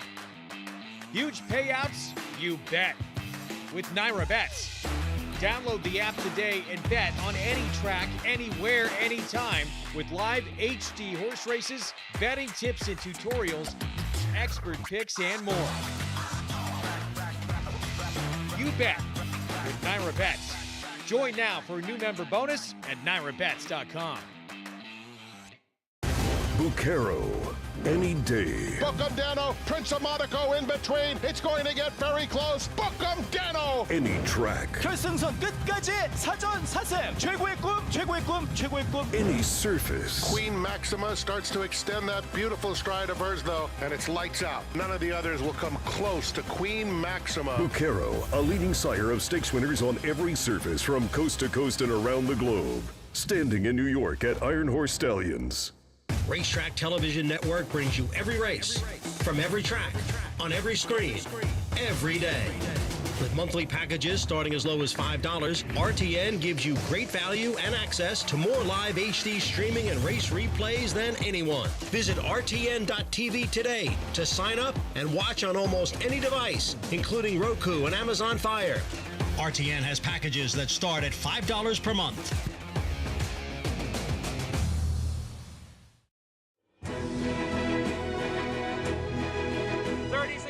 Burnt Hills approach the 8th pole together.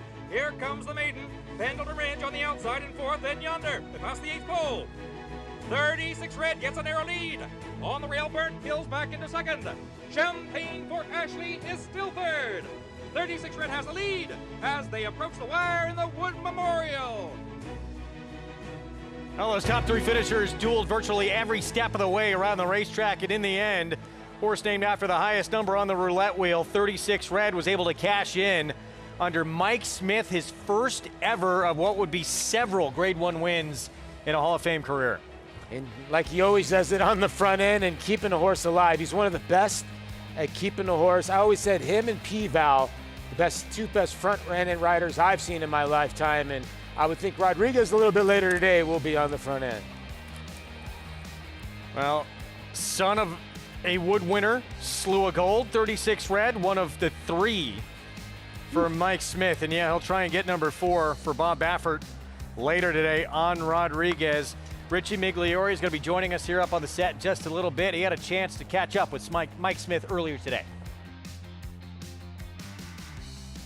Mike, it's so good to see you, particularly back here at Aqueduct. It seems to me like this was the place where your career really started to take off. What's it like for you to come back after all these years and all the accomplishments that you've had? Oh, it's amazing, man. I always get, this is kind of home for me. I mean, like you said, I'd had a decent year in the Midwest, but when I came out here is when things really, really took off. And 36 Red was my first big horse, and I actually pulled this race off with him several years back. So it brings back a lot of great memories. Unbridled Song, I can name quite a few. Devilish Dude. Well, Mike, you've won 3 Wood Memorials, your first one at 19 years old. Here you have an opportunity to win your 4th. What kind of trip do you need with Rodriguez to get it done? Just a good forward, happy trip. Rich, his last couple of races, he's kind of been taking probably out of his game because there was other speed in the race. Bob had another horse or two in there that had speed as well, and they certainly didn't want to go head and head together. We're going to warm him up good. We're in the one hole. Going to be forward, leaving there. Hopefully he jumps well and let him put himself in a good, happy spot. Hopefully he'll get in a really good rhythm, and I think that's what he wants is to be left alone. Mike, it's so good to see you. Best of luck today. I hope you get your 4th wood. Sounds great. Guys, not easy to be as successful as Mike's been in your career, but he's one of the few riders that has been just as successful on both coasts. Nice to see him back here. Did he say he was 19 years old when he got that win? 59 years young when he'll get aboard Rodriguez later this afternoon for Bob Baffert, and he's still one of, we call him Big Money Mike, because he's comes through in the clutch in these big situations. Yeah, and I'll put his body up against anybody. It's his temple. He takes care of his body. He's in unreal shape, and there is Rodriguez. And just hearing Mike's voice, a happy forward trip, which means he's going to send. So if he jumps well from that gate, Mike is not going to take anything away from him. And hear what he said. That's some good info. Basically, we couldn't really send him to the front end over in California because Bob had other horses. Today, we're going to get him away from some of Bob's other horses, and we'll see what happens. Yeah, purposely brought him here to get him away from those other, the big guns, Barnes, Citizen Bull. They're going to be running out on the West Coast. And, maybe we'll just see. This horse, Baffert has always thought has had a ton of talent. Maybe he breaks out today. Here's what he's done in his recent Derby prep. So much talk about Cornucopian, but he was asked to do a lot off just one sprint, going 1 1/8 in his second start. And he might have been the best in that race, to be honest with you. The way that race sort of panned out. Matticat Road went to the front end. Both horses sort of got dueled into submission and ran decent forts. But you could see Barnes, Rodriguez, and Mellencamp on the bottom there. But usually you see a lot of ones in front of Bob, but not so far. We'll see what happens. Cornucopian, you think come Preakness, everyone could be in trouble? Yes. Back to the 8th here, 7 furlongs, and this 4-year-old coming off a long time away for Todd Pletcher. January 7th, 2024, Maggie, the debut, a win that quite a bit happened in that race. How's he look coming back? Well, Greg, unfortunately, I think it was one of those days where we had the show for only maybe the last couple races, so I wasn't covering the race. I don't have any notes on him, but I do remember watching it and thinking, how in the world did this horse just win? Now, it did come up a slower type of race, but he did everything wrong. He veered in, he hit the rail, he was way off the screen. I mean, just completely outdistanced, and then flew home to get the job done, prevailing by a neck as the favorite that day. But wow, is he a good-looking specimen, a son of City of Light. And I like the fact that he comes back going the 7 furlongs, because I think ideally they might want, if he can stay sound and stay on the racetrack, may want to go a little bit further with him, because he's just that big and has so much scope to his frame. But wow, considering that he's been training up to this comeback predominantly, at least as of late, at Belmont here in New York, I had to, look twice. I thought this horse would have been preparing at Palm Beach Downs for Todd, because he looks like he's been in South Florida. He looks that good. So hopefully there's a more professional horse. He remembers what happened a year plus ago. But Todd looks as though he has him ready coming back here. Now, as far as horses with recency go, that includes number 10 in here, Nunzio, who has been consistent. Looking at the numbers he's run, he's been consistent, but he still has yet to get back to the winner's circle ever since breaking his maiden, going the 7 furlongs at Saratoga. I do love this distance for this horse, because despite being a taller, leggier type, he does tend to get himself fairly sharp. He's a fairly aggressive horse that I would hope to see Jose Lescano just maybe a little bit more forward today. It was a fairly quick quarter last time in that 6.5 furlongs. He made this wide move, and he just could not sustain it to be beaten by a long shot, a bigger price that day, but again, really catching my eye here in the paddock. Now, when you look at this race, trying to find a speed horse, you might land on number 5, Stewie. Jamie Begg will take over training, I guess, with this horse. He looks a little overmatched, but just a horse that has that speed, that could be dangerous today, and looks fantastic here in the paddock. So maybe one that can outrun his odds a bit. Greg. Maggie, thank you. Our post parade coming up. Pick 6 again starts here. This kind of money, Paulie, for a race, I understand he overcame a lot, but that long time away in a slow race probably tells you the horse is doing very good. I would think so, yeah. And the way the horse is getting played at the windows, too. Here's Brewing from the inside, Ruben Silvera. 10-length winner last time at Sam Houston, breaking his maiden. Bill Mott trains Brick Ambush. A horse second time at Bill Mott's barn. Another Todd Pletcher runner. He's got Dylan Davis on Trust Fund. I like this horse a little bit today. 2 bad beginnings. I think we'll run a little bit better today. Maiden win. It came 2 starts ago for Leo's Reward. I thought a dangerous horse with blinkers has become a different horse. Here's the one who caught Maggie's eye, Stewie with Christopher Elliott. Player in here. I mean, especially with the speed that he has, I think 10-1's a little bit of an overlay.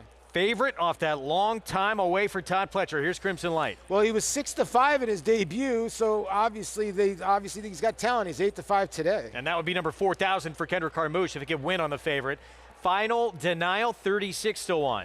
Yeah, 2-time winner. Did run a nice race 3 and 2 back. More pace here with a 9, this long shot. Yeah, another horse that can go to the front end. A lot of second place finishes for the 9. Nunzio coming off a runner-up finish for Michelle Giangiulio. Got left and made a run and just ran out of gas late in that last race. And the 4-year-old debut coming up for Enticing Prospect. A horse that's been at Finger Lakes, 2 for 11 lifetime, but 68-1 today. So we talk about all this adversity that this horse overcame to win in the debut. Let's show you what we're talking about back on January 7th of 2024. Well, you're not going to see the horse on the screen, but watch the horse sort of duck in and kind of jump the rail. I cannot believe the horse won. Now you just looked at me and said, what just happened?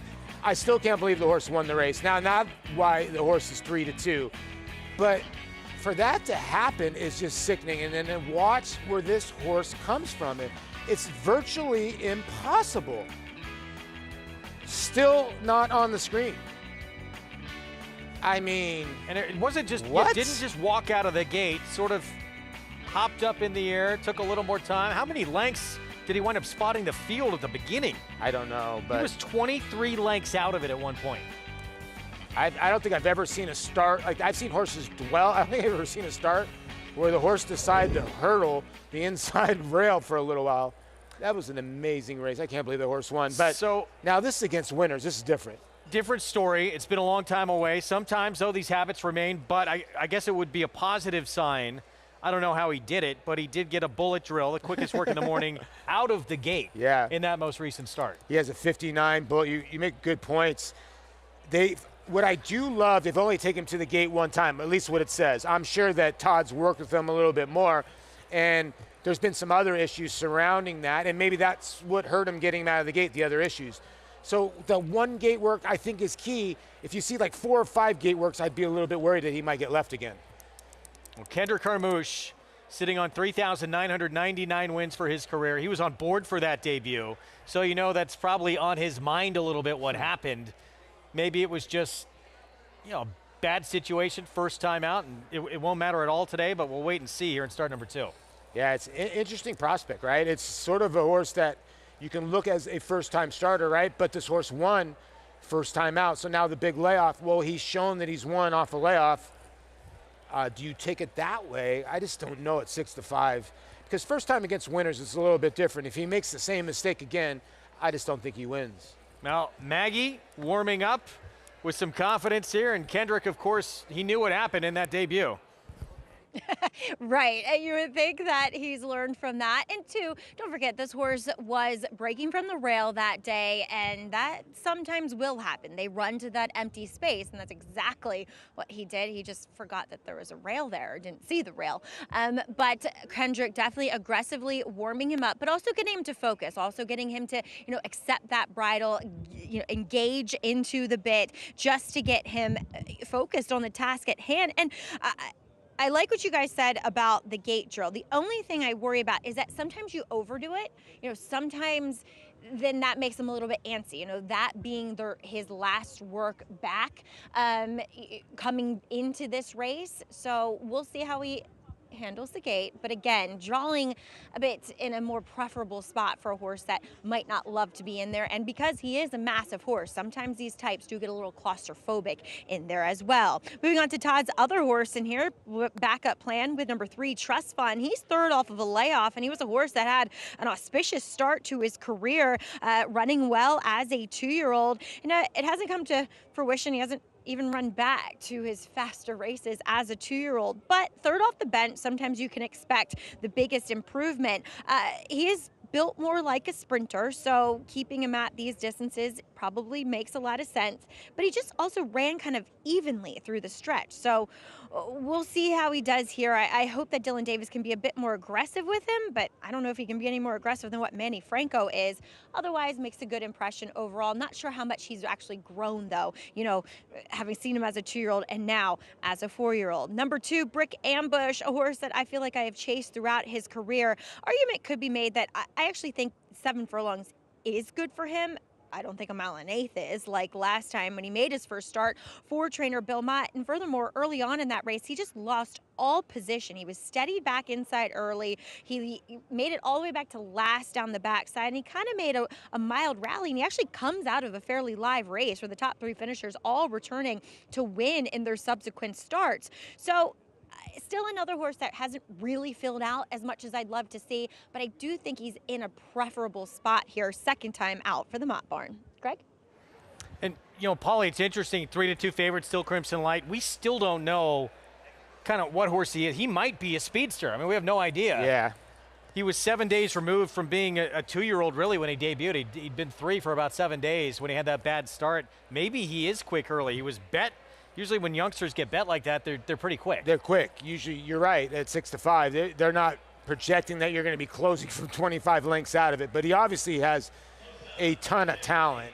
And you wonder if he breaks cleanly, is he going to be a different horse? But I think a better break will help him, obviously. But I do think there's some horses here you're getting good value, although Nunzio's getting bet here at 2-1. Kendrick Carmouche stepping in with a favorite, 2 wins already on today's card, and again, 1 away from number 4,000 in his career. What a moment that would be. That is a big number. Set for the 8th. It kicks off this Pick 6 on Wood Memorial Saturday here on Fox Sports 2. Let's go to Chris Griffin. A few more. Stewie, Nunzio. Enticing Prospect to the far outside.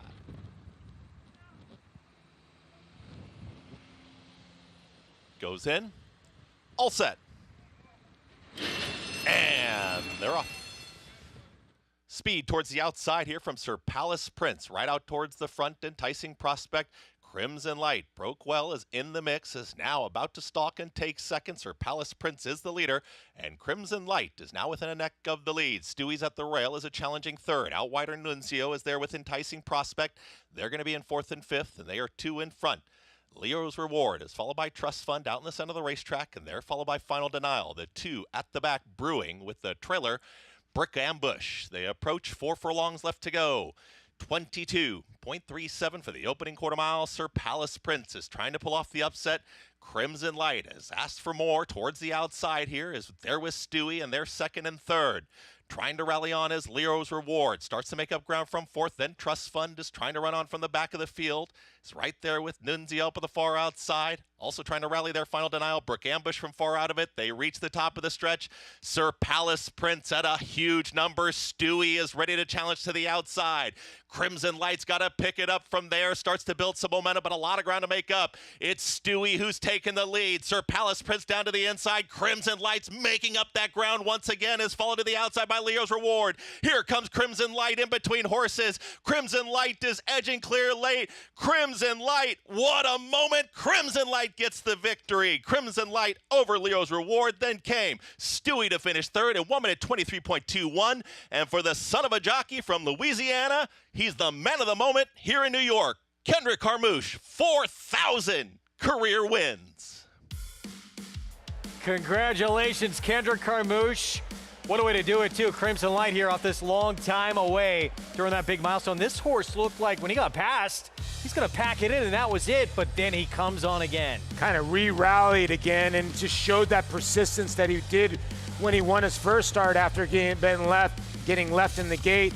He was able to outfinish the 4 Leo's Reward in here. And like you said, right here, it looked like he was kind of passed a little bit. You could see him kind of getting urged on a little bit. He's kind of like sort of sputtering along a little bit. But I think when he sees the 4 to his outside, Greg, he re-engaged a little bit. Kind of like saw, okay, let me see the 4, now I'll keep on going. And 4,000 wins for Kendrick Carmouche just shows you. And he won it in a workman-like style, just the way he's been doing it his whole life. Dominated for so many years, paid those dues at Parks with all those riding titles. Kendrick Carmouche has come here to New York, and it is not easy to make it at this jockey colony, and he has been an absolute mainstay. It isn't, you know, and he stayed here with the big boys. He's gone up to Saratoga. He's done it all. Just big kudos, and he's always got a smile on his face.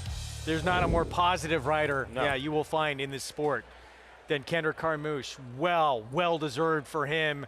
An incredible number in his career, and he's got many more in him. So this is... I'm predicting tears in the interview. He came close to it earlier in the program. So yeah, I would think now that he actually got 4,000, let's bring some tissue for that interview, Maggie. Crimson Light, he's a fan favorite out here in New York because he gives it all he has with every mount he has. And good for him as he gives a salute to the crowd. It's this awesome feeling. Whenever you reach a milestone, I reached a little milestone of 1,000 hit, and I remember when I rounded first base, I got that ball. Just little things like that you look forward to and you try to get to. And Kendrick, no pressure on him. He got it done in the first 8 races.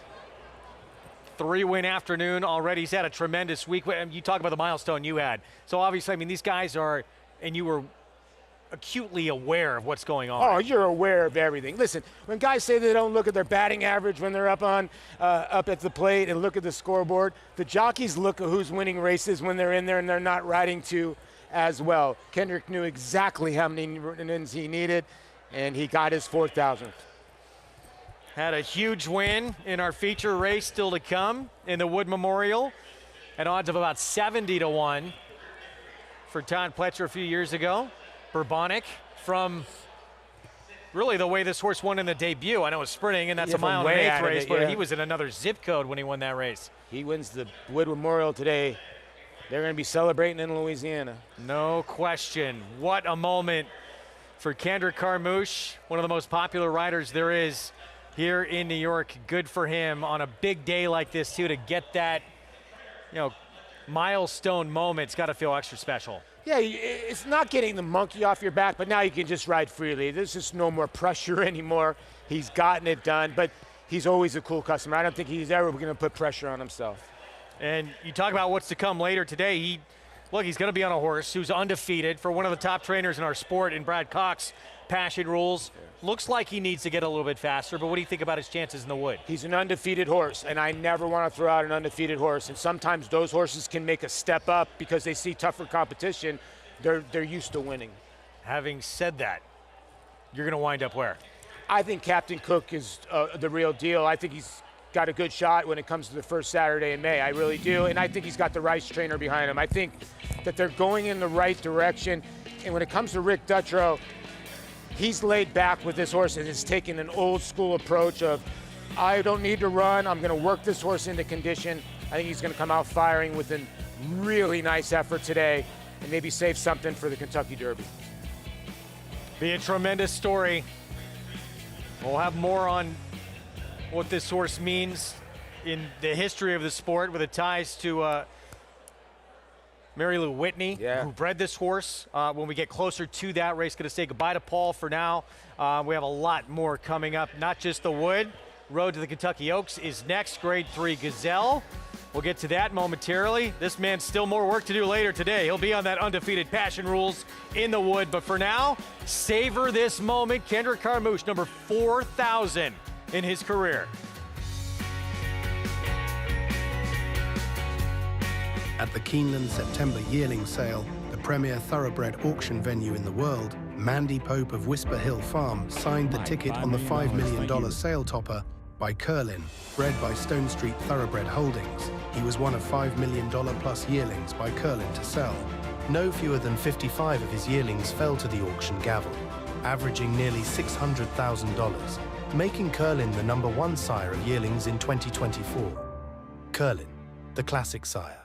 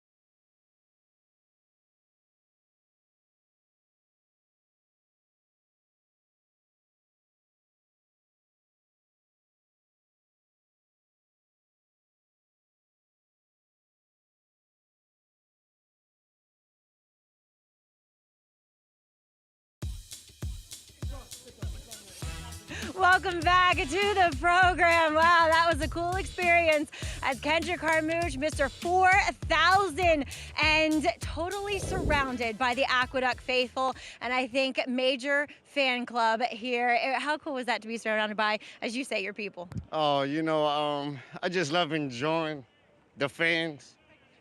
I like to thank my dad.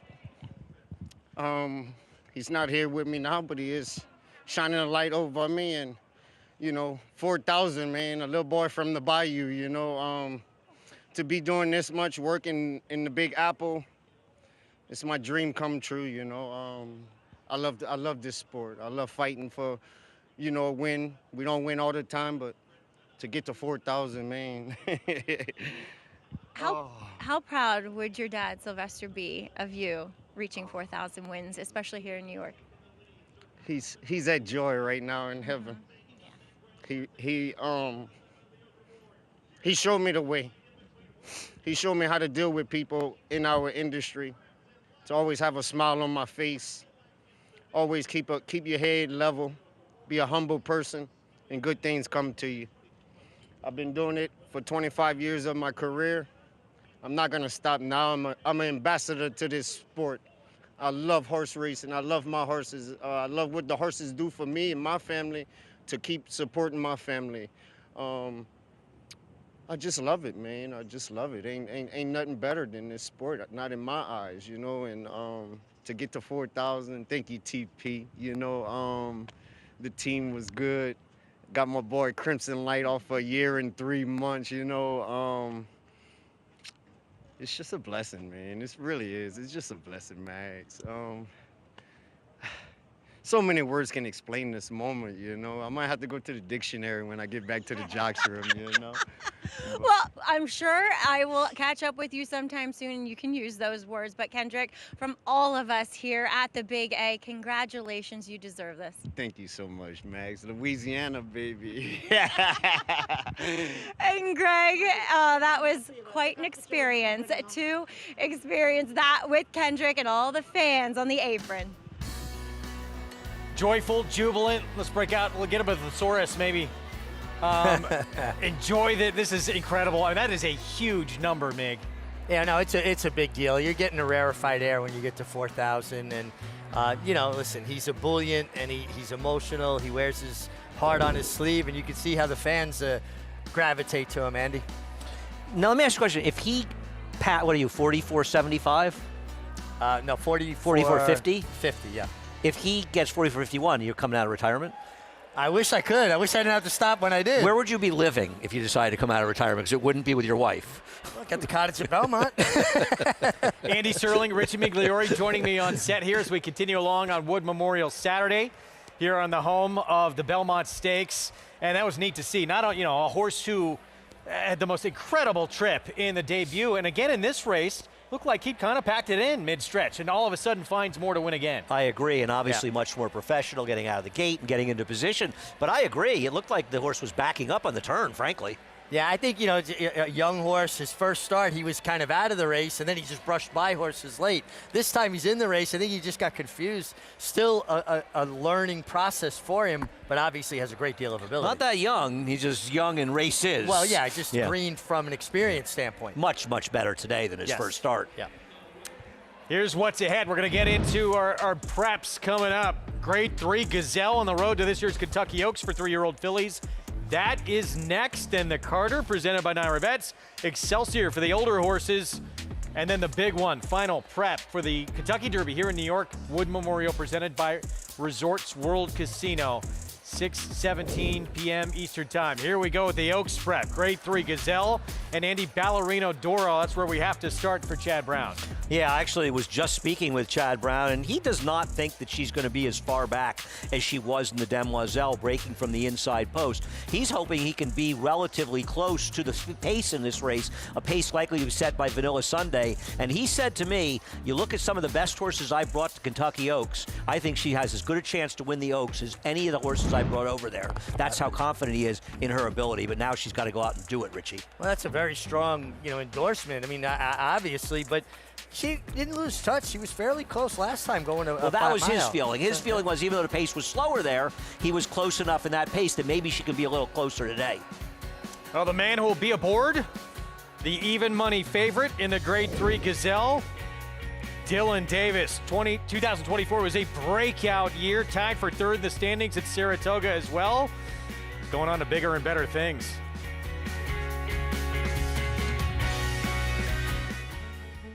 Be a part of history and reserve your place at the all-new Belmont Park. Secure your priority deposit today for an exclusive selection of hospitality offerings, from luxury suites to premium lounges with breathtaking racetrack and paddock views. The new Belmont Park will feature modern amenities, delivering the perfect blend of tradition and innovation alongside world-class racing. Don't miss your chance to experience tradition reimagined. Visit newbelmont.com today and claim your spot. Nominate now for this year's Fasig-Tipton Selected Yearling Sales. The July sale, with a focus on precocious and athletic yearlings, July produces strong results in the sales ring and on the racetrack. Last year's sale produced the highest median in the sales history, with 46% of yearlings sold, bringing $100,000 or more.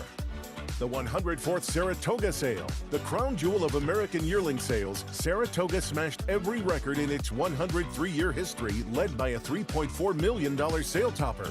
Saratoga also produces the highest percentage of Grade 1 winners of any North American yearling sale, led by recent Breeders' Cup Classic winner Sierra Leone. New York bred yearlings, the leading marketplace for New York breds, held during the Saratoga race meet. Last year's sale set the highest median in the sales history. Selected sales, superior results. Visit selectedyearlings.fasigtipton.com to nominate now for our 2025 Selected Yearling Sales.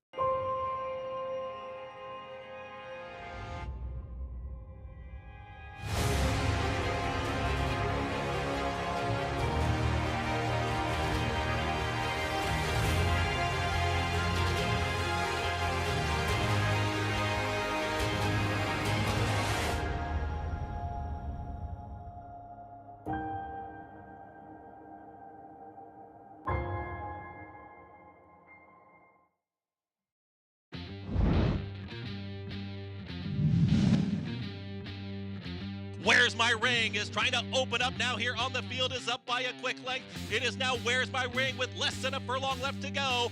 Where's My Ring is leading the proceedings. A maiden no more. Where's My Ring dominates in the Gazelle. Yeah, that was a maiden-breaking victory last year in this race in the Grade 3 Gazelle for Where's My Ring, who has come back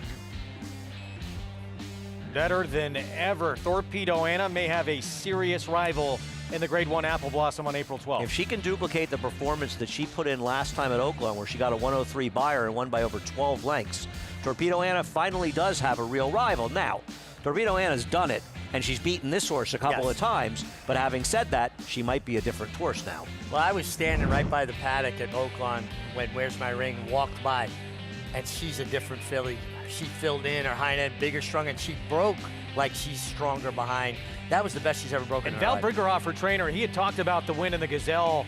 She had only really run healthy a couple of times, and that was one of them when she broke through and had that win. So she hasn't had really a lot of opportunities to be at her best, and now all of a sudden we're seeing her come into her own. And my friend Steve Bick said in talking to him that he said he admitted he may have made some mistakes with her subsequent to that last year, but now he's got her going the right way. And listen, nobody is suggesting she's going to beat Torpedo Anna next year. It's nice to see some competition, isn't it? Indeed. That was a huge effort.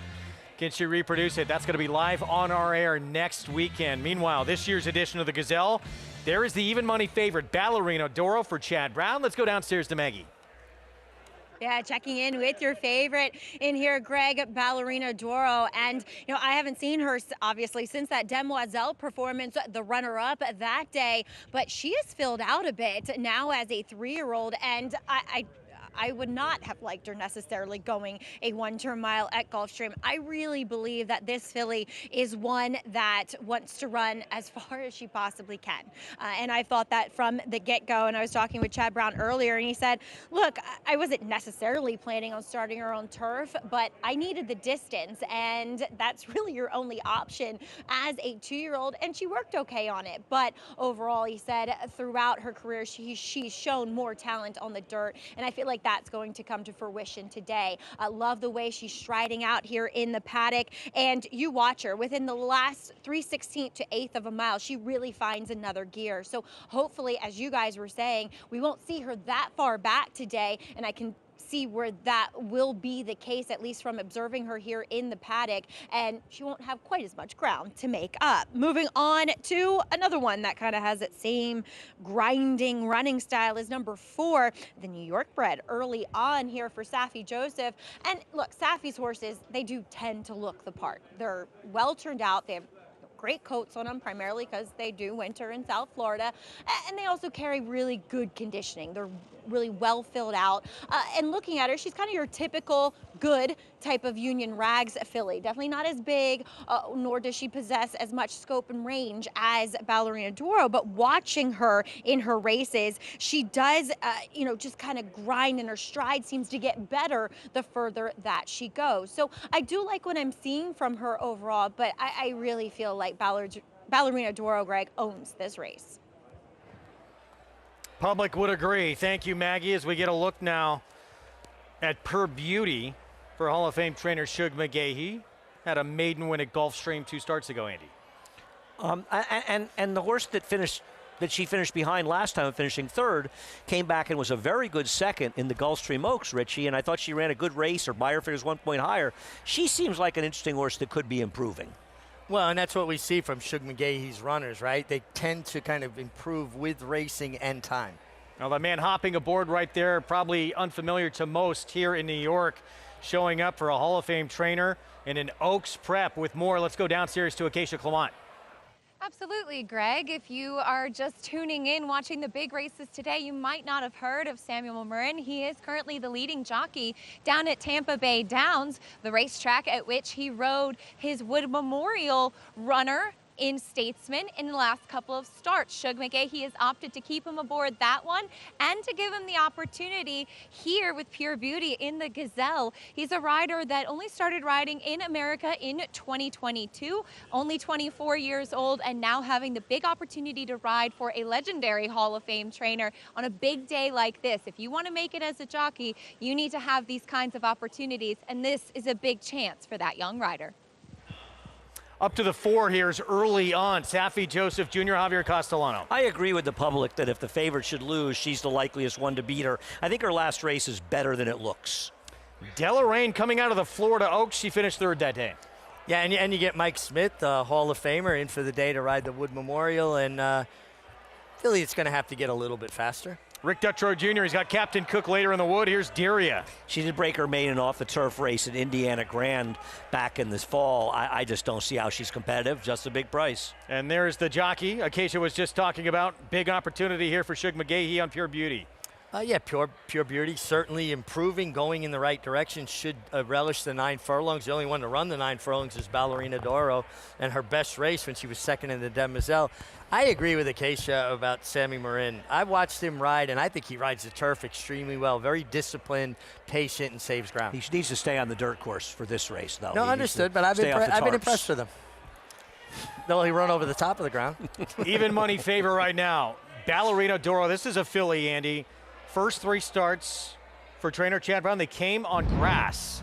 That's where she broke her maiden, switches to the dirt, and she took a huge move forward in the Demoiselle. That was a very, very good race by her, and they really put a lot of distance on the others.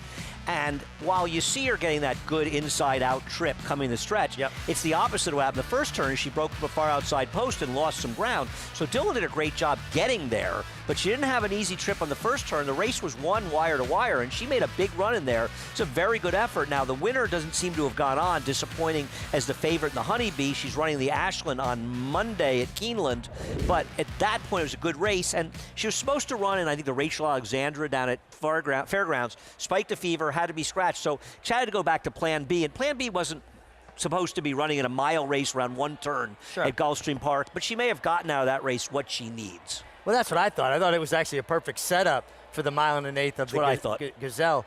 I will say the filly that beat her that day, was it Mohima? Was that her name? Mohima, yeah. She, at Oaklawn, got way too much kickback, was off the pace. I think she resented all that. She needs to be in front. She needs to be in front. But it looks like a lot of pace in that Ashland for her. Kenny McPeak's running the race would take charge Milady anyway. Rescheduled because of weather. In Lexington, 4 to 5 now on the filly on your screen for Chad Brown, who had a little bit of bad luck later today in the Wood with Hill Road having to scratch. Yeah, he's going to have to go to Plan B with him, and it's frustrating. And I think something I'm sure you've been through, Richie, horses spike fevers a lot when they ship, much more frequently than anywhere else. Absolutely. The stress of shipping sometimes brings it on. Sometimes they're in a van with other horses that might have a little something brewing, and they pass, much like kids go into 1st or 2nd grade, right? They kind of pass little bugs around. Can't wear a mask in the van. No, I don't think these horses would like that too much. No. My kids have been sick for 4 years straight, so I understand what Mick's talking about.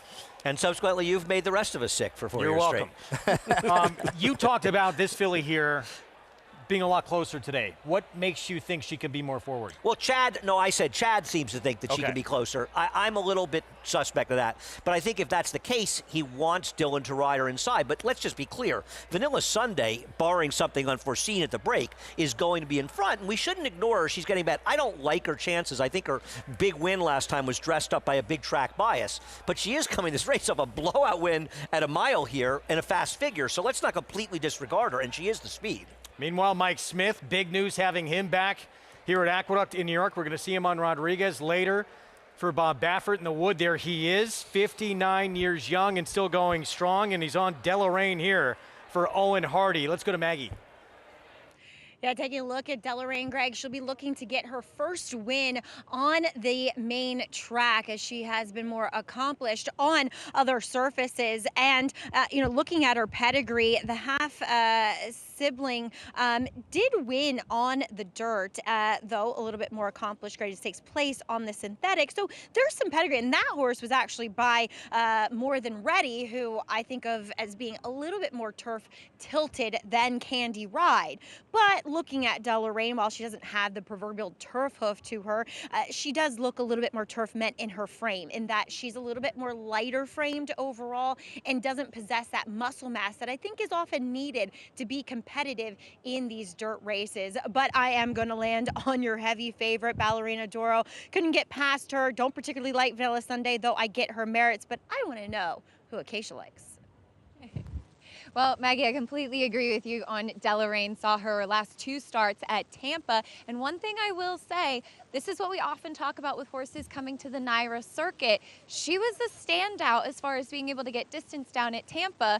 And she's not necessarily a physical standout coming in here to this Gazelle today. But I am going to land on the 7, Pure Beauty. I was in the paddock for her first race and had written that day that she just wants more distance and that she needed to develop. And having seen her last race in South Florida as well, she has. She was a little bit quirky when she first got out there in the warm-up, kind of running with her mouth open, but she has since settled and she was very relaxed back in the paddock. Look, I think Ballerina Doro is very much the horse to beat, but I'm going with a horse that I've been kind of waiting to see do exactly this, Greg, as she gets out to the 1 1/8 distance. See what happens with Pure Beauty here coming to New York for the first time since that debut at Saratoga, when she was not much of a factor, but certainly has taken steps forward since that time. Seems like a tall task, though. Ballerina Doro now odds on, but still, and it doesn't mean a whole lot in terms of here, but yet to win on dirt, and did go backwards a little bit. Would you agree in that second dirt start, or not concerned about that? No, I'm not at all. She had no pace to run at. It's very tricky in those mile races down at Gulfstream. And it's interesting, Chad Brown has had a bit of an off meet so far in New York, to say the least.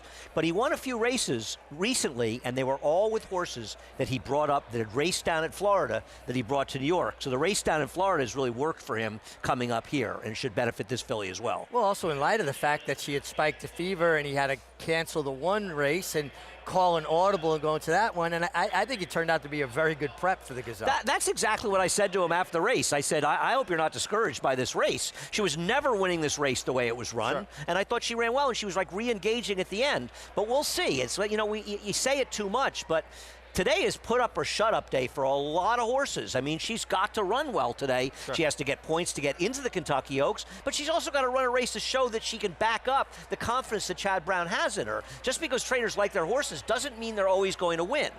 He has a good opinion, but she's got to do it, and I'm sure he knows that. And that's true of everybody, and we're going to see that in the Wood Memorial as well. This is how you get the points to get into the big game. She could not look any better, though, and she's got the length and scope that you look for horses that win at, you know, classic kind of distances. I talked to him back in January, and he said to me, I really think I have the best chance I've ever had to win the Kentucky Oaks with Ballerina Doro. He has said she's been training sensationally. Pedigree, too, to like going longer, and her best, no surprise, her best race was at 1 1/8 in that dirt debut. She is the odds-on favorite, trying to get her first win on dirt and punch that ticket to this year's Kentucky Oaks. There's Mike Smith on Deloraine for Owen Hardy, 8-1.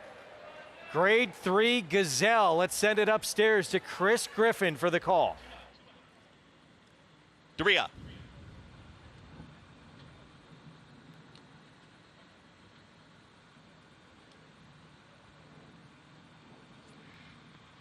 Doria goes in.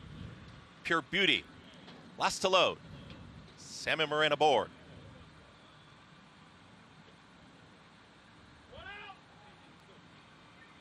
Pure Beauty steps in. All set for the grade 3 Gazelle. And they're off. Hard set down towards the inside. Vanilla Sunday intent on getting towards the lead. Early on is going to stalk towards the outside here from second. 3 wide there is Deloraine, is comfortably ridden, is right there in third. 4 wide. Pure Beauty, nowhere to go, is going to be 4 wide into that turn. Tucked right in behind the leaders. There's Ballerina Doro. Is the gray, is secured now a challenging third as Deloraine is right there, is moving forward, is going to still be 3 wide. Pure Beauty didn't want to be wide, is now back to 5th. And the trailer, Doria, can see them all. They work to the backstretch and comfortable enough. 24 seconds flat for that opening quarter mile. Manny Franco and Vanilla Sunday, they'll carve out the fractions early on to apply mild pressure towards the outside as a half length back in second. Ballerina Doro, Dylan Davis wants to go, is right in behind these early leaders. 3 wide still, Deloraine is progressing and now applies more pressure to the front end as Vanilla Sunday only ahead in front. Now being encouraged to keep up is early on in between horses Deloraine. Ballerina Doro is getting a perfect trip, is right there in fourth, in behind the leading trio, 48.36 for a half-mile time. All in is Pure Beauty. Daria, no move yet from the back of the field as they're well into the far turn now here in the Gazelle. Vanilla Sunday has backed out of it early on. Deloraine to the outside. Ballerina Doro is an imposing presence towards the outside. 1:12.3 for 3/4, and here comes Ballerina Doro calling for the lead. In between horses, Deloraine is battling on. Early on is at the rail, but a swooping move here and drifting in now, lugging in there. Ballerina Doro had all that momentum, and early on is not going away. Ballerina Doro, a final furlong, cannot straighten up so far. Early on is at the rail. It's early on at the rail. Ballerina Doro now starts to figure things out. These two noses down to the line. Ballerina Doro to the outside, wins the Gazelle. Ballerina Doro over early on, then came Deloraine, and Vanilla Sunday finished fourth in 1:50.67 seconds.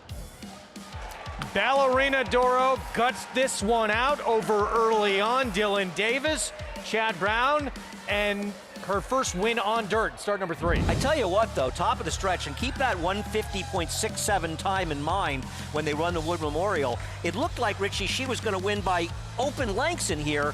She hung a little bit, had trouble changing leads, and the 4 really dug in. Listen, the 4 fought all the way to the wire, but I think Ballerina Doro got a little bit lost when she hit the front. She was on her left lead. Now keep an eye, and as they come down, the other filly's coming back at this point, and she's still leading with her left foreleg, her left lead. Finally, late, right there, she got on her right lead, and that's what enabled her to finish the deal. If she doesn't switch leads, she gets beat. And I'll say something else about her performance, and listen, I take nothing away from early on, who ran a winning race in the year, is Dylan, you saw how much Dylan rode her coming out of the gate, right? Yep. He did exactly what we kind of talked about to get position. In the Kentucky Oaks with more pace, she might be more comfortable sitting back and making one big run. Yeah. But this was a terrific horse race, by the way. So this may not be her preferred running style, but she wins anyway. Well, you would think. I mean, he rode her. You saw him coming out of the gate. He was riding her. And she's a big filly to get her into stride, to get that position so she wouldn't be compromised. And frankly, in doing so, he probably helped her win. Well, she's never hit the front that early in a race, and I think she just kind of got lost. You know, horses are herd animals, and she's a closer. The only time she hit the front when she won was very late in the race. Today, by the quarter pole, she was on them, and I just think she got a little bit lost. Once she got to her right lead, though, she asserted herself enough to preserve the victory. Wins for the first time on dirt, grade 3, gets those points. She'll be in the Kentucky Oaks. And, of course, that race at 1 1/8, and it seems like a filly, that wants a little more ground, and certainly if she gets a little more pace, that can't hurt either. And she will get that in the Kentucky Oaks. Big field, excitement, they always go faster. Well, think about who the major contenders are for it right now. They are all basically forwardly placed horses. So there does have the potential for the pace to be at least honest. And as you say, they usually go in those races, and that could really benefit her. She had a hard time getting done. And you look at it in the surface and say, well, she was 3 to 5. How is it so hard for her to win? They still got to run the races. Well, let's head downstairs to Acacia. And happy to be joined by winning trainer Chad Brown. Ballerina Doro gets it done. And Chad, I know that you were hoping she'd be a little bit closer today. She was, and she was still able to have that strong kick. Yeah, she got a good trip there behind, honest enough pace, I guess. They weren't rolling along too fast, but it was a good, clean trip, and I was proud of her. She did get a little green down the lane, leaning in and stuff. We've seen that in the mornings a little bit with her in her races, but Dylan did a great job to correct her. She finally caught that right lead very, very late in the stretch, and I think it gave her some extra momentum to go by that tough foe on the inside. I mean, the runner-up ran terrific, too. So 2 nice fillies that are probably going on to the Oaks. And for one that is still maybe figuring things out mentally, how encouraging is it that she did show a lot of tenacity even still? Yeah, it's one way you look at it. She's a heavy favorite. I wish she just drew off and everyone would be happy that way. But on the other hand, she's still inexperienced, so I think the race will do her good. She probably needed a hard race, one more hard race to make sure that she's fit enough to even potentially win a race like the Kentucky Oaks. So from that standpoint, I think I'm happy that she had a tough race. One that she'll get a lot out of. Congratulations, Chad. Thank you. Greg? There's still upside with this filly. This is her second start of her 3-year-old campaign. It's only her 3rd ever dirt start. So best certainly could be yet to come, maybe on Oaks Day. Yeah, now we have seen the track played pretty quickly today, but we haven't seen 2-turn dirt races. Right. And that's why I say 1:50.67. Let's see how her time compares to the time of the Wood Memorial. Now, I think the Wood Memorial is probably going to feature a faster pace. They weren't walking here, but they're going to go faster in there. The next race is at 1.25 miles on the 2 races from now, 1.25 miles. But I kind of want to compare these times because that's the best way to judge the performances. We're going to take a timeout. It's Dylan Davis, Chad Brown, Rodeo Creek Racing in the Gazelle and on to the Oaks. Still to come. Linda Rice, so successful on this New York circuit. She has never lined up in the starting gate with a horse that first Saturday in May could the New York bred, Sandevil, punch her Derby ticket. Stay with us.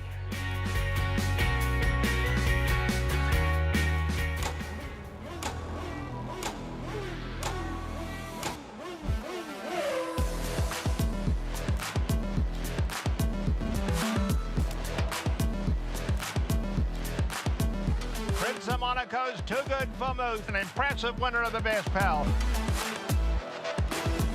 Miramondi's all hot, but Prince of Monaco too good. Prince of Monaco, standing at Claiborne Farm.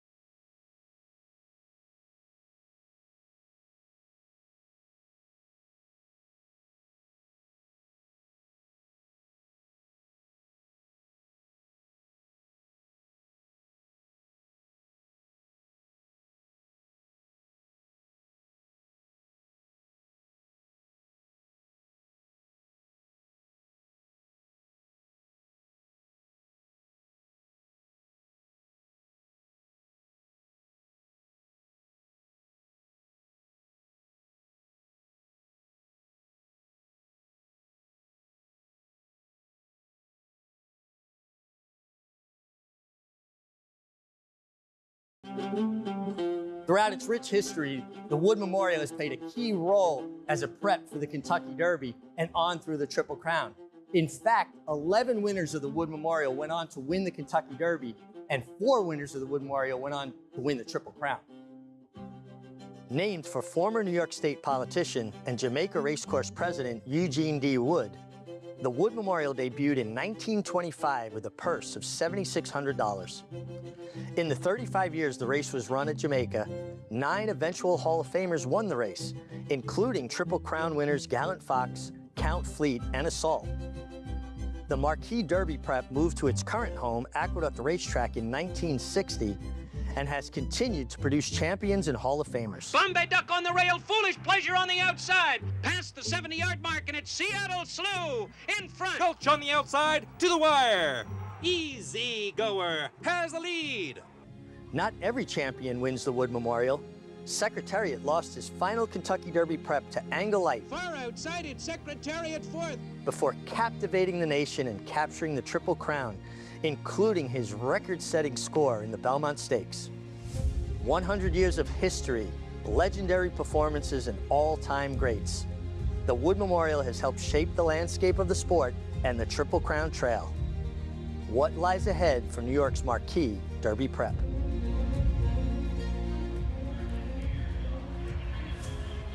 Well, incredible history here, and not mentioned in that piece, the winningest rider in the history of this racetrack. Well, I spent a lot of time here, so just a matter of longevity. And honestly, listen, Aqueduct has such deep meaning for me. It's the first place I ever came racing as a kid. Saw the toboggan handicap, when I was like 11 years old. So, and I had a lot of success here. So a lot of good memories here. Well, I mean, truthfully, you were popular here the way Kendrick is.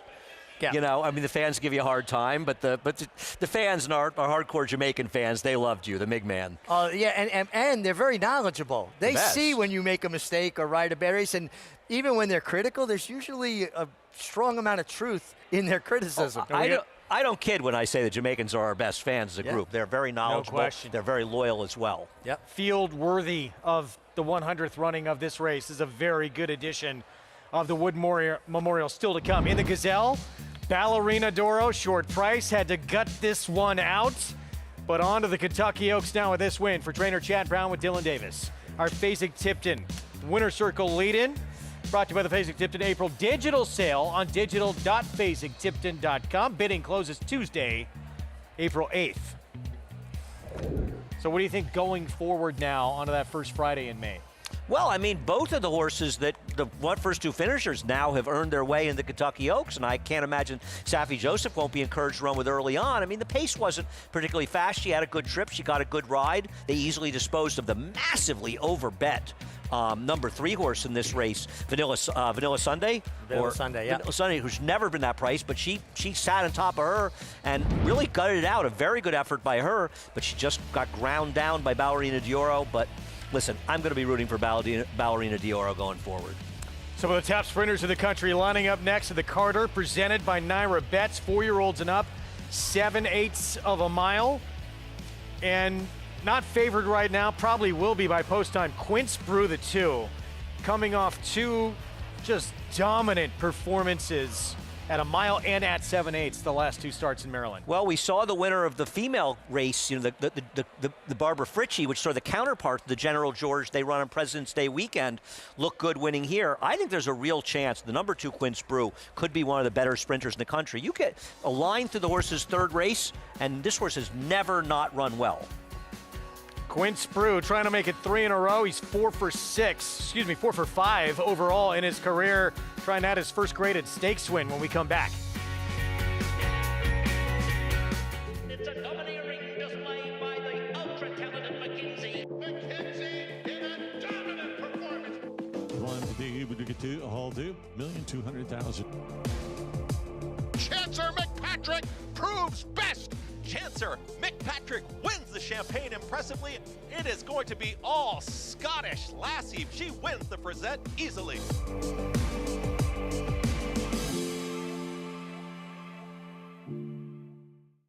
Horse racing?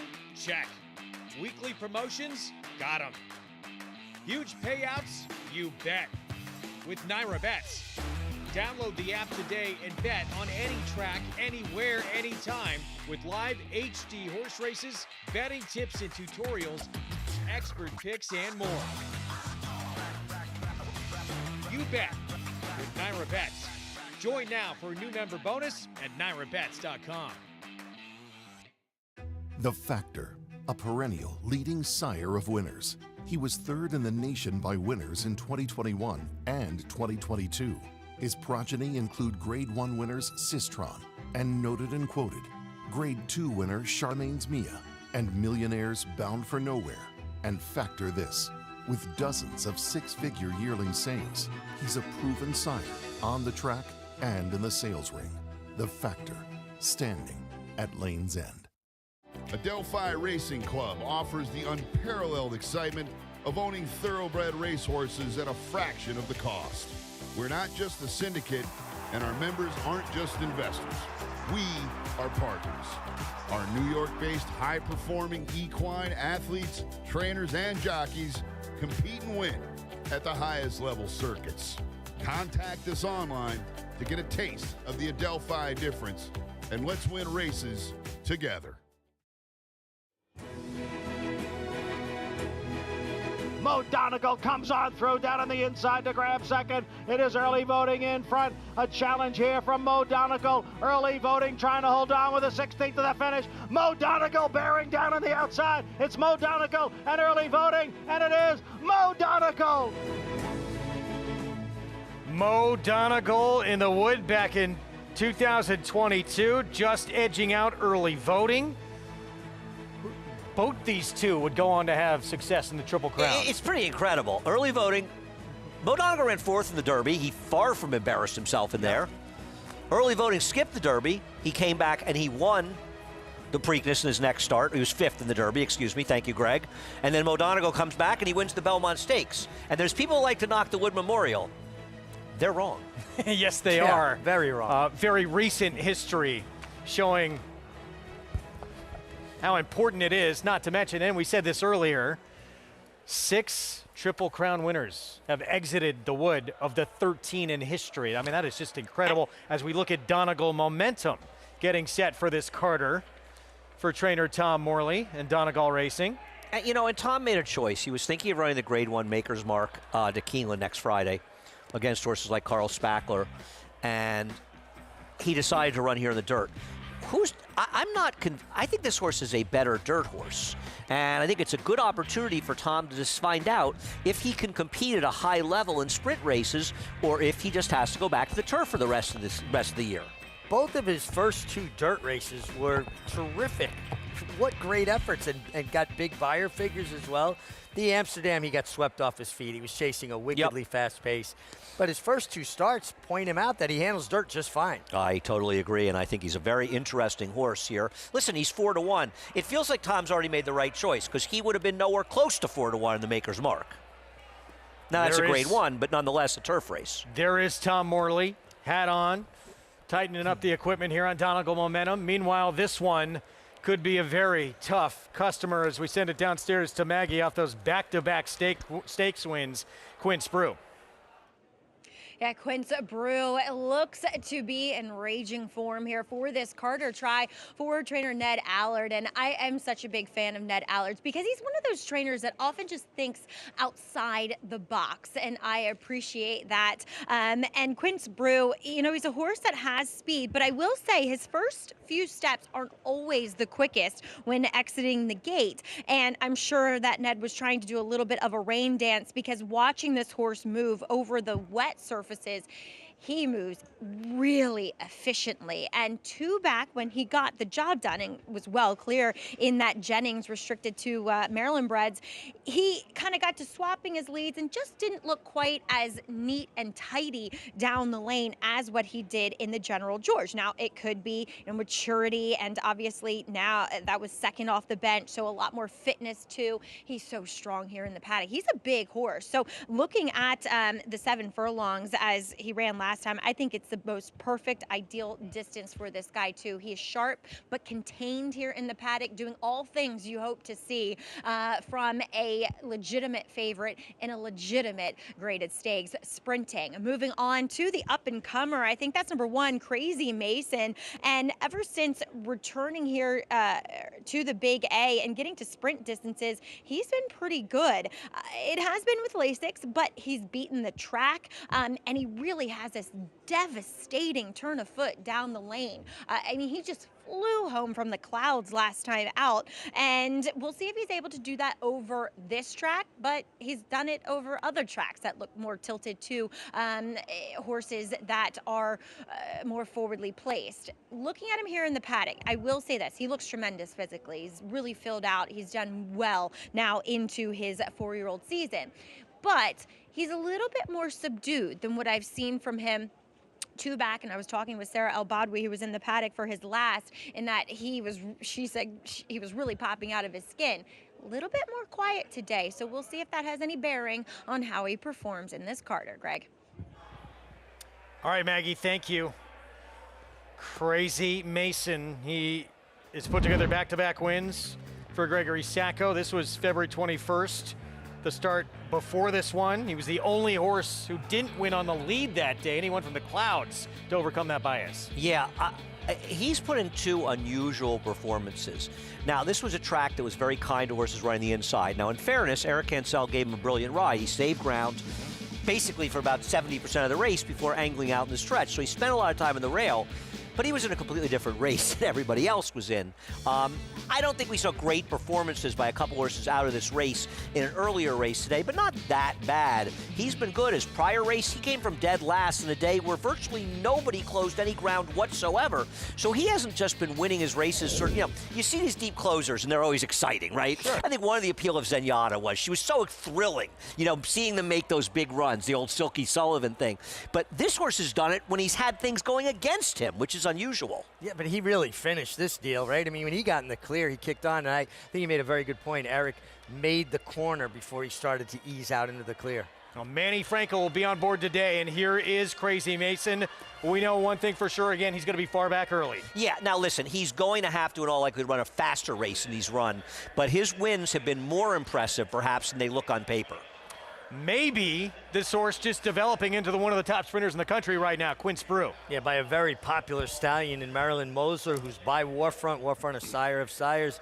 This horse is very, very good. Surveillance just missed in the Tom Fool against Full Moon Madness. You gotta love this horse's consistency. 19 out of 42 starts, first and second. He's a very solid runner that's gone over $1 million in earnings. And here's the horse who beat him in that Grade 3 last start, Full Moon Madness. Yeah, homebred for Samantha Siegel's JMS stable. He's versatile. He's got speed, but he's not forced into the race. He's got to break. He got left in successive races, and he finally broke last time. Here is Donegal Momentum back on the dirt for the first time in a while. I am very curious to see what this guy does in the dirt because he ran fast races in both of his first 2 dirt starts. He has real ability. Here's Dilger. Safi Joseph Jr. comes off a win at Gulfstream. Comes off a win at Gulfstream's facing, a tougher group. Is going to have to step forward. And it's, Andy, it's interesting. Maxis Meridius, he gets beat at 1-9 last start off a toboggan win. Thorograph had both those races exactly the same figure. Yeah, I'm not buying it. The field he ran against last time, it's utterly embarrassing that he lost. How many horses go off at 5 cents to the dollar during the course of a year and he lost? But he draws very well on the outside. He may have the most speed and he's in a controlling spot. And if you draw a line through his last race, he's very much a huge player in here. 3-1 right now. Had been, in raging form until getting beat at 1-9 in a state-bred first-level allowance. Linda Rice, big things to come with Sandevil, hopefully, in the wood. She's sending out Surveillance here coming up. Let's go to Acacia.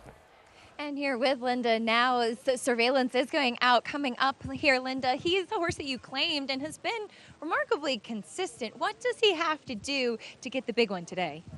I think if they set a pretty hot pace and if he can stalk right behind the leaders, maybe he can run them down. He's an old campaigner and he's knows how to win. He's certainly held his form for quite a long time as well. But coming up later in the wood, you'll send out Sandevil, who showed that he could hang with Open Company last time out. What did you take from that second place finish in the Gotham? It was the first time in Open Company, and he ran well to finish second. He didn't have the perfect trip, I didn't think, that day. We're hoping things go a little smoother today, and of course we're going to find out if he can get the 1 1/8 distance. A New York bred for the Bromans, a homebred for Chester and the late Mary Broman. How special is it having a horse like that for that team and a New York bred at that? Oh, it's really exciting for me. I mean, I've worked for Chester and Mary for many years, and I did have a horse on the Derby Trail for them 2 years ago in Arctic Arrogance. We didn't quite get there, so we're hopeful. Well, best of luck later, and now with Surveillance as well. Thank you, Acacia. Greg? On our way back now. All right, Acacia, thank you. Full Moon Madness, meanwhile. Michelle Nevin with Mr. 4000. Kendra Carmouche just achieved that milestone number a little bit earlier on in the card, and you talked about the problems with this horse out of the gate. There is this horse, I mean, listen, every horse can get left, as you know, but this is a horse that's had real problems getting left. He would have won the Gravesend 2 back if he hadn't got left. I don't think he would have won 2 back if he hadn't gotten left, but he's had problems, and last time Kendrick really got him out of the gate really sharp, and that was the difference maker for it. So for this horse to win, there's 2 things. Is he better at 6 furlongs than 7 furlongs? That's one question. Right. But none of that's going to matter if he gets left in here because you're not winning this race breaking slowly in all likelihood. No, it's too competitive a group. I love the way he's warmed up. He really got up underneath them, and that's one of the reasons why riders will warm horses up so much, so that you get them where their feet are underneath them and their blood's up. And I say it in the show quite a bit. I think Michelle Nevin is one of the best trainers in the game. I think she does I don't think she does. I know she does an incredible job, and she just doesn't have that many opportunities in the biggest races so people can get to know her name. Send it down to Maggie. Physically, does Full Moon Madness look as good as he did Tom Fool Day? Greg, I didn't like him that day. He was washed out. He didn't look great in his coat. But today, he's not washed out. So is he as sharp as one would hope? But Kendrick's done everything that you would hope to see with a horse that has the problems getting out of the gate that we have seen from him in the past. And he, warming up well. I'm never going to be necessarily his biggest cheerleader, but again, doing everything he can to get him out of the gate. And as Michelle Nevin said to me, he's just a quirky horse. And, when it's his day, it's his day. When it's not, it's just not. So we'll see if today is his day to turn the tables on his main rival that he didn't have to face in that Tom Fool win. And that is number 7, Maximus Meridius, who, as you guys were mentioning, incredibly disappointing last time out. But collectively over his career, at least looking at the races that are on his form, his lesser performances have come at his home track, at Parks. His better performances as a whole have come here at the Big A, or at least at Naira racetrack. So I'm wondering if he's a horse that likes to bring a show on the road, kind of gets his adrenaline up. He was very happy. He made a good appearance in the paddock. The one thing I'll say, maybe not quite as good in his coat, looking maybe like a tough and comprehensive winter campaign as may have taken his toll, but definitely loved his energy levels. And rounding back to Crazy Mason, guys, I spoke too soon when describing him in the paddock, because as soon as we saw Manny Franco climb aboard, he got on his toes and he looked like, as he has in his last 2, proverbial bull in a china shop. Guys? Interesting thing about Maximus Meridius is he has not had a break basically at any point during his career. He had a couple months off, which in today's world isn't really a break. You look through his 12 races, he's run 15 times. This horse has never had a layoff, and I think that's always a concern when they run less well than you expect. Are they tailing off a little bit? I'm not saying it's the case, but I think it's worth pointing out. I think it's something that Maggie was kind of alluding to a little bit. Well, and the fact that Maggie mentioned it. He's won at Parks, but his best races have been in New York. And this trainer's best race, he always has them ready, Butch Reed, to run their A game in New York. We talk about it a lot. He's run well, and I hear you, but I can't make an excuse because you look at the horse he was running against last time. There's not a single one that the first and third horses would be 20 to 30 to 1. Keep in mind, though, he was 13.5 lengths clear of the third-place finisher. I would have been 12 lengths clear of him in a horse suit. Maybe 11. Maybe 10. 6. Andy would have won the Triple Crown if his own mind. Triple Crown of idiocy. 5-2 on Maximus Meridius here from that outside post. Quinn Sprue, will we see something special from this horse? Can he become one of the top sprinters in the country? Well, he's got to come to New York and prove it, But I am very impressed with what I've seen from this horse, and I think there's a chance that he's the kind of horse we could see in races like the Forgo in Saratoga. And keep your eyes, we don't know if he's good enough. He obviously needs to step up, but watch how far back the one Crazy Mason is going to be in this race. If he gets a hot pace up front, maybe he can close into it. How does he break? How does the 4 break? There's so many things to pay attention to in this race. Grade 2 Carter presented by Naira Bets on Wood Memorial Saturday. Here on your home of the Belmont Stakes. Let's send it upstairs to Chris Griffin for the call. Maximus Meridius goes in. All set. And they're off in the Carter, presented by Naira Bets. From the far outside, it's Maximus Meridius with the speed, and Full Moon Madness goes right with this rival, and these two hook up early as they quickly come out of the chute. It's Maximus Meridius with a nose in front. Full Moon Madness isn't going anywhere, is right there at the rail, and these two in a pace stool on the front end. Moving right to the outside, Michael Sanchez and Quince Brew is now taking the 3 path, is followed by Donegal Momentum out in the center of the racetrack in 4 wide. Surveillance is very wide. Same can be said for Dilger, who's trying to cross over and get behind the leaders, who went a 22.37 opening quarter mile, and now Dilger does dive down towards the inside with less than 4 furlongs to go. Crazy Mason is about 12 lengths off the leaders, is far back the trailer.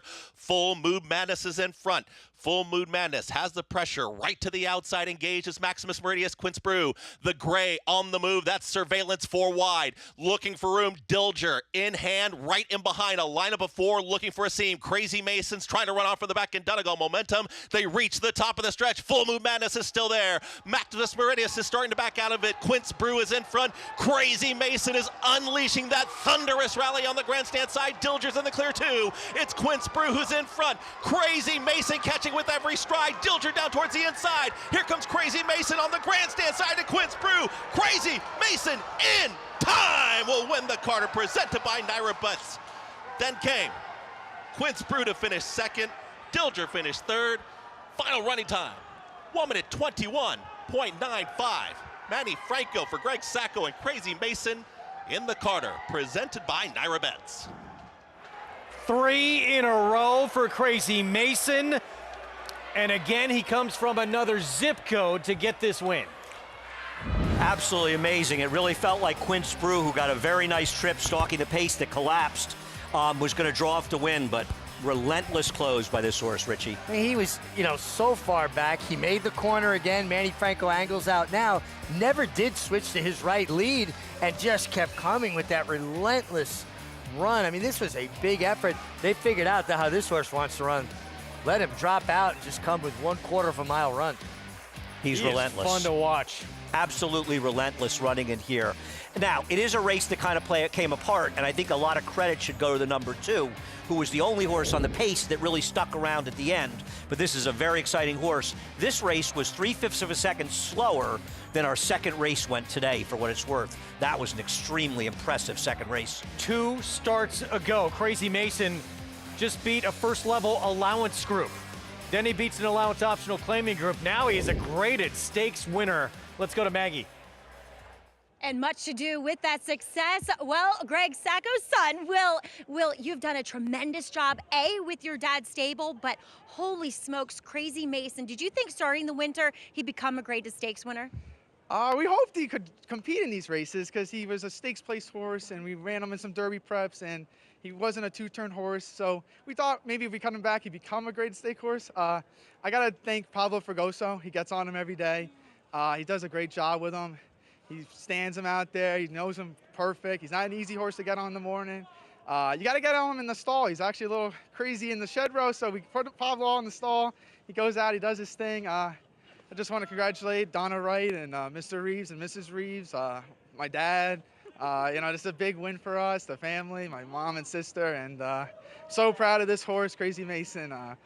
It's phenomenal the way he wins from way in the back. Well, that was what I was going to say to you. He is so exciting to watch.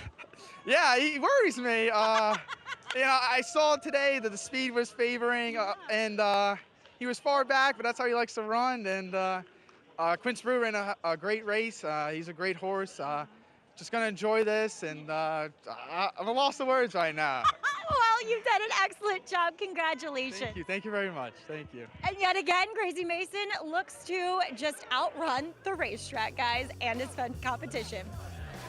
He just is, as Andy said, relentless. Mig, how difficult is it to ride a horse like this and try and time that move? Well, it's not difficult at all because you just leave them alone and you won't even start asking them to pick it up until you're inside the 3/8 pole, so that you're catching up to the field not so fast that you're going to have to come wide before you come off the turn. That's the biggest part of the timing of it. This was exactly the kind of horse back in the day that Pat Day would lose by a neck on time and time again. I got nothing. Did you need to go there, Andy? Yeah, I did. Crazy Mason, 3 in a row. What a rapid rise from this horse. I mentioned A other than condition.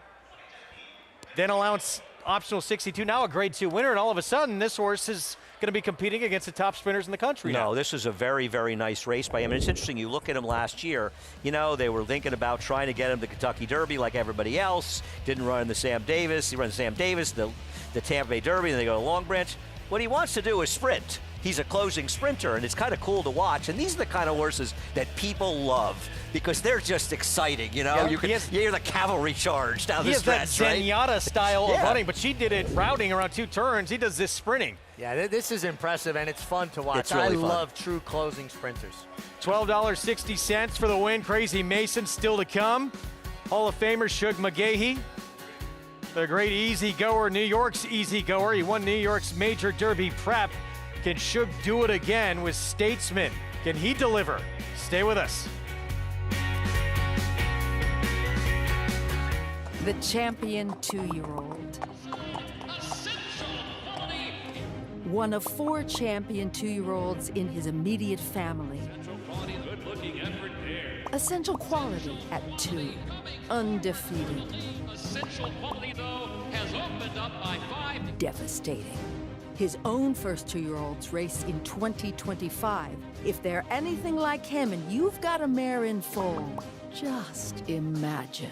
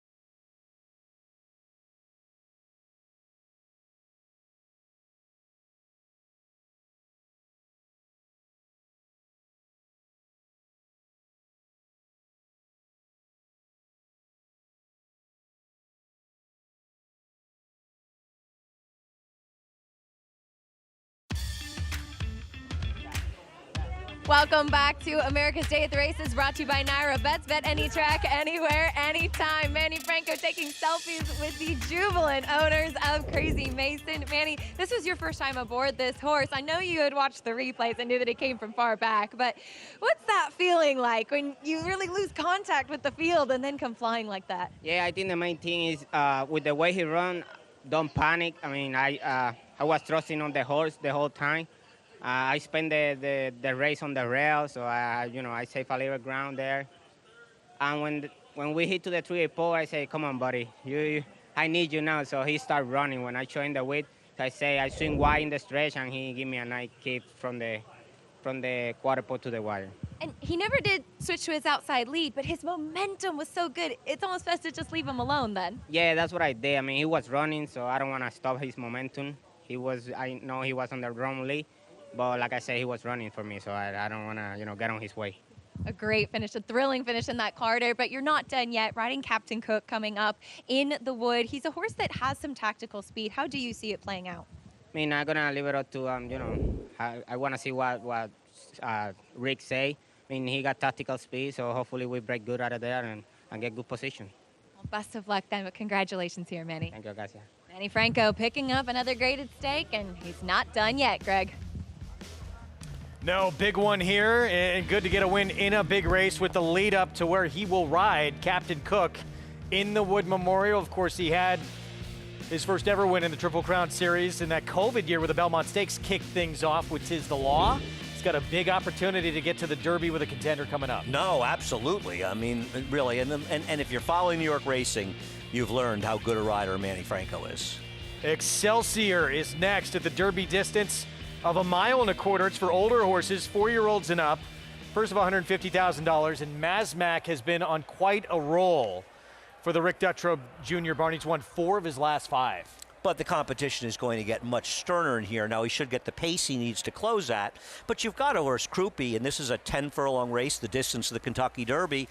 And Crouppy won the Suburban up in Saratoga, one of the few horses successfully close on Belmont Stakes weekend to win it. Now, his recent races leave a bit to be desired, but he's also been running in some good competition. Batten Down's a horse that could step forward for Bill Mott and be a good 4-year-old. I worry with Batten Down whether or not he's a horse that needs the lead, though, to be most effective, Richie. And he shouldn't get the He lead can't get it here here. with Mama's Gold. I mean, and there's And pace. Phileas Fogg as well. Yeah, I mean, for a 1.25 mile race, there is ample speed signed on.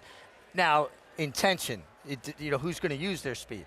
Well, Mama's Gold has to go, and Phileas Fogg has to go as well. No question. We are a race away from the Wood Memorial. Let's go by the numbers. Named in honor of the late Eugene Wood, New York politician, served as president of Jamaica Racecourse for over 2 decades. Fastest one ever run Bellamy Road. He won by 17.5 lengths. Trainer Nick Zito thought it was one of the great performances in history. C.V. Whitney, one of 4 owners to win it 4 times. We'll talk about the Whitney family and their connection to a runner in this year's edition. Sonny Jim Fitzsimmons, he could have company of Todd Pletcher, wins with Grande today. Jockey Eddie Arcaro, 9 Wood wins, including 3 straight with Bold Ruler as part of that trifecta back in 1957. 11 Wood winners have won the Kentucky Derby. 4 would go on to sweep the Triple Crown. 12 went on to win the Preakness, including Pleasant Colony, would add the Woodward against older horses later that year. 16 have gone on to win the Belmont, including Mo Donegal, giving trainer Todd Pletcher a 4th victory in the Belmont. 15 winners, named 3-year-old champ, but not since Slew of Gold in '83, who blossomed really later in that year, beating older horses in the Woodward and Jockey Club Gold Cup. 11 Crowned Horse of the Year. Seattle Slew completed his Triple Crown run as the first to ever do it while undefeated. Let's look back at the 1985 Wood Memorial, and this was the New York Yankees over the Pittsburgh Pirates, really. George Steinbrenner, the boss, defeating John Galbraith.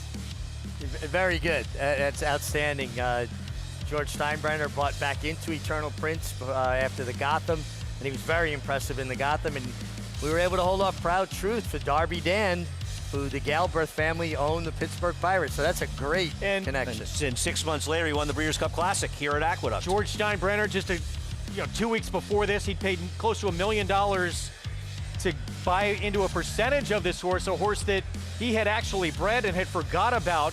And then you eventually, Mig, got a life bucket list type of moment, something that everyone probably would want to experience, the likes of Billy Martin, several others. What happened to you? Yeah, I got fired by George Steinbrenner. And he was very noted at that time for firing his managers, and then he got a jockey, and he won the Wood Memorial, that horse. And I was so excited. I was so thrilled because I grew up coming to Aqueduct looking at that Wood Memorial picture wall, and then I knew I was going to be on it, and I actually got a little bit emotional. And I had to get in a helicopter and go to Garden State and ride George Steinbrenner's horses that were running there that night with George Baker, the trainer. Jimmy Baker's father trained his division in New Jersey. So I didn't even really get to savor the moment. I had to run, jump in a helicopter, and go ride 6 or 7 over there. I can still remember watching the race live down the main floor down here when he upset Proud Truth. That was a very, very good field. He was a good horse. They took the MIG off Eternal Prince. He never won again. How about that? It happens. Not surprising. It happens. We're going to take a time out. We'll be back. Wood Memorial still to come. Final New York prep on the road to the Derby. Rick Dutrow Jr. is Captain Cook, the real deal. Withers winner's already won it 1 1/8 miles. Final stop on the road to Kentucky coming up.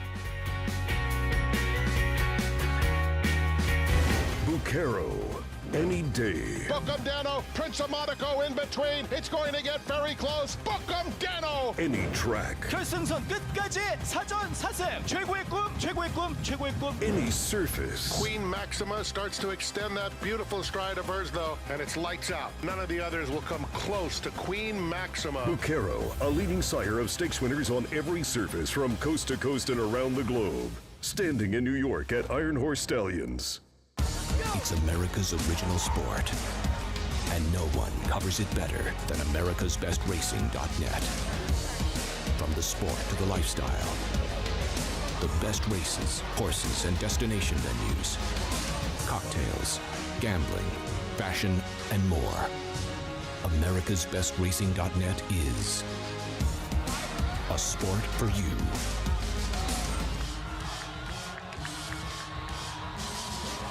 Introducing Peace and Justice, new to New York in 2025.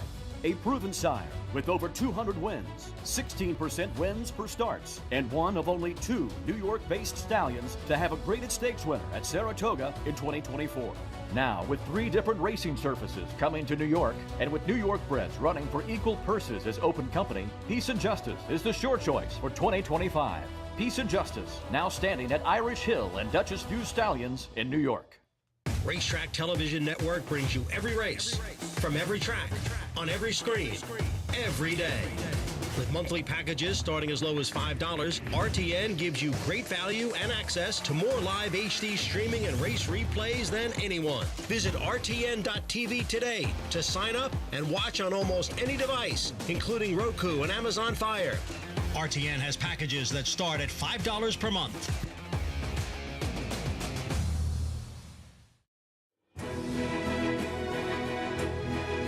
And Tappet takes to the outside, and they charge into the final furlong of the Wood Memorial. Swing for the fences. Master David comes up the inside. Tappet heavy drive on the far outside. Eddington doing his best. 4 of them down to the finish now. Master David comes on through. Tappet, Eddington fights on. It's going to be a blanket finish. Here's the wire, and Tappet takes it.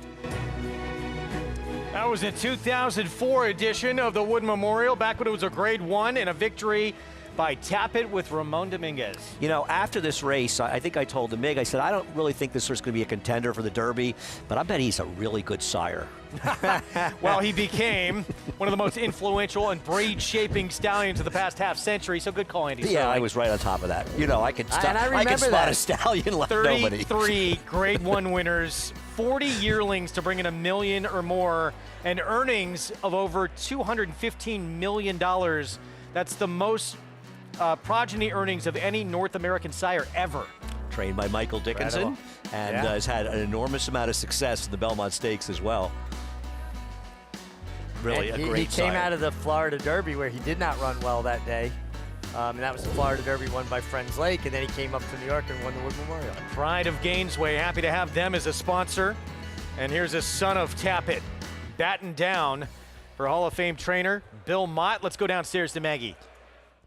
Yeah, taking a look at Batten down here in the paddock for this Excelsior, guys. He's a horse that I always felt like as a 3-year-old last year, he just needed to become a little bit more mentally mature still. And I feel like we're getting there. Obviously a horse that does have tremendous talent. He's been fairly consistent throughout his entire career. But sometimes when I'd see him, he'd just look and act really, really revved up. And today he's nicely settled. And last time when he was coming back in that mine shaft, he was in a race which was dominated, forwardly, and it was a day at Fairgrounds where speed did pretty well. The 40-something to 1 shot wiring the field in the Risen Star. But I do like what I'm seeing from Batten down. He looks strong, he looks fit, he looks ready to go, and I just think maybe he's taken that step forward that you love to see with horses that become 4 mentally. Moving on to number 4, that's Croupy, and there's no doubt about it. I think the argument can be made that this horse, especially in his last 3, has faced the toughest and most accomplished fields of anybody's. A lot of next time out winners in there, including White Abario, Locke, Skippy Longstocking, Banishing, and last time out, Alexander Helios and Banishing just kind of ran 1-2 around the racetrack, and I thought Dylan Davis, rightfully so, hustled him to hold his position on the rail, but I don't think necessarily loves to be ridden like that. He wants to relax, find his stride early on, and come with that one run. Here in the paddock, he looks fantastic, and this is arguably the weakest field that he has faced recently. And then we'll talk about kind of a hometown hero of sorts. That's number 7, Mama's Gold, the New York bred. He's been one that has, at times, jumped things in the racetrack. One time it was a pony relieved himself prior to braking, and last time it was just tire tracks or somebody's footprints across the track. He jumped late. Not that caused him the defeat behind Mazmak. I just thought, and it was actually interesting because Meg and I were talking about this earlier, why don't they put a shadow roll on this horse considering he's done it twice in his races? Well, today, voila, he's wearing a shadow roll.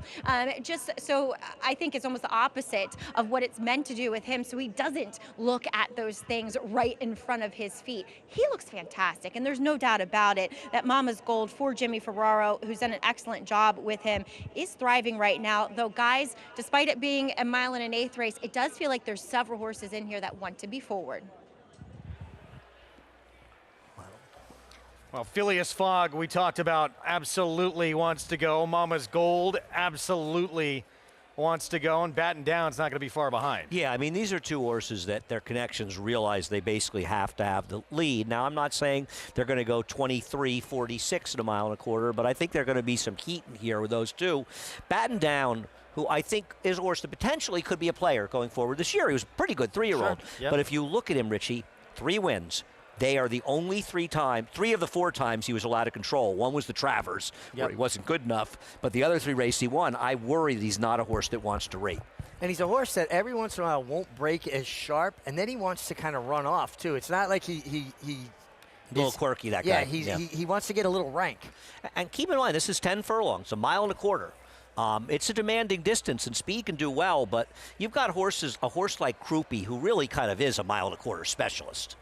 Absolutely, and he's going to get pace, and he gets the distance that is going to be helpful He for could his style. arguably the horse to beat, but he's got to get back in good form. Here's Classic Catch, who inherits the rail. Blinkers on, Todd Pletcher. It should be in a stalking position right in behind the pace. Is going to have to improve. Son of Tappet, here's Batten Down, Joel Rosario. If he is able to rate comfortably and performed at his best, I believe he'll win, but I think it's a big if. Well, you talked about Krupe, and yeah, he has won at 1 1/4 for Todd Pletcher. Named for the late J.J. Krupe. Jim Krupe was a trainer in New Jersey. He went to become a big consigner. This horse loves the 1 1/4, and he's going to get pace. Won the Suburban at that distance last year. Here's Curbstone. He likes this long distance as well. Well, he'll run all day. It could be too short for him, and he beat Phileas Fogg 2 races back. The problem is he's got a similar running style to Krupe, and you're expecting, if you like him, you have to say, well, I just don't think Krupe's going to show up, because Krupe's proven to be better than him. This horse was on an incredible roll. How'd he get beat by Curbstone last start? Well, he was in front. He had everything pretty comfortably, and he's a one-way street. He needs to go.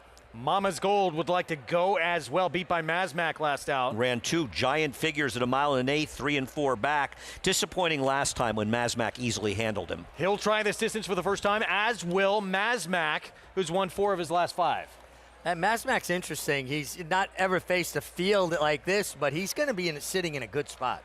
Mazmak trained by Rick Dutrow Jr., who has Captain Cook to come in the Wood as well. Let's go to Acacia. A big afternoon for the Dutrow barn as Rick is joining me here. Mazmak has been in tremendous form recently, Rick. How do you think he'll handle the added ground to the 1 1/4 today? Well, we're hoping that he likes it. I mean, he's been giving us indications that he wants to go longer, so he's been closing out his 1 1/8 the right way. So we're just hoping that he wants to keep closing, keep coming, keep coming. That seems to be what he does. And then coming up a little bit later in the Wood Memorial, sending out Captain Cook. What have you seen from him off the back of that win in the Withers, giving him a little bit of time? Well, he came out of the race really good. We were very surprised and happy on how he did come out of the race. So he's been firing bullets for us. Every day's been a good day for him. He gets to run on a track that he's run big over with the same rider. We're hoping that he keeps going that way, We're praying. And he seems to be one that just continues to take steps forward with each race. Well, his first race in the mud with us, we had no idea how he was going to run, and he nailed it. and then we decided to just do something stupid and send him around 2 turns, and man, he nailed that too. So we don't know what he's liable to do today. He's been surprising, but it's been a really pleasant surprise. Turns out it was not so stupid after all. Best of luck today, Rick. Thank you. Greg? Got to be very excited with what's to come with Captain Cook, and certainly the role this horse, Mazmak, is on as well. Right now, the 5-2 favorite. Well, I mean, these kind of races, Batten Down has won graded stakes. Croupi has won graded stakes. The rest of these horses are kind of trying to answer the question, can we win a graded stake, and can we show that we want to take a shot? You know, the Suburban comes up. Races, maybe you are dreaming with a race like the Whitney, but you got to answer these questions, and the only way to answer the questions, Richie, is to try. Right, you have to give it a try, and the horse is in good form. I'm surprised that Mazmak's the favorite, actually, though. I thought Croupi would be your favorite. I did too originally. I think on the morning line he actually was 4-1. They're all 5-2. The truth about Croupi is you do have to worry a little bit, right? I mean, okay, let's go through his last races. I'm going to forgive his Razorback. It was not a particularly fast pace on a track that was incredibly tilted towards speed. Probably was too close to the pace because of that. He had to do it. Okay, he stunk in the Pegasus, but you know what? He finished 3 3/4 lengths behind Locked, who came back and won the Santa Anita Handicap by the length of the stretch. Yeah. The race before in the Clark was a disappointing race, but it was also at the end of a relatively long year, and maybe he was tailing off. Now, the question is, can he get that form back? Well, this is an easier field than he's been facing, and also, he's got to get pace in this race, which is what he really needs. Well, a horse who just ran 3rd in that race you're talking about, just won the Dubai World Cup. Yeah, so, I mean, this horse has kept some serious company in his races, and he's going to get the pace, and in that case, Dylan Davis can just sit back and let the race develop in front of him and ride him a little like Crazy Mason. Yes.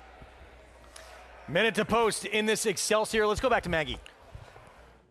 Yeah, right or wrong, with Mazmak being the favorite here, I always just tend to lean on horses who have accomplished distances like this 1.25 miles. My apologies, I misspoke earlier. But we have several in here that have done so, and one of them happens to be a long shot in here in number 2.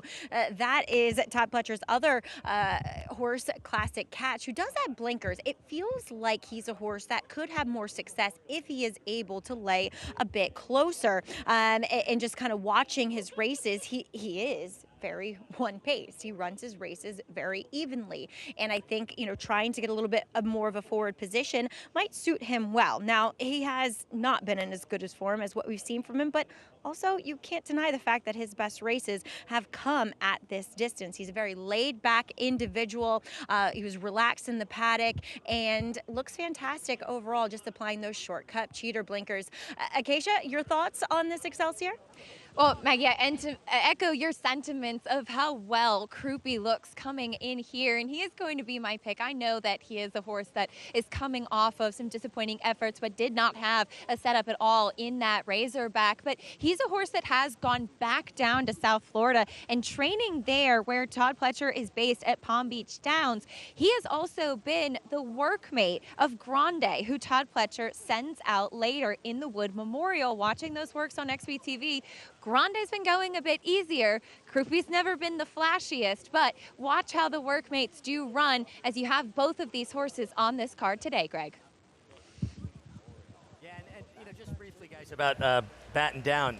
Joel Rosario might be the perfect rider for this horse. He's got, one of his strengths is his beautiful hands and gets horses to settle into his hands. And he was the regular pilot of this horse's dam, Close Hatches. I was thinking the same thing. If he can find a way to get him to get comfortable rating, I think he's a really good horse and can step forward off his return this year. He ran fast race last year, but it is a fact. The only races he's been able to win were the races he controlled. And, yeah, again, look at the race. Phileas Fogg to 6, Mama's Gold to 7. They both seem like horses that have to go. Probably both of them won't rate. No, or either of them. Well, also keep in mind, it's 1.25 miles, so most of the first quarter is down the stretch. This first quarter could be 23 flat because they're not going around a turn for it, so it's going to be faster than people might expect. And Kendrick on Phileas Fogg is going to come out and to so try is Romero. To discourage Mama's Gold, but that's when horses get hooked up and they go. Rick Dutrow Jr. is one of the favorites to come in the Wood Memorial and Captain Cook, but he's got the favorite here in Mazmak. Class test, but he's on a roll. He's won 4 of his last 5. Here's the Excelsior at 1.25 miles with the Wood Memorial next up on this Super Saturday. Let's go to Chris Griffin for the call. goes in. All set for the Excelsior. And they're off. Braking smoothly there was Phileas Fogg. His flashing early speed and Mama's Gold is intent on getting to the front.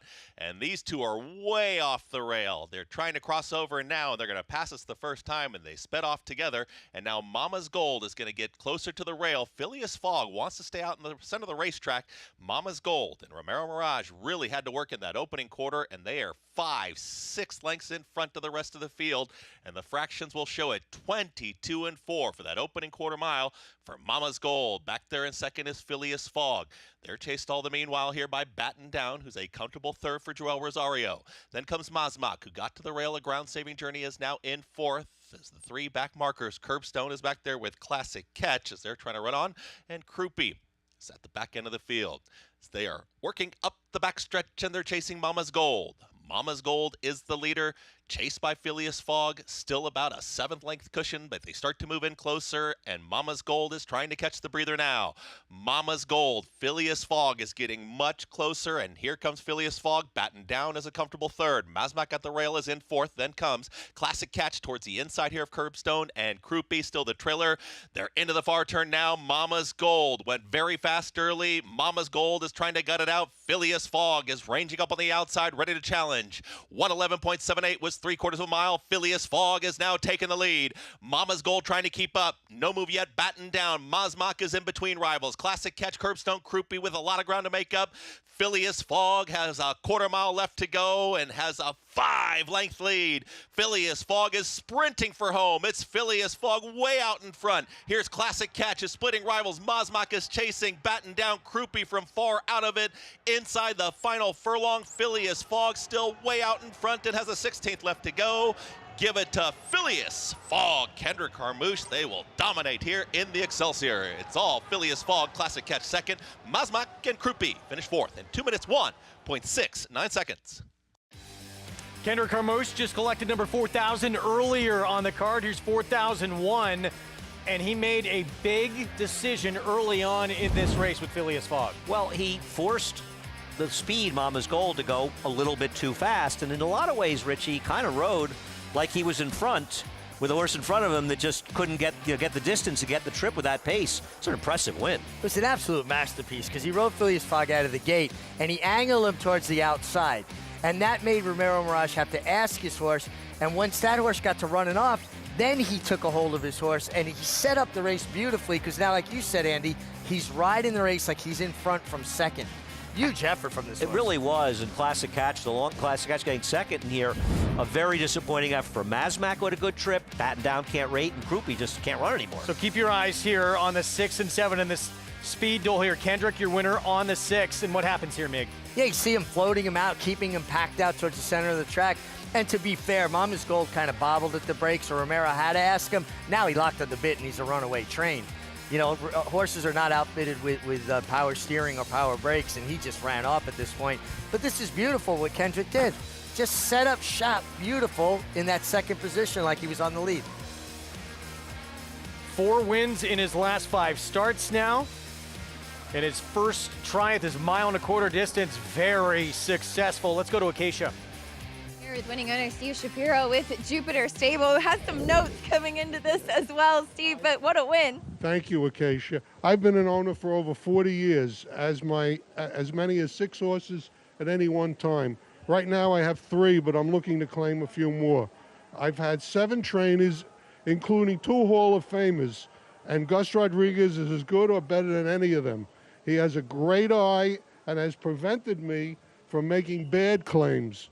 He gets on all his horses at least 3 times a week and diagnoses problems accurately. He works 7 days a week, starting at 5 a.m. His grooms, hot walkers, and exercise riders are superb. He has relationships with the best vets and blacksmith. He gets respect when he needs them. They respond. I've done very well with Gus. He's honest and available to talk whenever I need him.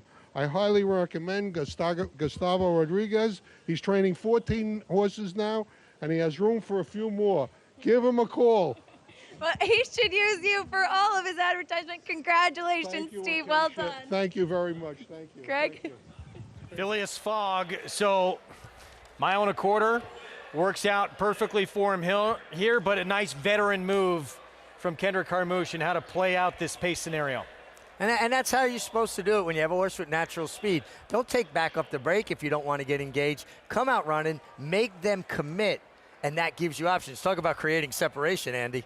No, it really worked out brilliantly, and it's such a big day for Kendrick with the big win. This is very satisfying because in a lot of ways, this was a very, very, very good ride by him in every way, but it also takes a horse to get it done, and he had the horse to do it. And Phileas Fogg was very impressive.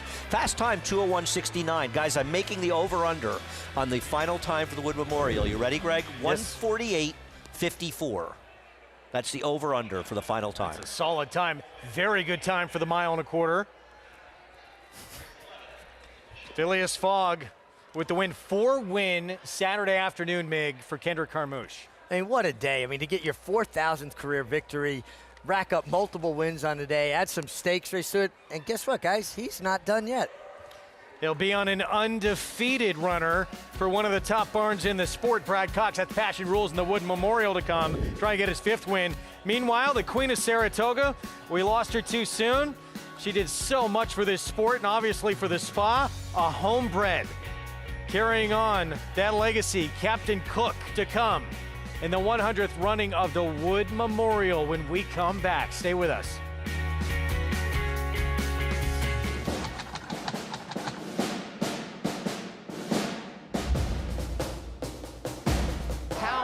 Was Full Count Felicia, never in doubt. Coming down to the finish, First World War. Fort Washington on the outside. They're coming down to the line, and Goliad does it. Warfront, standing at Claiborne Farm.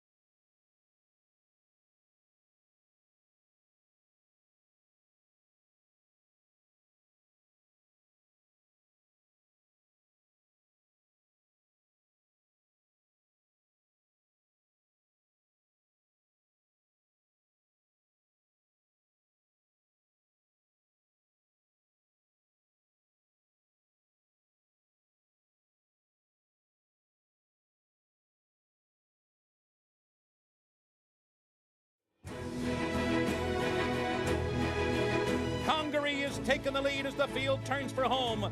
Richly Blended is given way second, and Monarchos is putting in his bed, but he's still 4 lengths behind Congaree as they come to the 8th pole. It is Congaree and Monarchos. They're now 1-2. Congaree's in front by 3.5 lengths. Monarchos is doing his best, but he's still second best, and Richly Blended is third into the final 16th, and it will be Congaree to win the Wood.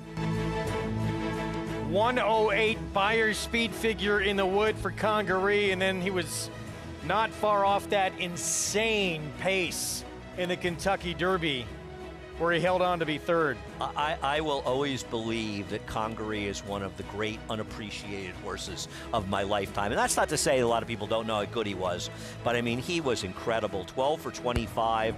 How many? I mean, he ran a 120 buyer, a 116s a few times, 118. He was an absolute monster. He was really a miler, but he was so good he could even get a mile and a quarter effectively.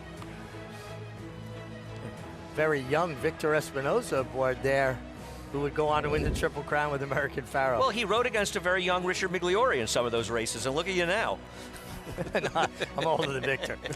Bob Baffert, he won with Congaree. He won it 5 years later with Bob and John. He has not won the Wood since. He'll have a big chance this afternoon with Rodriguez, who has drawn the rail in this year's edition of our ABR Race of the Week.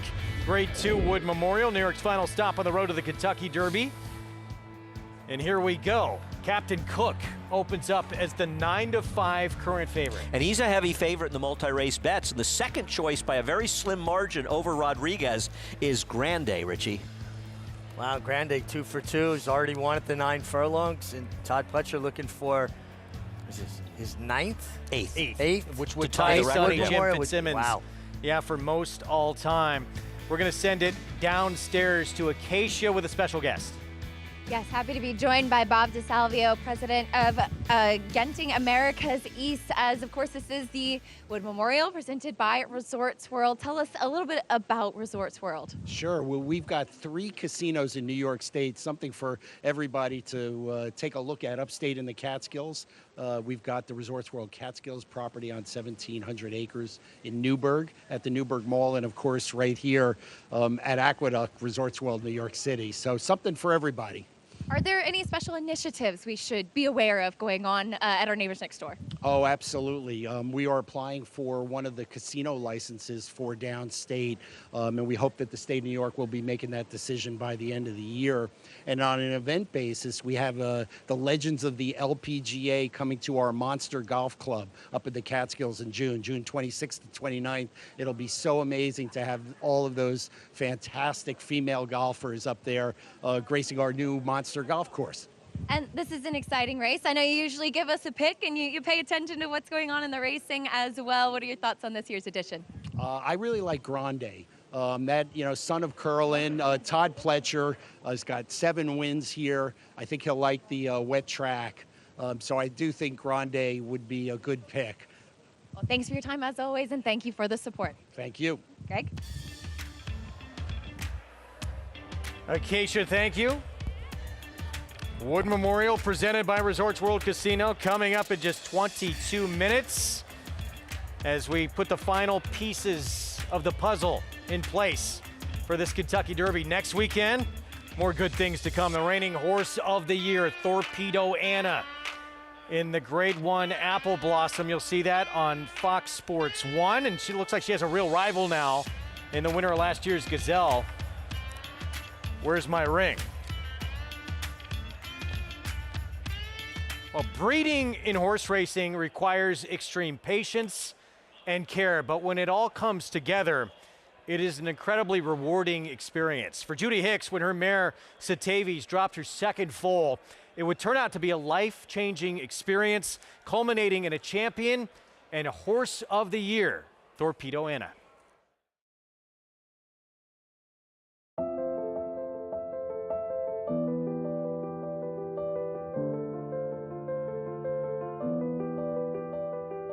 The emotions that I feel when I get on a horse are just kind of just between me and the horse. I think it's all very personal. And it was just a feeling like this is where I wanted to be and where I love to be and where it's felt that I was meant to be. The feeling I have with my horses, I feel I have a very special bond. Come here, baby. Come here. I know, it's okay. When I learned that I was on the right path, just bringing the new life into the world was just so fascinating to me. And the connection that I made with the horses just sort of set the path for the way I wanted to go and be. Come here, come here. There, she can barely get her head over the fence. So this is Sandevil. This is Anna's mother. She was 6 weeks early. She was 40 inches tall and weighed 60 pounds. Her lungs weren't quite developed. She had a very bad hock. She's very crooked in front, and the owners let me have her.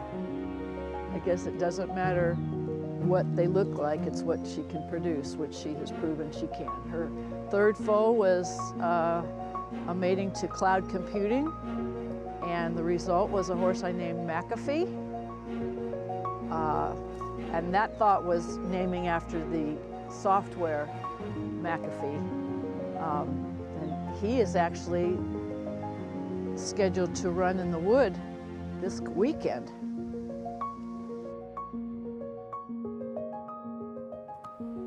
Well, just an incredible story with that mare Sandevil and Torpedo Anna's half-brother.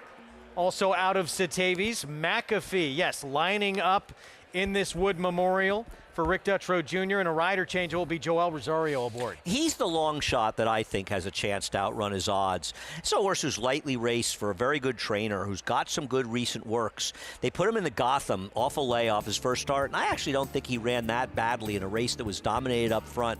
I feel like he could get a little bit better. He's got to, but I think he's the kind of horse that could be in the Trier Super at a very, very big price. He's one of the longest shots on the board now. Well, it's his stablemate taking all the attention, though. Captain Cook, who was bred by the Mary Lou Whitney stables, sold in a dispersal after the untimely passing of John Hendrickson. With more on the story and the new owners, let's go to Acacia.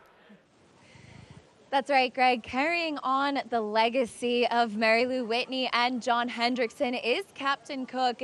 He was purchased by Vinnie Viola, St. Elias Stables, out of that dispersal at Keeneland November. And you hear Rick Dutrow and the way that he says that this horse has been such a pleasant surprise, because Vinnie Viola called him and said, I have this horse and I can't think of a better person to send it to. So Vinnie Viola and Rick Dutrow teaming up together this year with a handful of horses, including Captain Cook, and a horse that has been a pleasant surprise, breaking his maiden impressively and then winning that Withers in a pretty dominant fashion. We'll try to keep the momentum going in here. As for Vinnie, he certainly has had his fair share of big wins. Of course, co-owner of the Florida Panthers. They brought the Stanley Cup to us in Saratoga last summer, which was a real treat as well. Typically a guy that likes to kind of stay behind the scenes when it comes to horse racing, but I'm sure with a horse like this, Greg, it's been a great thrill for owner and trainer in a partnership that's so far so good. Well, it would be a great story.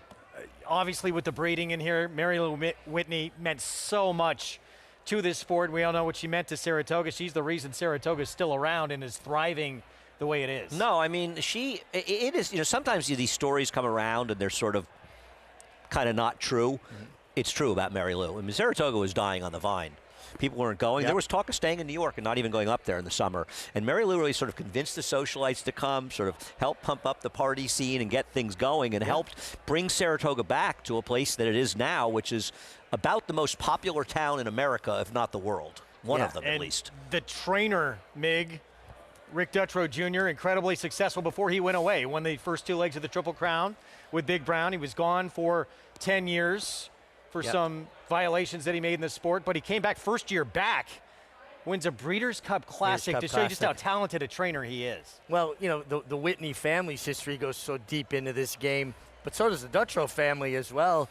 Their father coming up from Maryland, where he was basically part of the Mount Rushmore of Maryland trainers, and really did amazingly well. Anthony Dutrow was his assistant, and Rick was working for him, their other son Chip. So I've been around this family for a very long time, and they're all tremendous horsemen. Well, I mean, his father, he trained the great King Swan, of course, but his father's a legend in this game, absolutely. And Rick, in my opinion, got a raw deal. I'm glad to see him back, and I'm glad to see him doing well. And yet the Babe is back.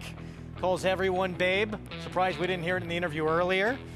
But everyone's Babe to Rick Dutrow. And look at some of those huge wins on that resume. See if he can collect another one here with Captain Cook, who looked very good winning. Already has a win at this 1:08 distance on the resume. And the other thing you have to like about him is getting a 1:08 in his third start, running a 94 buyer and doing it a fast race.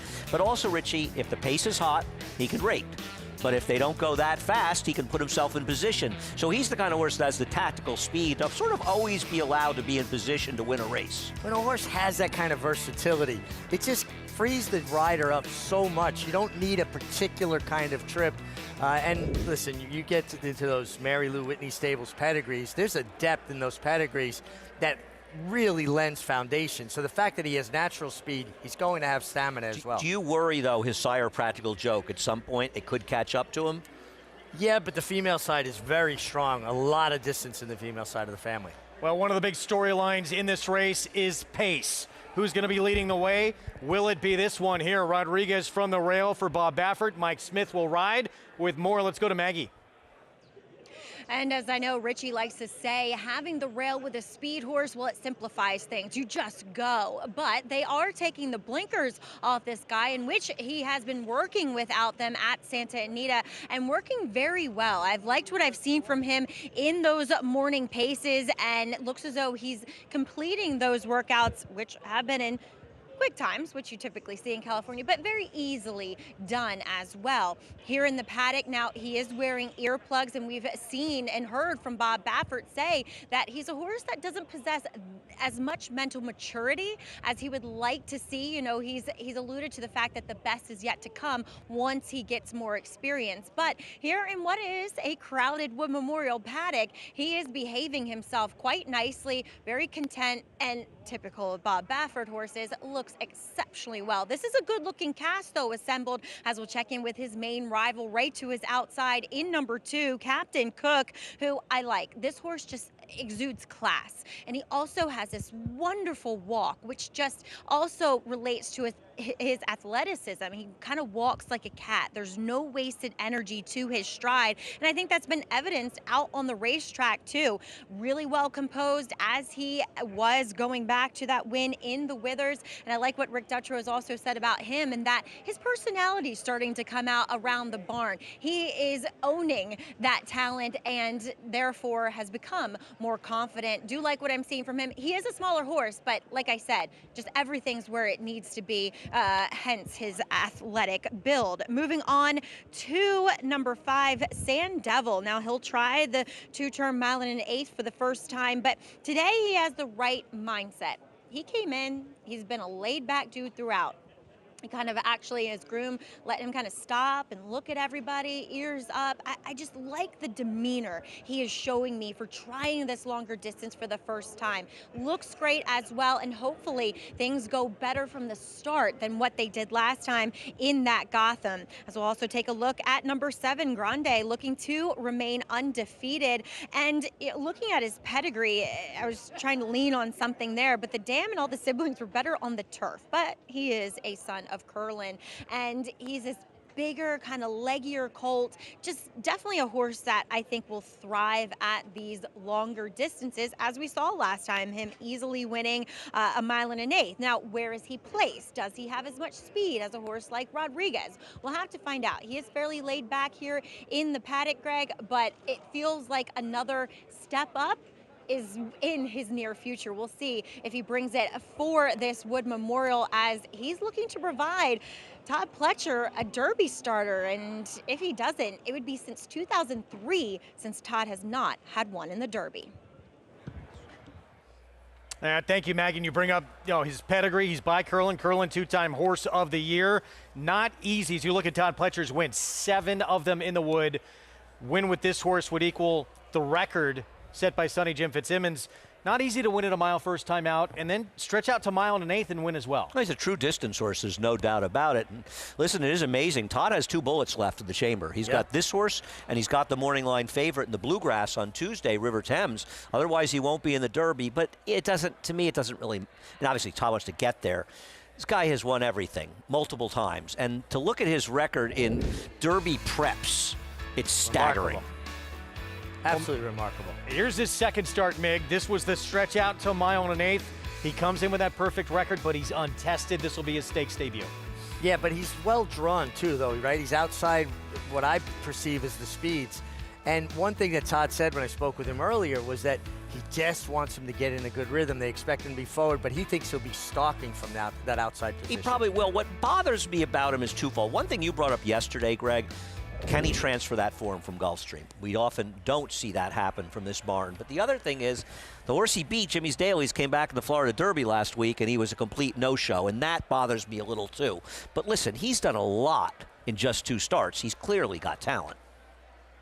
So another horse playing catch-up a little bit, trying to get into this Kentucky Derby picture as we take a look at Rodriguez here, and he has been sort of in the shadow of his more highly regarded stablemates to this point, so he ships out east. Well, the other thing is that in his last 2 races, he's been rated because Citizen Bull needs the lead to win.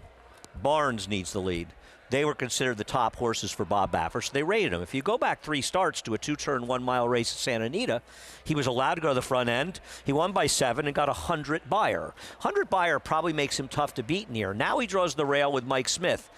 Assuming he breaks clean, I will be shocked if they don't come sending out of the gate. Yeah, and if you go back and watch the Bob Lewis start 2 back, the rider had a fight with him to get him off the pace. It wasn't like he rated kindly, but he couldn't engage Citizen Bull, who's the other Baffert, and Juan Hernandez was fighting with him. Mike Smith's not a guy who fights with horses. And he allows them to use their stride. Doesn't drawing the rail make it simple for them? Simplifies it. Got to go forward.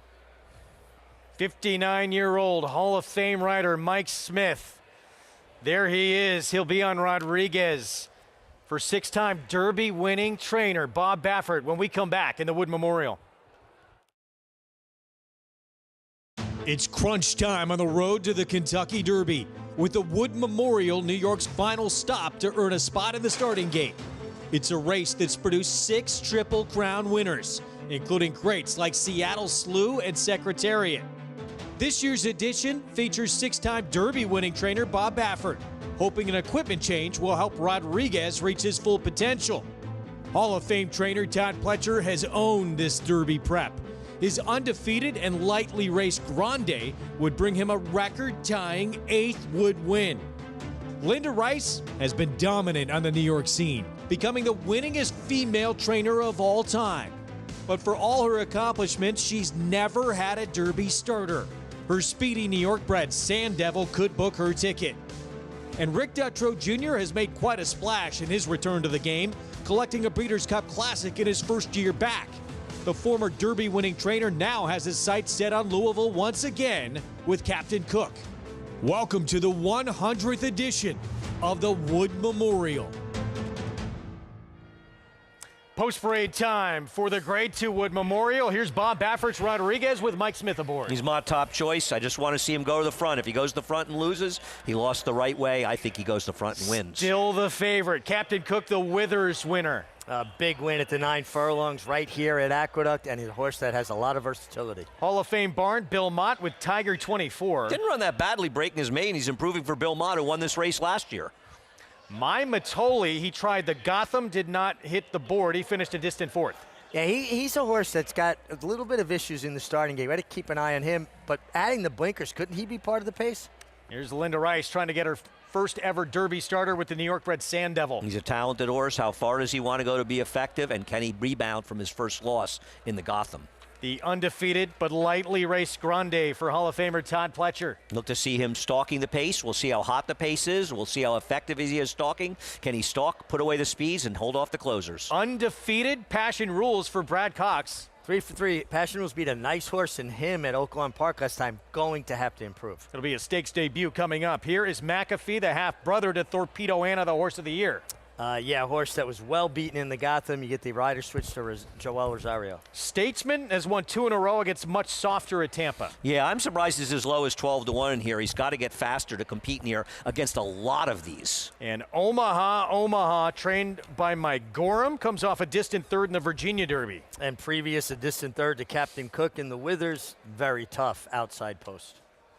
6 minutes to post in the Wood Memorial. Let's go downstairs to Acacia. And here with Tom Bellhouse, West Point Thoroughbreds that send out statesmen here. Tommy, it's been a big week for the West Point team with Sandman winning the Arkansas Derby last week and then coming in with a Wood Memorial runner here today. I mean, to have horses in these kind of races is kind of what we've all dreamed about, what West Point has become. But to win the Arkansas Derby and be firmly in the Kentucky Derby, a Grade 1 winner, and now back in the Wood, obviously us New Yorkers, one of our favorite races of the year, with a horse that's really on the come. Shug's done a masterful job with him. His whole team. He wasn't real precocious last year, but really put it together at Tampa with a couple of impressive wins. And we know he likes 2 turns. We know he likes the distance, and we're really happy to give Sammy Marin a shot here today and hopefully get him a graded stakes win. And this horse does seem like the perfect Shug McGahee type of horse that requires that patience and bringing him along at the right time. Well, he's a Constitution out of Empire Maker, the Great Icon Project. He's just a horse that he just seems like he's just getting better and better. And obviously, big step up here today. The track's been a little speed favoring. We're hoping that we can still get a trip out of it and come running late. But it's just great to be here. And, what do we? Well, 12-1 in the Wood Memorial. Doesn't get much better than that. Enjoy it. Thanks for the time, as always, Tom. Thank you. Arkansas Derby last week and in the game in the Wood today, Greg. This is what it's all about, being in these big moments here, trying to get to the pinnacle in a Kentucky Derby, and that's what Linda Rice is trying to do for the first time with this New York bred right here, Sandevil. We know he's quick, we know he's talented. Is he up to the task at this distance? Well, his owner, Chester Broman's not getting any younger, and he's been such a huge part of the New York bred program for many, many years. Richie, I know you've ridden for him quite a bit, including a Grade 1 win with Friends Lake. Well, this is all his pedigree, too. It goes back to his foundation mare. The first racehorse he ever owned was a mare called Anti-Spen. And then she produced horses like Friends Lake and Seeking the Ante, who is the Grand Dam, the dam of mineralogists, who's the dam of this horse. So this is all the Broman's pedigree. And they're such good people. Mary Broman, Mrs. Broman passed away last October. Mr. Broman, I would love to see him have this kind of success. Does this horse want to be all out to try and get to the front, or can he sit off Rodriguez? I think if he's going to be successful, he's going to find it being in a stalking position today. I don't see him engaging Rodriguez early and having anything left. Linda seemed to suggest that they were comfortable rating. I will see how that goes, but we'll see what Rodriguez does. Let's go to Maggie. Yeah, taking a look at that horse that we just heard from Tom Bellhouse about, that's number 11, Statesman. This is the first time I've seen him since his 2-year-old season. He was always a beautiful horse. I mean, he is just exquisite from the physical standpoint of things, just so well muscled, but he's also very high energy. And again, he was quite high energy in the paddock. The only horse that actually got a little hot, had to be saddled on the walk. It kind of continued over to the racetrack. But again, if that's within a horse's character, I don't mind it that much. And visually, his performance last time at Tampa against a weaker field was quite impressive. He powered home. But again, he's going to have to run a lot faster to be competitive here. And I agree with Andy. It feels like 12-1's a little bit on the shorter side. But Acacia, I know both you and I, talking things out with Captain Cook here. Absolutely, Maggie. I have not followed him throughout the winter as much as you have, but certainly have a soft spot for him and following his journey, and just love what he has shown coming in to this Wood Memorial. But to circle back to the number 7 Grande, a horse that I saw win that allowance last time out on the Fountain of Youth undercard. He's a horse that really looked like he had maybe not kind of taken his first race hard, I should say, and that he had lightened up quite a bit in his second race. He's a very kind of leanly built, very lithe type of horse. He looked stronger today than he did in his last start, which I certainly appreciate, and I agree with Maggie too, that distance looks like it's no problem for him. He is all legs, but just as he was last time out at Gulfstream, he's been the ultimate professional for a horse that is so lightly raced, which is certainly something that you can appreciate. As Greg, we know Todd Pletcher knows how to win this race. Yes, he does. Looking again for his 8th. That would be a record-tying 8th victory for Todd Pletcher. Next story, though, Andy, one of the top trainers in our sport as well, Brad Cox, Passion Rules. And yes, he probably needs to get a little bit faster and improve, but he comes in undefeated, 3 for 3 at 2 different racetracks. We're talking about other horses that need to improve. We should talk about him and his trainer, Brad Cox. I think he won a $12 million race earlier today in Dubai with Hit Show. He's a little slow. Calumet Farm owns him, is never afraid to take a shot in a race. And as I recall, they did it a few years ago with a horse named Bourbonic. He didn't look good enough. He was 70-1. Who this pilot was aboard, by the way. Yeah, and Kendrick looking for his 5th win on a magical day for him, getting his 4,000th career victory. This horse doesn't break particularly well, so he's going to be outrun early, and it'll depend if he gets enough pace, but he's undefeated. And some horses run to the level of their competition. They do just what they need to do. I thought his last race was very good because the horse, him, even though he had only won his debut sprinting, acted like a very good horse, and this horse ran him down. And it was also a race where the speeds ran 3rd and 2nd, so the pace didn't fall apart. It's not like he just got a collapsed pace in there. He actually ran very well to win it. Yes, he has to get better. We're talking about a lot of horses that have to get better, and this guy's 9-1, and who knows? Easy horse to ride, right? You just sit back and hope your things hands, fall apart. let him get in a good rhythm, and then hope that everybody else gets to go in a little early. There's a man who has completely turned his career around. Dylan Davis, a career-changing year last year in 2024, including that incredible summer, tied for 3rd in the standings at Saratoga. He's always been a good rider, but he was a good rider. And he turned things around in Saratoga in the sense that he became one of the better riders in the game. Well, he lacked consistency. He would ride brilliantly one day, and then you'd scratch your head the next day. He's gotten more mature, and his approach, his preparation, and his riding is more consistent. He's also gotten more aggressive. He was often too passive, and I know it's something you and I would talk about quite a bit. He's gotten a lot more aggressive. He's been riding extremely well. Took a gamble, too, went to Florida during the winter, part of that reason to get big mounts and be in races like this, like the Gazelle that he won earlier. And to put himself in a position to pick up the ride on Grande when John Velasquez went to Dubai to ride straight no chaser. He's able to pick up this horse, and potentially, I don't know if it's a one-race deal. We'll see. So you look at this board, Andy, and is Rodriguez the price maybe that surprises you the most? Yes, I think he's an overlay at 7-2. I'm not surprised the 2 is the favorite. Our morning line maker had said to me, I wish I made Captain Cook the favorite, because he said I didn't realize how many people were going to pick him. And when so many people picked him, he thought he'd be favored. I did too. I think very generous price Rodriguez at 7-2. I hope that's the case after the race as well. Rodriguez gets comfortable into that first turn and in a good rhythm. He is going to be very tough to beat. He's facing good rivals out on the West Coast, and they were taking his best weapon away from him, making him rate off of other Baffert horses. I think they just let him alone. And Mike even said to me, I put my hands down, I let him do what he wants to do. Mike, of course, Hall of Famer Mike Smith. He's had so many huge wins in his career, a lot of them for Bob Baffert, and that's who we'll team up with here.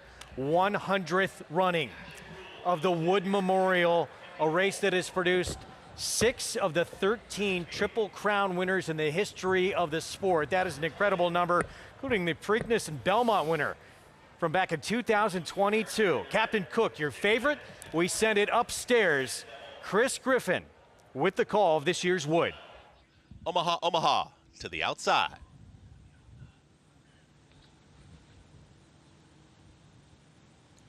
Goes in. All set.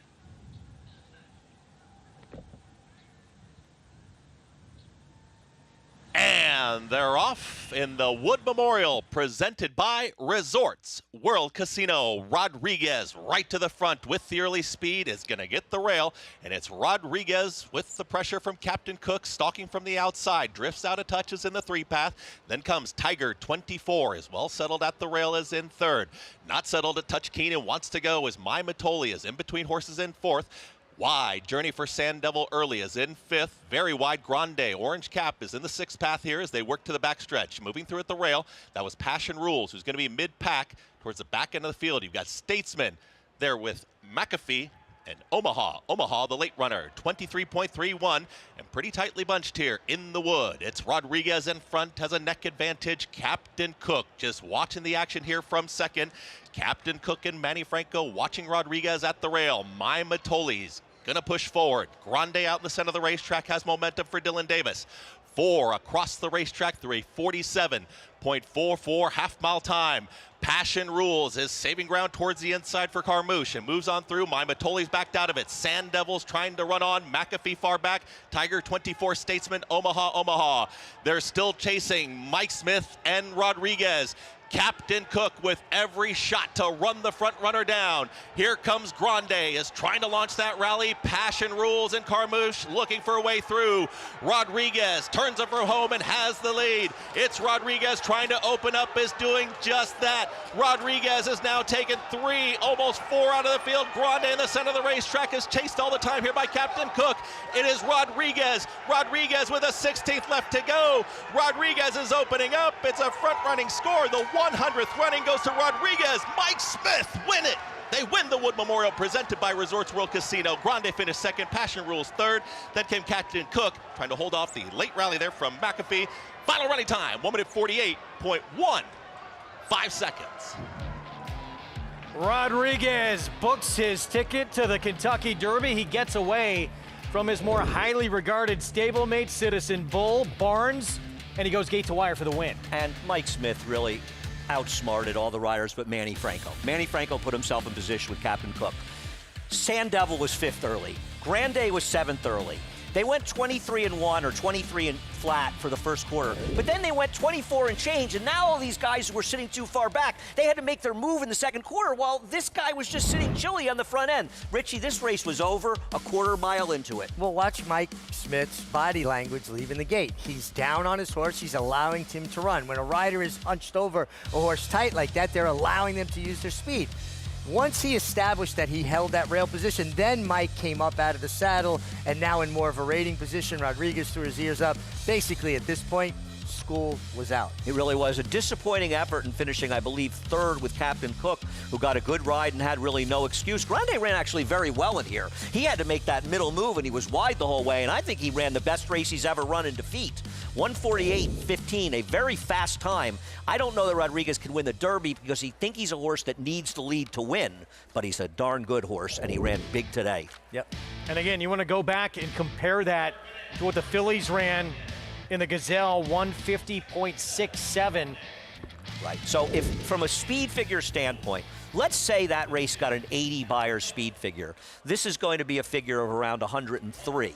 Now, I'm not saying she ran that number, but to put it in perspective, this is a very fast race by a horse that I think we know clearly is a Jekyll and Hyde. When you rate him, he's no good. When you go to the front, he's one of the better 3-year-olds in the country. Well, just look how comfortable he got in the lead with his ears pricked and just using himself in such a more efficient manner. Instead of fighting against his rider and using energy, he was just comfortable. And that's one of the strengths that Mike Smith has always had as a rider, letting horses do what comes natural to them and run up into his hands. And the other thing is that Bob Baffert, you know, it's amazing how much people want to rate horses. You see how the 5 was rated, the 7 was rated. One thing Bob Baffert's made clear is he likes going to the front. He's not afraid to lose going to the front. And I think in this game, people are too afraid to lose, and they end up increasing their chances of losing by doing the wrong thing. Bob would rather lose the right way. And people talk about Bob in a lot of things. One of the reasons he wins big races is he has no fear. He sends horses to the front, sometimes horses that don't have speed. Well, and that's the way he trains, too. He trains his horses to run an entire race. You know, they're not going to come up short. If they get comfortable on the lead, you're going to have to run to get by them. One of the bigger surprises in this race, as you see him finish here down the stretch, is that Sandevil was not there sitting just off of this horse. They got too cute.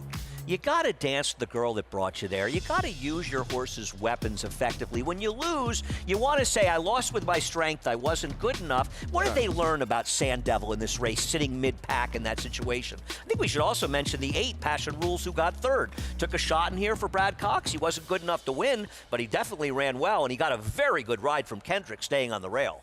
Look, huge performance from Rodriguez, and Bob Baffert now potentially with at least maybe 3 horses going to the Kentucky Derby. We'll see what happens out west later this afternoon. But let's not forget, probably the top 2 finishers earn the points to get into the Derby. So Grande if they choose, could be moving on to that first Saturday in May. So what do you do with, and I agree, and they're going to run. You know Mike Rapoli wants to go, and Todd wants to go, and I can understand that sentiment with him because he actually ran pretty well here. But what are they going to do? Because there's going to be pace in the race. Are you going to be really aggressive forward? Can he win the race rating? But he did run well here, and I think for him, he took a step forward from his Florida races, which is a very good sign. I agree. Yeah, he made a long sustained run, having to make that middle move into a slow pace, the slow second quarter. Talk about Mike Smith, Mig, and the 59 years old.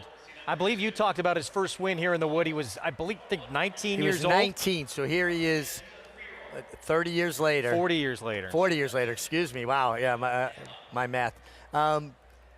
Listen, I'm in awe because, my riding career was over at 44. And to see somebody at that age, 59, to continue to be able to win at a high level. Now, listen, he manages his career. He doesn't ride as many as he once did. This was his 49th mount of the year. But to, hey, gun for hire, win a big race like this? Richie's playing with fire, saying his career was over with 44 with me at 44 with me sitting next to him. Well, we just brought up the question: will he or won't he move on to the Derby? Standing by with the connections of Grande. Let's go to Acacia.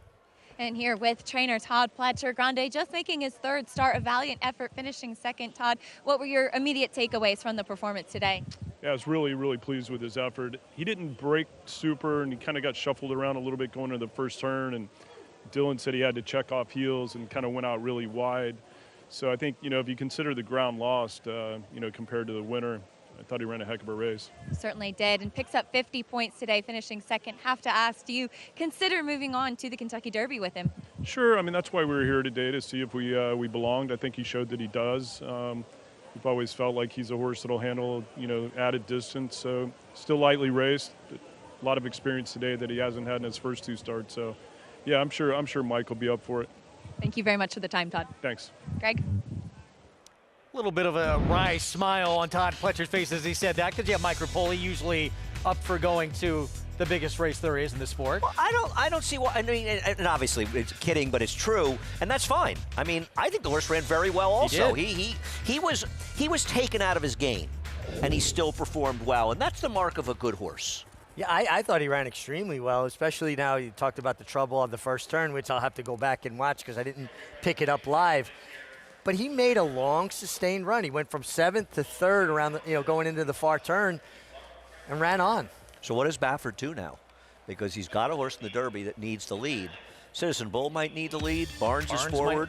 Bob, you better find some closers at this point. Well, the pace could be 3 horses battling out front, all from the same barn. Yeah, I don't see that happening. But you're right. I mean, you're right, theoretically, but, I mean, it is really an odd situation, right? Very strange, yeah. And if they're different owners, you've got to give every horse their best opportunity to win, but ultimately they could wind up hurting each other. Two have the same group of owners. Yeah. It's an odd situation heading the Derby, but interesting nonetheless. So Rodriguez able to, look, I think set up for him well. He got the lead, he got it to himself, he had the inside post with that first turn coming up very quick. A lot of things did go right for him. 100%. No, absolutely. But he ran big. Let's go to Maggie. Here with Mike Smith, and Big Money Mike, as they like to call you. You definitely earned that moniker today with Rodriguez. I overheard you talking to the owners and you saying that getting him out to the front end just provides this horse with a different rhythm of breathing and a different mindset. He really does. I could just feel him just breathing, the whole time. I don't think he necessarily has to be in front, Maggie. You just need to really leave him alone and just be real still, because once he's happy, he's going to run. He'll get that air, and if he gets that air, you saw what he did today. And I just want to thank the whole crew, man, everybody that. They pulled me off the bench. Bob said, I'm pulling you off the bench, man. There's 3 seconds left. I need you to hit a 3 to win the game, man. So we hit it. And as always, you deliver. But I know you talked to Richie earlier about coming back here to the Big A, where you rode one of your biggest horses and won one of your biggest races. Full circle moment here? It really is. I'm a bit emotional because of that, to be honest with you, Maggie. It's just this is where this place got me going. I used to stay here in the wintertime and just do well like Kendrick is doing today. That was me back in the day, and it took me to some wonderful places, and I pray it does the same for him. Mike, we love having you here. Congratulations. Thank you. Thank you, Bob. Rodriguez into the Kentucky Derby. Guys. A couple of Derby wins. from Mike Smith. Of course, a Triple Crown with Justify, and that shocker back in 2005 that most did not think would happen with Giacomo. And he's on the long list of great riders that won inter-track meetings here at Aqueduct, including my friend here to the left. But Mike Smith has been around riding well for a long, long time. Long time. Yeah, I think winter racing at one point got a little bit of a bad rap, but you think about the riders that competed here over the winter, there's some really good names. No, the winter racing here back in the day was great. We just showed you that leaderboard list. Points don't mean a lot. Yeah, need the points to get in, surely.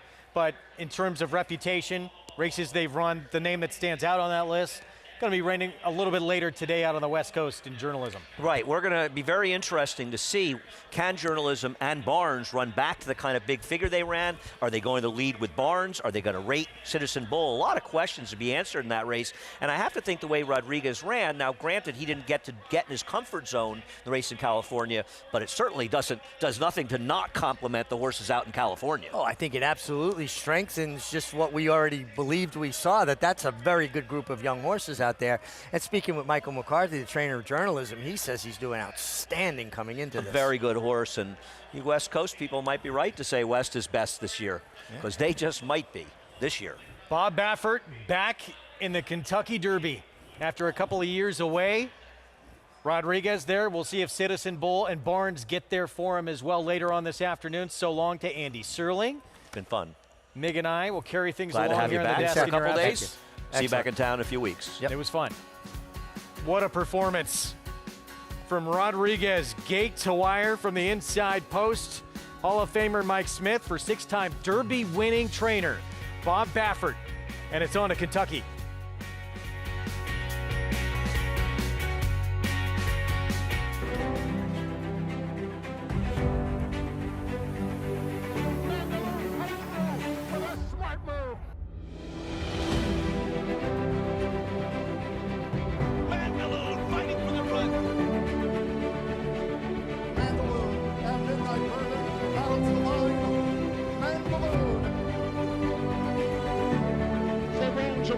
It's Mandaloon, and Mandaloon wins. There's a big, bold, beautiful world waiting to be explored by you and your friends, of course. But not just any friends, the best of friends. The kind of friends who let you do you. Because in this world, it's positive vibes only. And when you get in the zone here, you stay a while. These aren't just good times, they're the best of times. And your time is now. So come explore. Resorts World. McMahon of Saratoga Thoroughbreds, proudly standing 4-time champion New York sire Central Banker, sire of multiple stakes winner Bank Frenzy. Confidently handled, and Bank Frenzy dominates here in the Stymie. Also standing Salamini, sire of Grade 2 winner Winstock, and 7-time stake horse Doc Sullivan. Doc Sullivan dominates to Mike Lee. And new for 2025, Provocateur, the only Grade 1 son of Into Mischief standing in New York. At McMahon of Saratoga Thoroughbreds, New York stallions that deliver.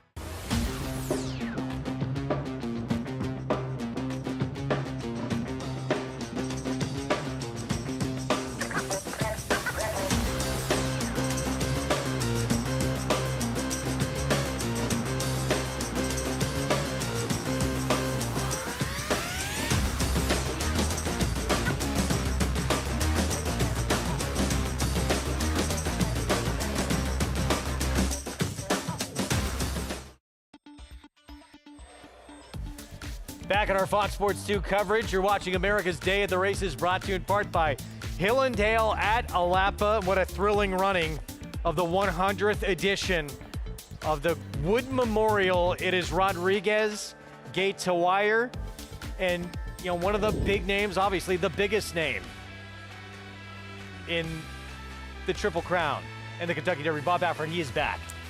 Yeah, and it was a glaring omission, him not being able to compete in the Derby over the last few years. So having him back center stage makes the Triple Crown infinitely more interesting to me. And listen, Mike Smith, you could see just how comfortable he got. And he's been in this situation so many times, Greg. He gave his horse like a nice breather And as he turned to the stretch, we all looked at each other and said, man, Mike's just sitting still. And when he set him down, this horse strode out nicely through the wire. And there's Mike. A lot of people that, know Mike from New York and appreciate him. And got his 4th Wood Memorial win today. Bob Baffert's 3rd. And these guys know how to win these big races. And as you look at him in that stretch run, and obviously look at times will be part of it as well, didn't look like he was slowing down. No, he really ran through the wire. The mechanics of his stride never came apart. He really had his legs underneath him. Makes you feel like he'd stay the 1.25 miles, but he's not going to get that kind of trip in the Kentucky Derby. It's always going to be faster paced for the distance that it should be. Especially, again, with his 2 stablemates, should they get there. Barnes, Citizen Bull, both horses that want to be forward as well. Top 20 points leaders get into that starting gate in the Kentucky Derby. So obviously Rodriguez, he is safe, he is in. It's on to that first Saturday in May. We'll see what happens out on the West Coast. Can Chancellor McPatrick step up in the bluegrass and rebound off, I'm not sure, productive, I guess, comeback, more expected of him because he was a 2-time Grade 1 winner, getting beat at Tampa. We'll see what he does at Keeneland. I actually thought his race at Tampa was a little bit disappointing. Now, it was his comeback race, and I can always forgive a horse at what I think is a subpar effort, and they're not machines. He can certainly step forward. He's giving me more and more of the feeling of more of a one-turn kind of horse where he gets real legitimate pace, and then he could finish because his Hopeful and his Champagne were terrific. Obviously, we mentioned journalism. He's the standout horse right now. We'll see if he can do it again. Sure. Out west in the Santa Anita Derby. That list of all those horses there, and I know you spent a lot of time in Hot Springs. You're still out there for the rest of the meet. Who's a horse that you're really kind of keying in on that you think's a prime contender outside of journalism? Is it Sandman? Well, Sandman's got the right style. I mean, he's a horse that is a natural closer. He'll stay the 1.25 miles. I have no doubt about that. And he's going to get pace. I think this is going to feature a pretty quick pace in this year's Kentucky Derby. The other horse I would not sleep on, who was well beaten in the Arkansas Derby, was Cole Battle.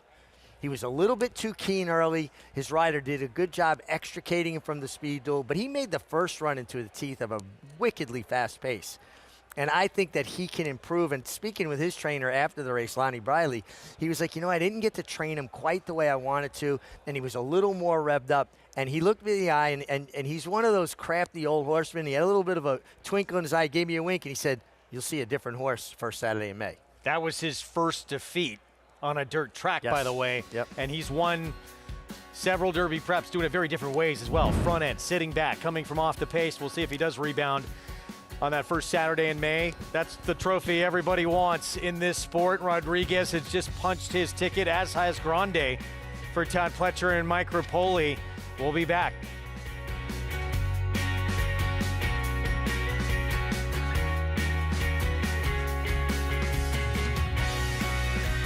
For over 150 years, the Kentucky Derby has stood as the most enduring tradition in American sports. And in our time, one stallion is reshaping its legacy. Back-to-back Derby winners. His first son at stud siring another. A dynasty in motion. A motion that again has forward momentum toward Louisville, with another elite crop of 3-year-olds bearing his genes. Spendthrift Farm, home of Into Mischief.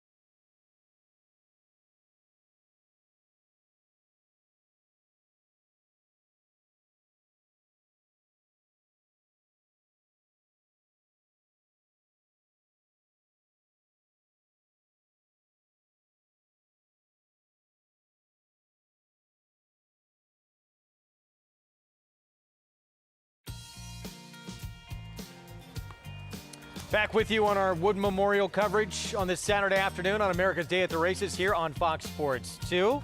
Fox the home of the Belmont Stakes, third and final leg of the Triple Crown. 151st running of the Kentucky Derby. Final prep in New York just happened. Here's what remains. 2 more 100-point races. Santa Anita Derby, where we will see the Breeders' Cup Juvenile winner. Citizen Bull back in action for Bob Baffert and Barnes. But top of that list, Journalism, who was sensational, beating Barnes in his 3-year-old return for Michael McCarthy. And I love the way this horse finished. You know, Barnes kind of slipped away a bit, and he just kept coming with this relentless run. And when I talk about a horse's stride and the mechanics of a stride, there's times horses are passing other horses just because the other horse's stride is deteriorating. It felt to me like Journalism kicked it into another gear here when he was set down by Umberto Rispoli, and he finished. And look how much separation they put on the rest of the field. Now, this was Barnes' first time stretching out. I wonder if he really wants to go this far, because I've always been of the impression that horses that maybe don't want to go 2 turns or like a mile to 16 mile and an eighth run their best the first time they do it, because they kind of back off after the first turn a little bit. It takes them up by surprise. And the way Barnes has trained since, I just think that it kind of appears that maybe that race took a little something out of him. He appears more like a sprinter type to me. He wants to be forward. A little bit of what we've been talking about. If all 3 of these Baffert horses make it to the Derby, sure. Citizen Bull, stablemate, wants to be forward. Who's going to get the lead between these 2 in this race? Well, I think then it comes down to intention. I do think Barnes has the most natural speed of that group, my personal opinion. Rodriguez has good speed, and you saw how comfortable he got when he made the lead. He wasn't fighting with his rider. He was doing it the right way. His ears came up. He was enjoying himself. Ironically enough, Citizen Bull, your 2-year-old champion who went with gate to wire, I don't think he has quite as much natural speed as his stablemates, but he is a speed type. Yeah. Michael McCarthy, he had a Preakness win a few years back. Rombauer. Journalism, can he take a step forward again in the Santa Anita Derby? We'll find out. We still have the finale coming up on this Wood Memorial card when we return. 7/8 of a mile for New York breds next.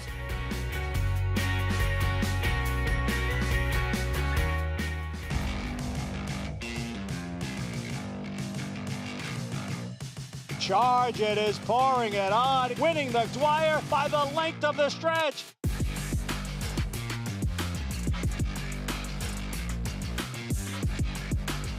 Charge It wins it convincingly in this Grade 2 Suburban.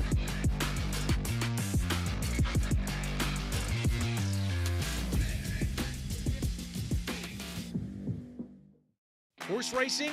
Check. Weekly promotions? Got 'em. Huge payouts? You bet. With Naira Bets. Download the app today and bet on any track, anywhere, anytime with live HD horse races, betting tips and tutorials, expert picks, and more. You bet with Naira Bets. Join now for a new member bonus at nairabets.com.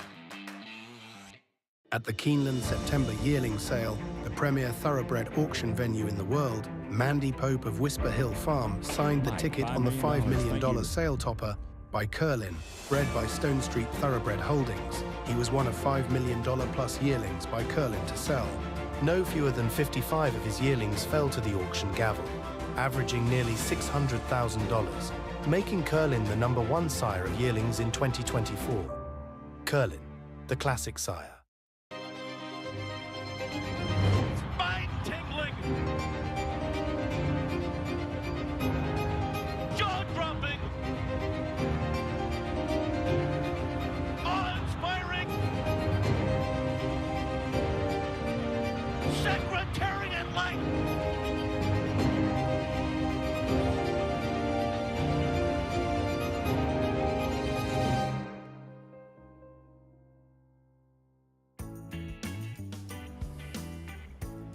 Back with you on our Saturday coverage. America's Day at the Races brought to you in part by Naira Bets. Bet any track, anywhere, anytime. We have the finale coming up. 7/8 of a mile.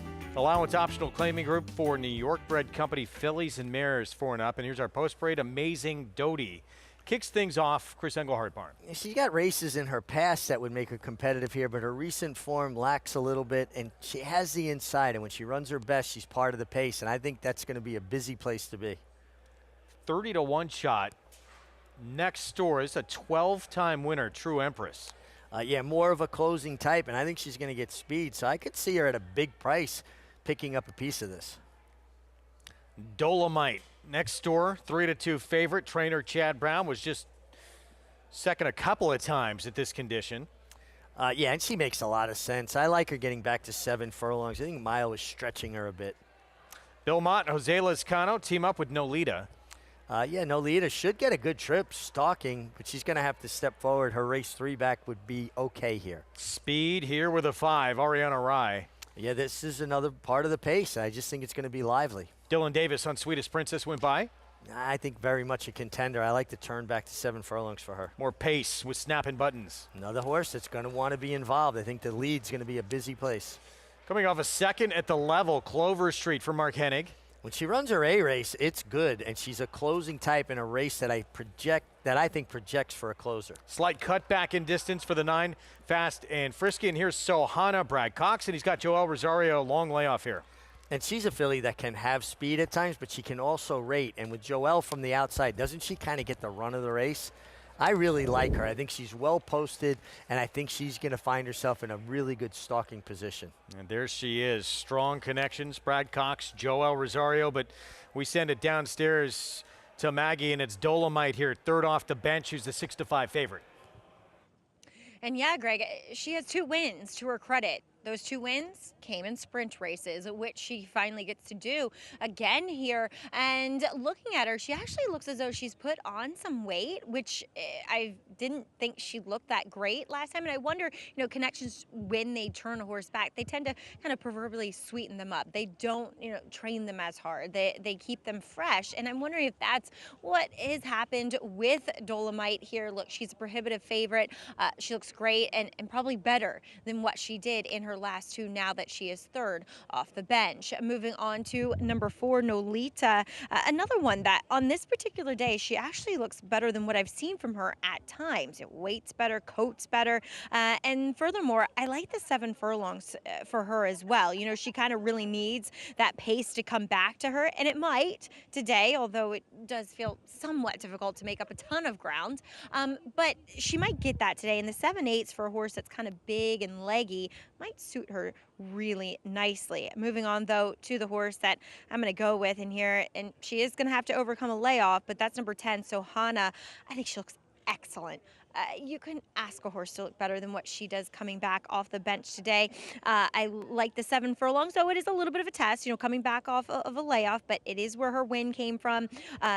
She's a 4-year-old. There's every reason to believe that she can get a bit faster this year, and I think she has improved physically and mentally. Greg? Maggie, thank you. Dolomite remains the one to beat, and third off the layoff for one of the best barns in the sport. She looks awfully tough. Yeah, she does, and obviously she's a deserving favorite.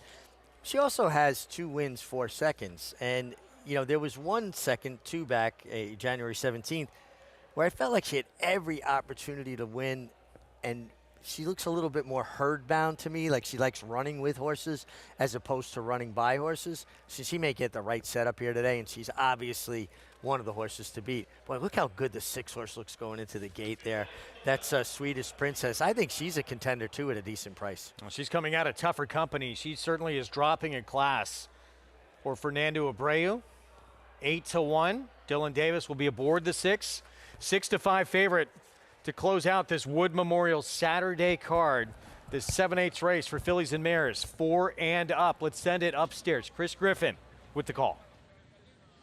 Fast and frisky towards the outside goes in. 2 more. Ariana Rye.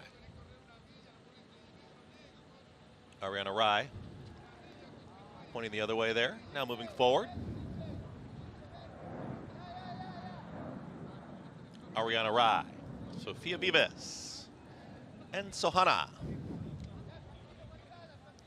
Sohana, Joel Rosario, last to load. To conclude this card on a Saturday, there's Sohana. Goes in. All set.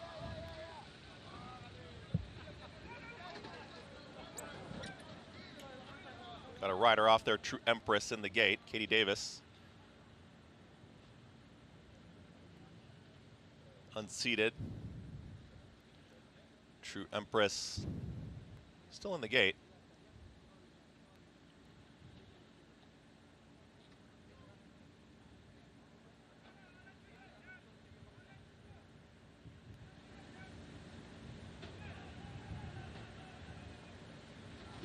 And they're off. Speed from Ariana Rye from in between horses towards the far outside. Clover Street's in the early mix. Ariana Rye emerges with the front, is now a nose in front of challenging, snapping buttons towards the outside, rushing at the rail. Amazing Doty wants to have the lead and gets it. Amazing Doty is in front, is up by a clear length. Ariana Rye is now back to third, got passed by snapping buttons. They're tightly bunched in behind the runaway leader, Dolomite. And Manny Franco holds the rail position, cruises on through, and finds a nice spot there in third.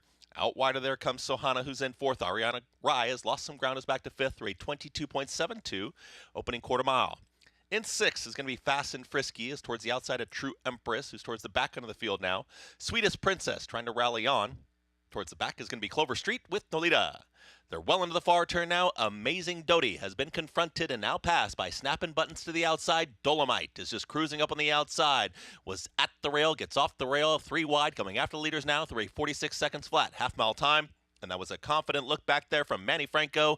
Dolomite in the center of the racetrack is now cut loose, and Dolomite is opening up on this field. Keeping up his snapping buttons. Ariana Rye trying to run on. Amazing Doty starts to lose some ground. Sweetest Princess from the back, and Nolita inside the final furlong, though. Dolomite is just opening up here on the field, is up by 4.5 widening lengths, and inside the final 16th, it's all Dolomite to win the finale. Dolomite wins it. Going to be tight here for second. Give it to Nolita. They're in between horses, and then a photo. That was snapping buttons with Sweetest Princess in 1 minute 23.34 seconds. Third off a short layoff, it's Dolomite, Chad Brown, Alpha Delta Stables, Manny Franco for the win in the nightcap. And she was much the best. I mean, Manny gave her such a good ride. He was able to get up close enough to the pace, get up in behind horses, and slide out, leaving the 3/8 pole to the clear. And she just powered home. Dolomite justified her 6-5 odds. After an absence, he is back in Kentucky with Rodriguez, headed to Louisville for 6-time Derby winning trainer Bob Baffert. We'll be back. The brilliance of the legendary Arrowgate and the speed and stamina of the sire of sires, Uncle Mo. Introducing Petulante, the first son of Arrowgate to stand in New York after winning handily at first asking. Petulante! He's got a kick here, and he's going to prove much the best. He won or placed in all 7 of his lifetime starts, including the Grade 3 Salvatore Mile. Petulante, Nimbus class, Petulante! Petulante, now standing in New York. For information, visit ihdvstallions.com today.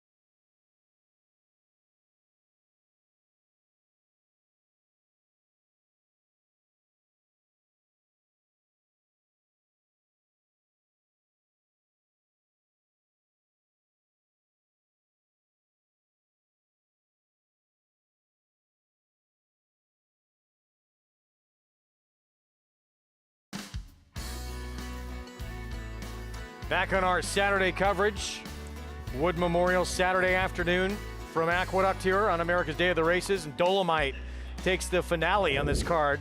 Manny Franco, Chad Brown, Alpha Delta, Stables third off the layoff, and this filly picks up the third win of her career. And she just drew away powerfully. I said maybe she wants to run with horses. Well, not today. She blew their doors off with a great trip and a great ride. Two big preps that we saw this afternoon on the road to the Oaks and to the Derby. First off, what did you think about the Oaks? Well, I think Ballerina d'Oro was very good. I think she was a little green when she hit the front. She lost her focus. Lingering on her left lead, looked like she was going to hang. When she got to her right lead, she reasserted herself. I thought it was a good effort for a horse that might still be a little bit green. Journalism, the big standout. He's out there for everybody. We'll see if he can run that kind of race again. Where's Rodriguez fit into this Derby picture? Well, he's put himself squarely in the Derby picture. I just wonder if his stride isn't going to be a detriment going into the Kentucky Derby, but he's talented. And Crazy Mason, incredible how he's able to do it from so far back. 3 in a row for him, first graded stakes win. This was a fun Saturday afternoon. Ballerina d'Oro punches her ticket to the Oaks, her first dirt win in the Grade 3 Gazelle for trainer Chad Brown. Dylan Davis aboard the Carter. Crazy Mason from another area code to get that win. 3 straight for this dead closer. And Rodriguez, 3 years away from the Derby. Bob Baffert, he is back with the first of maybe many. Rodriguez is on to Louisville. We'll see you tomorrow at 1. Hall of Fame trainer Steve Asmussen said, Gun Pilot is an absolute beast. He has a lot of gun runners' great traits. He is a bigger and stronger version and was extremely talented. His easy Grade 1 win in the 7-furlong Churchill Downs Stakes proved everything I knew. The gold, but it's Gun Pilot. Gun Pilot and Christian Torres. Gun Pilot is gun runner's only son to retire to stud this year. New to 3 Chimneys.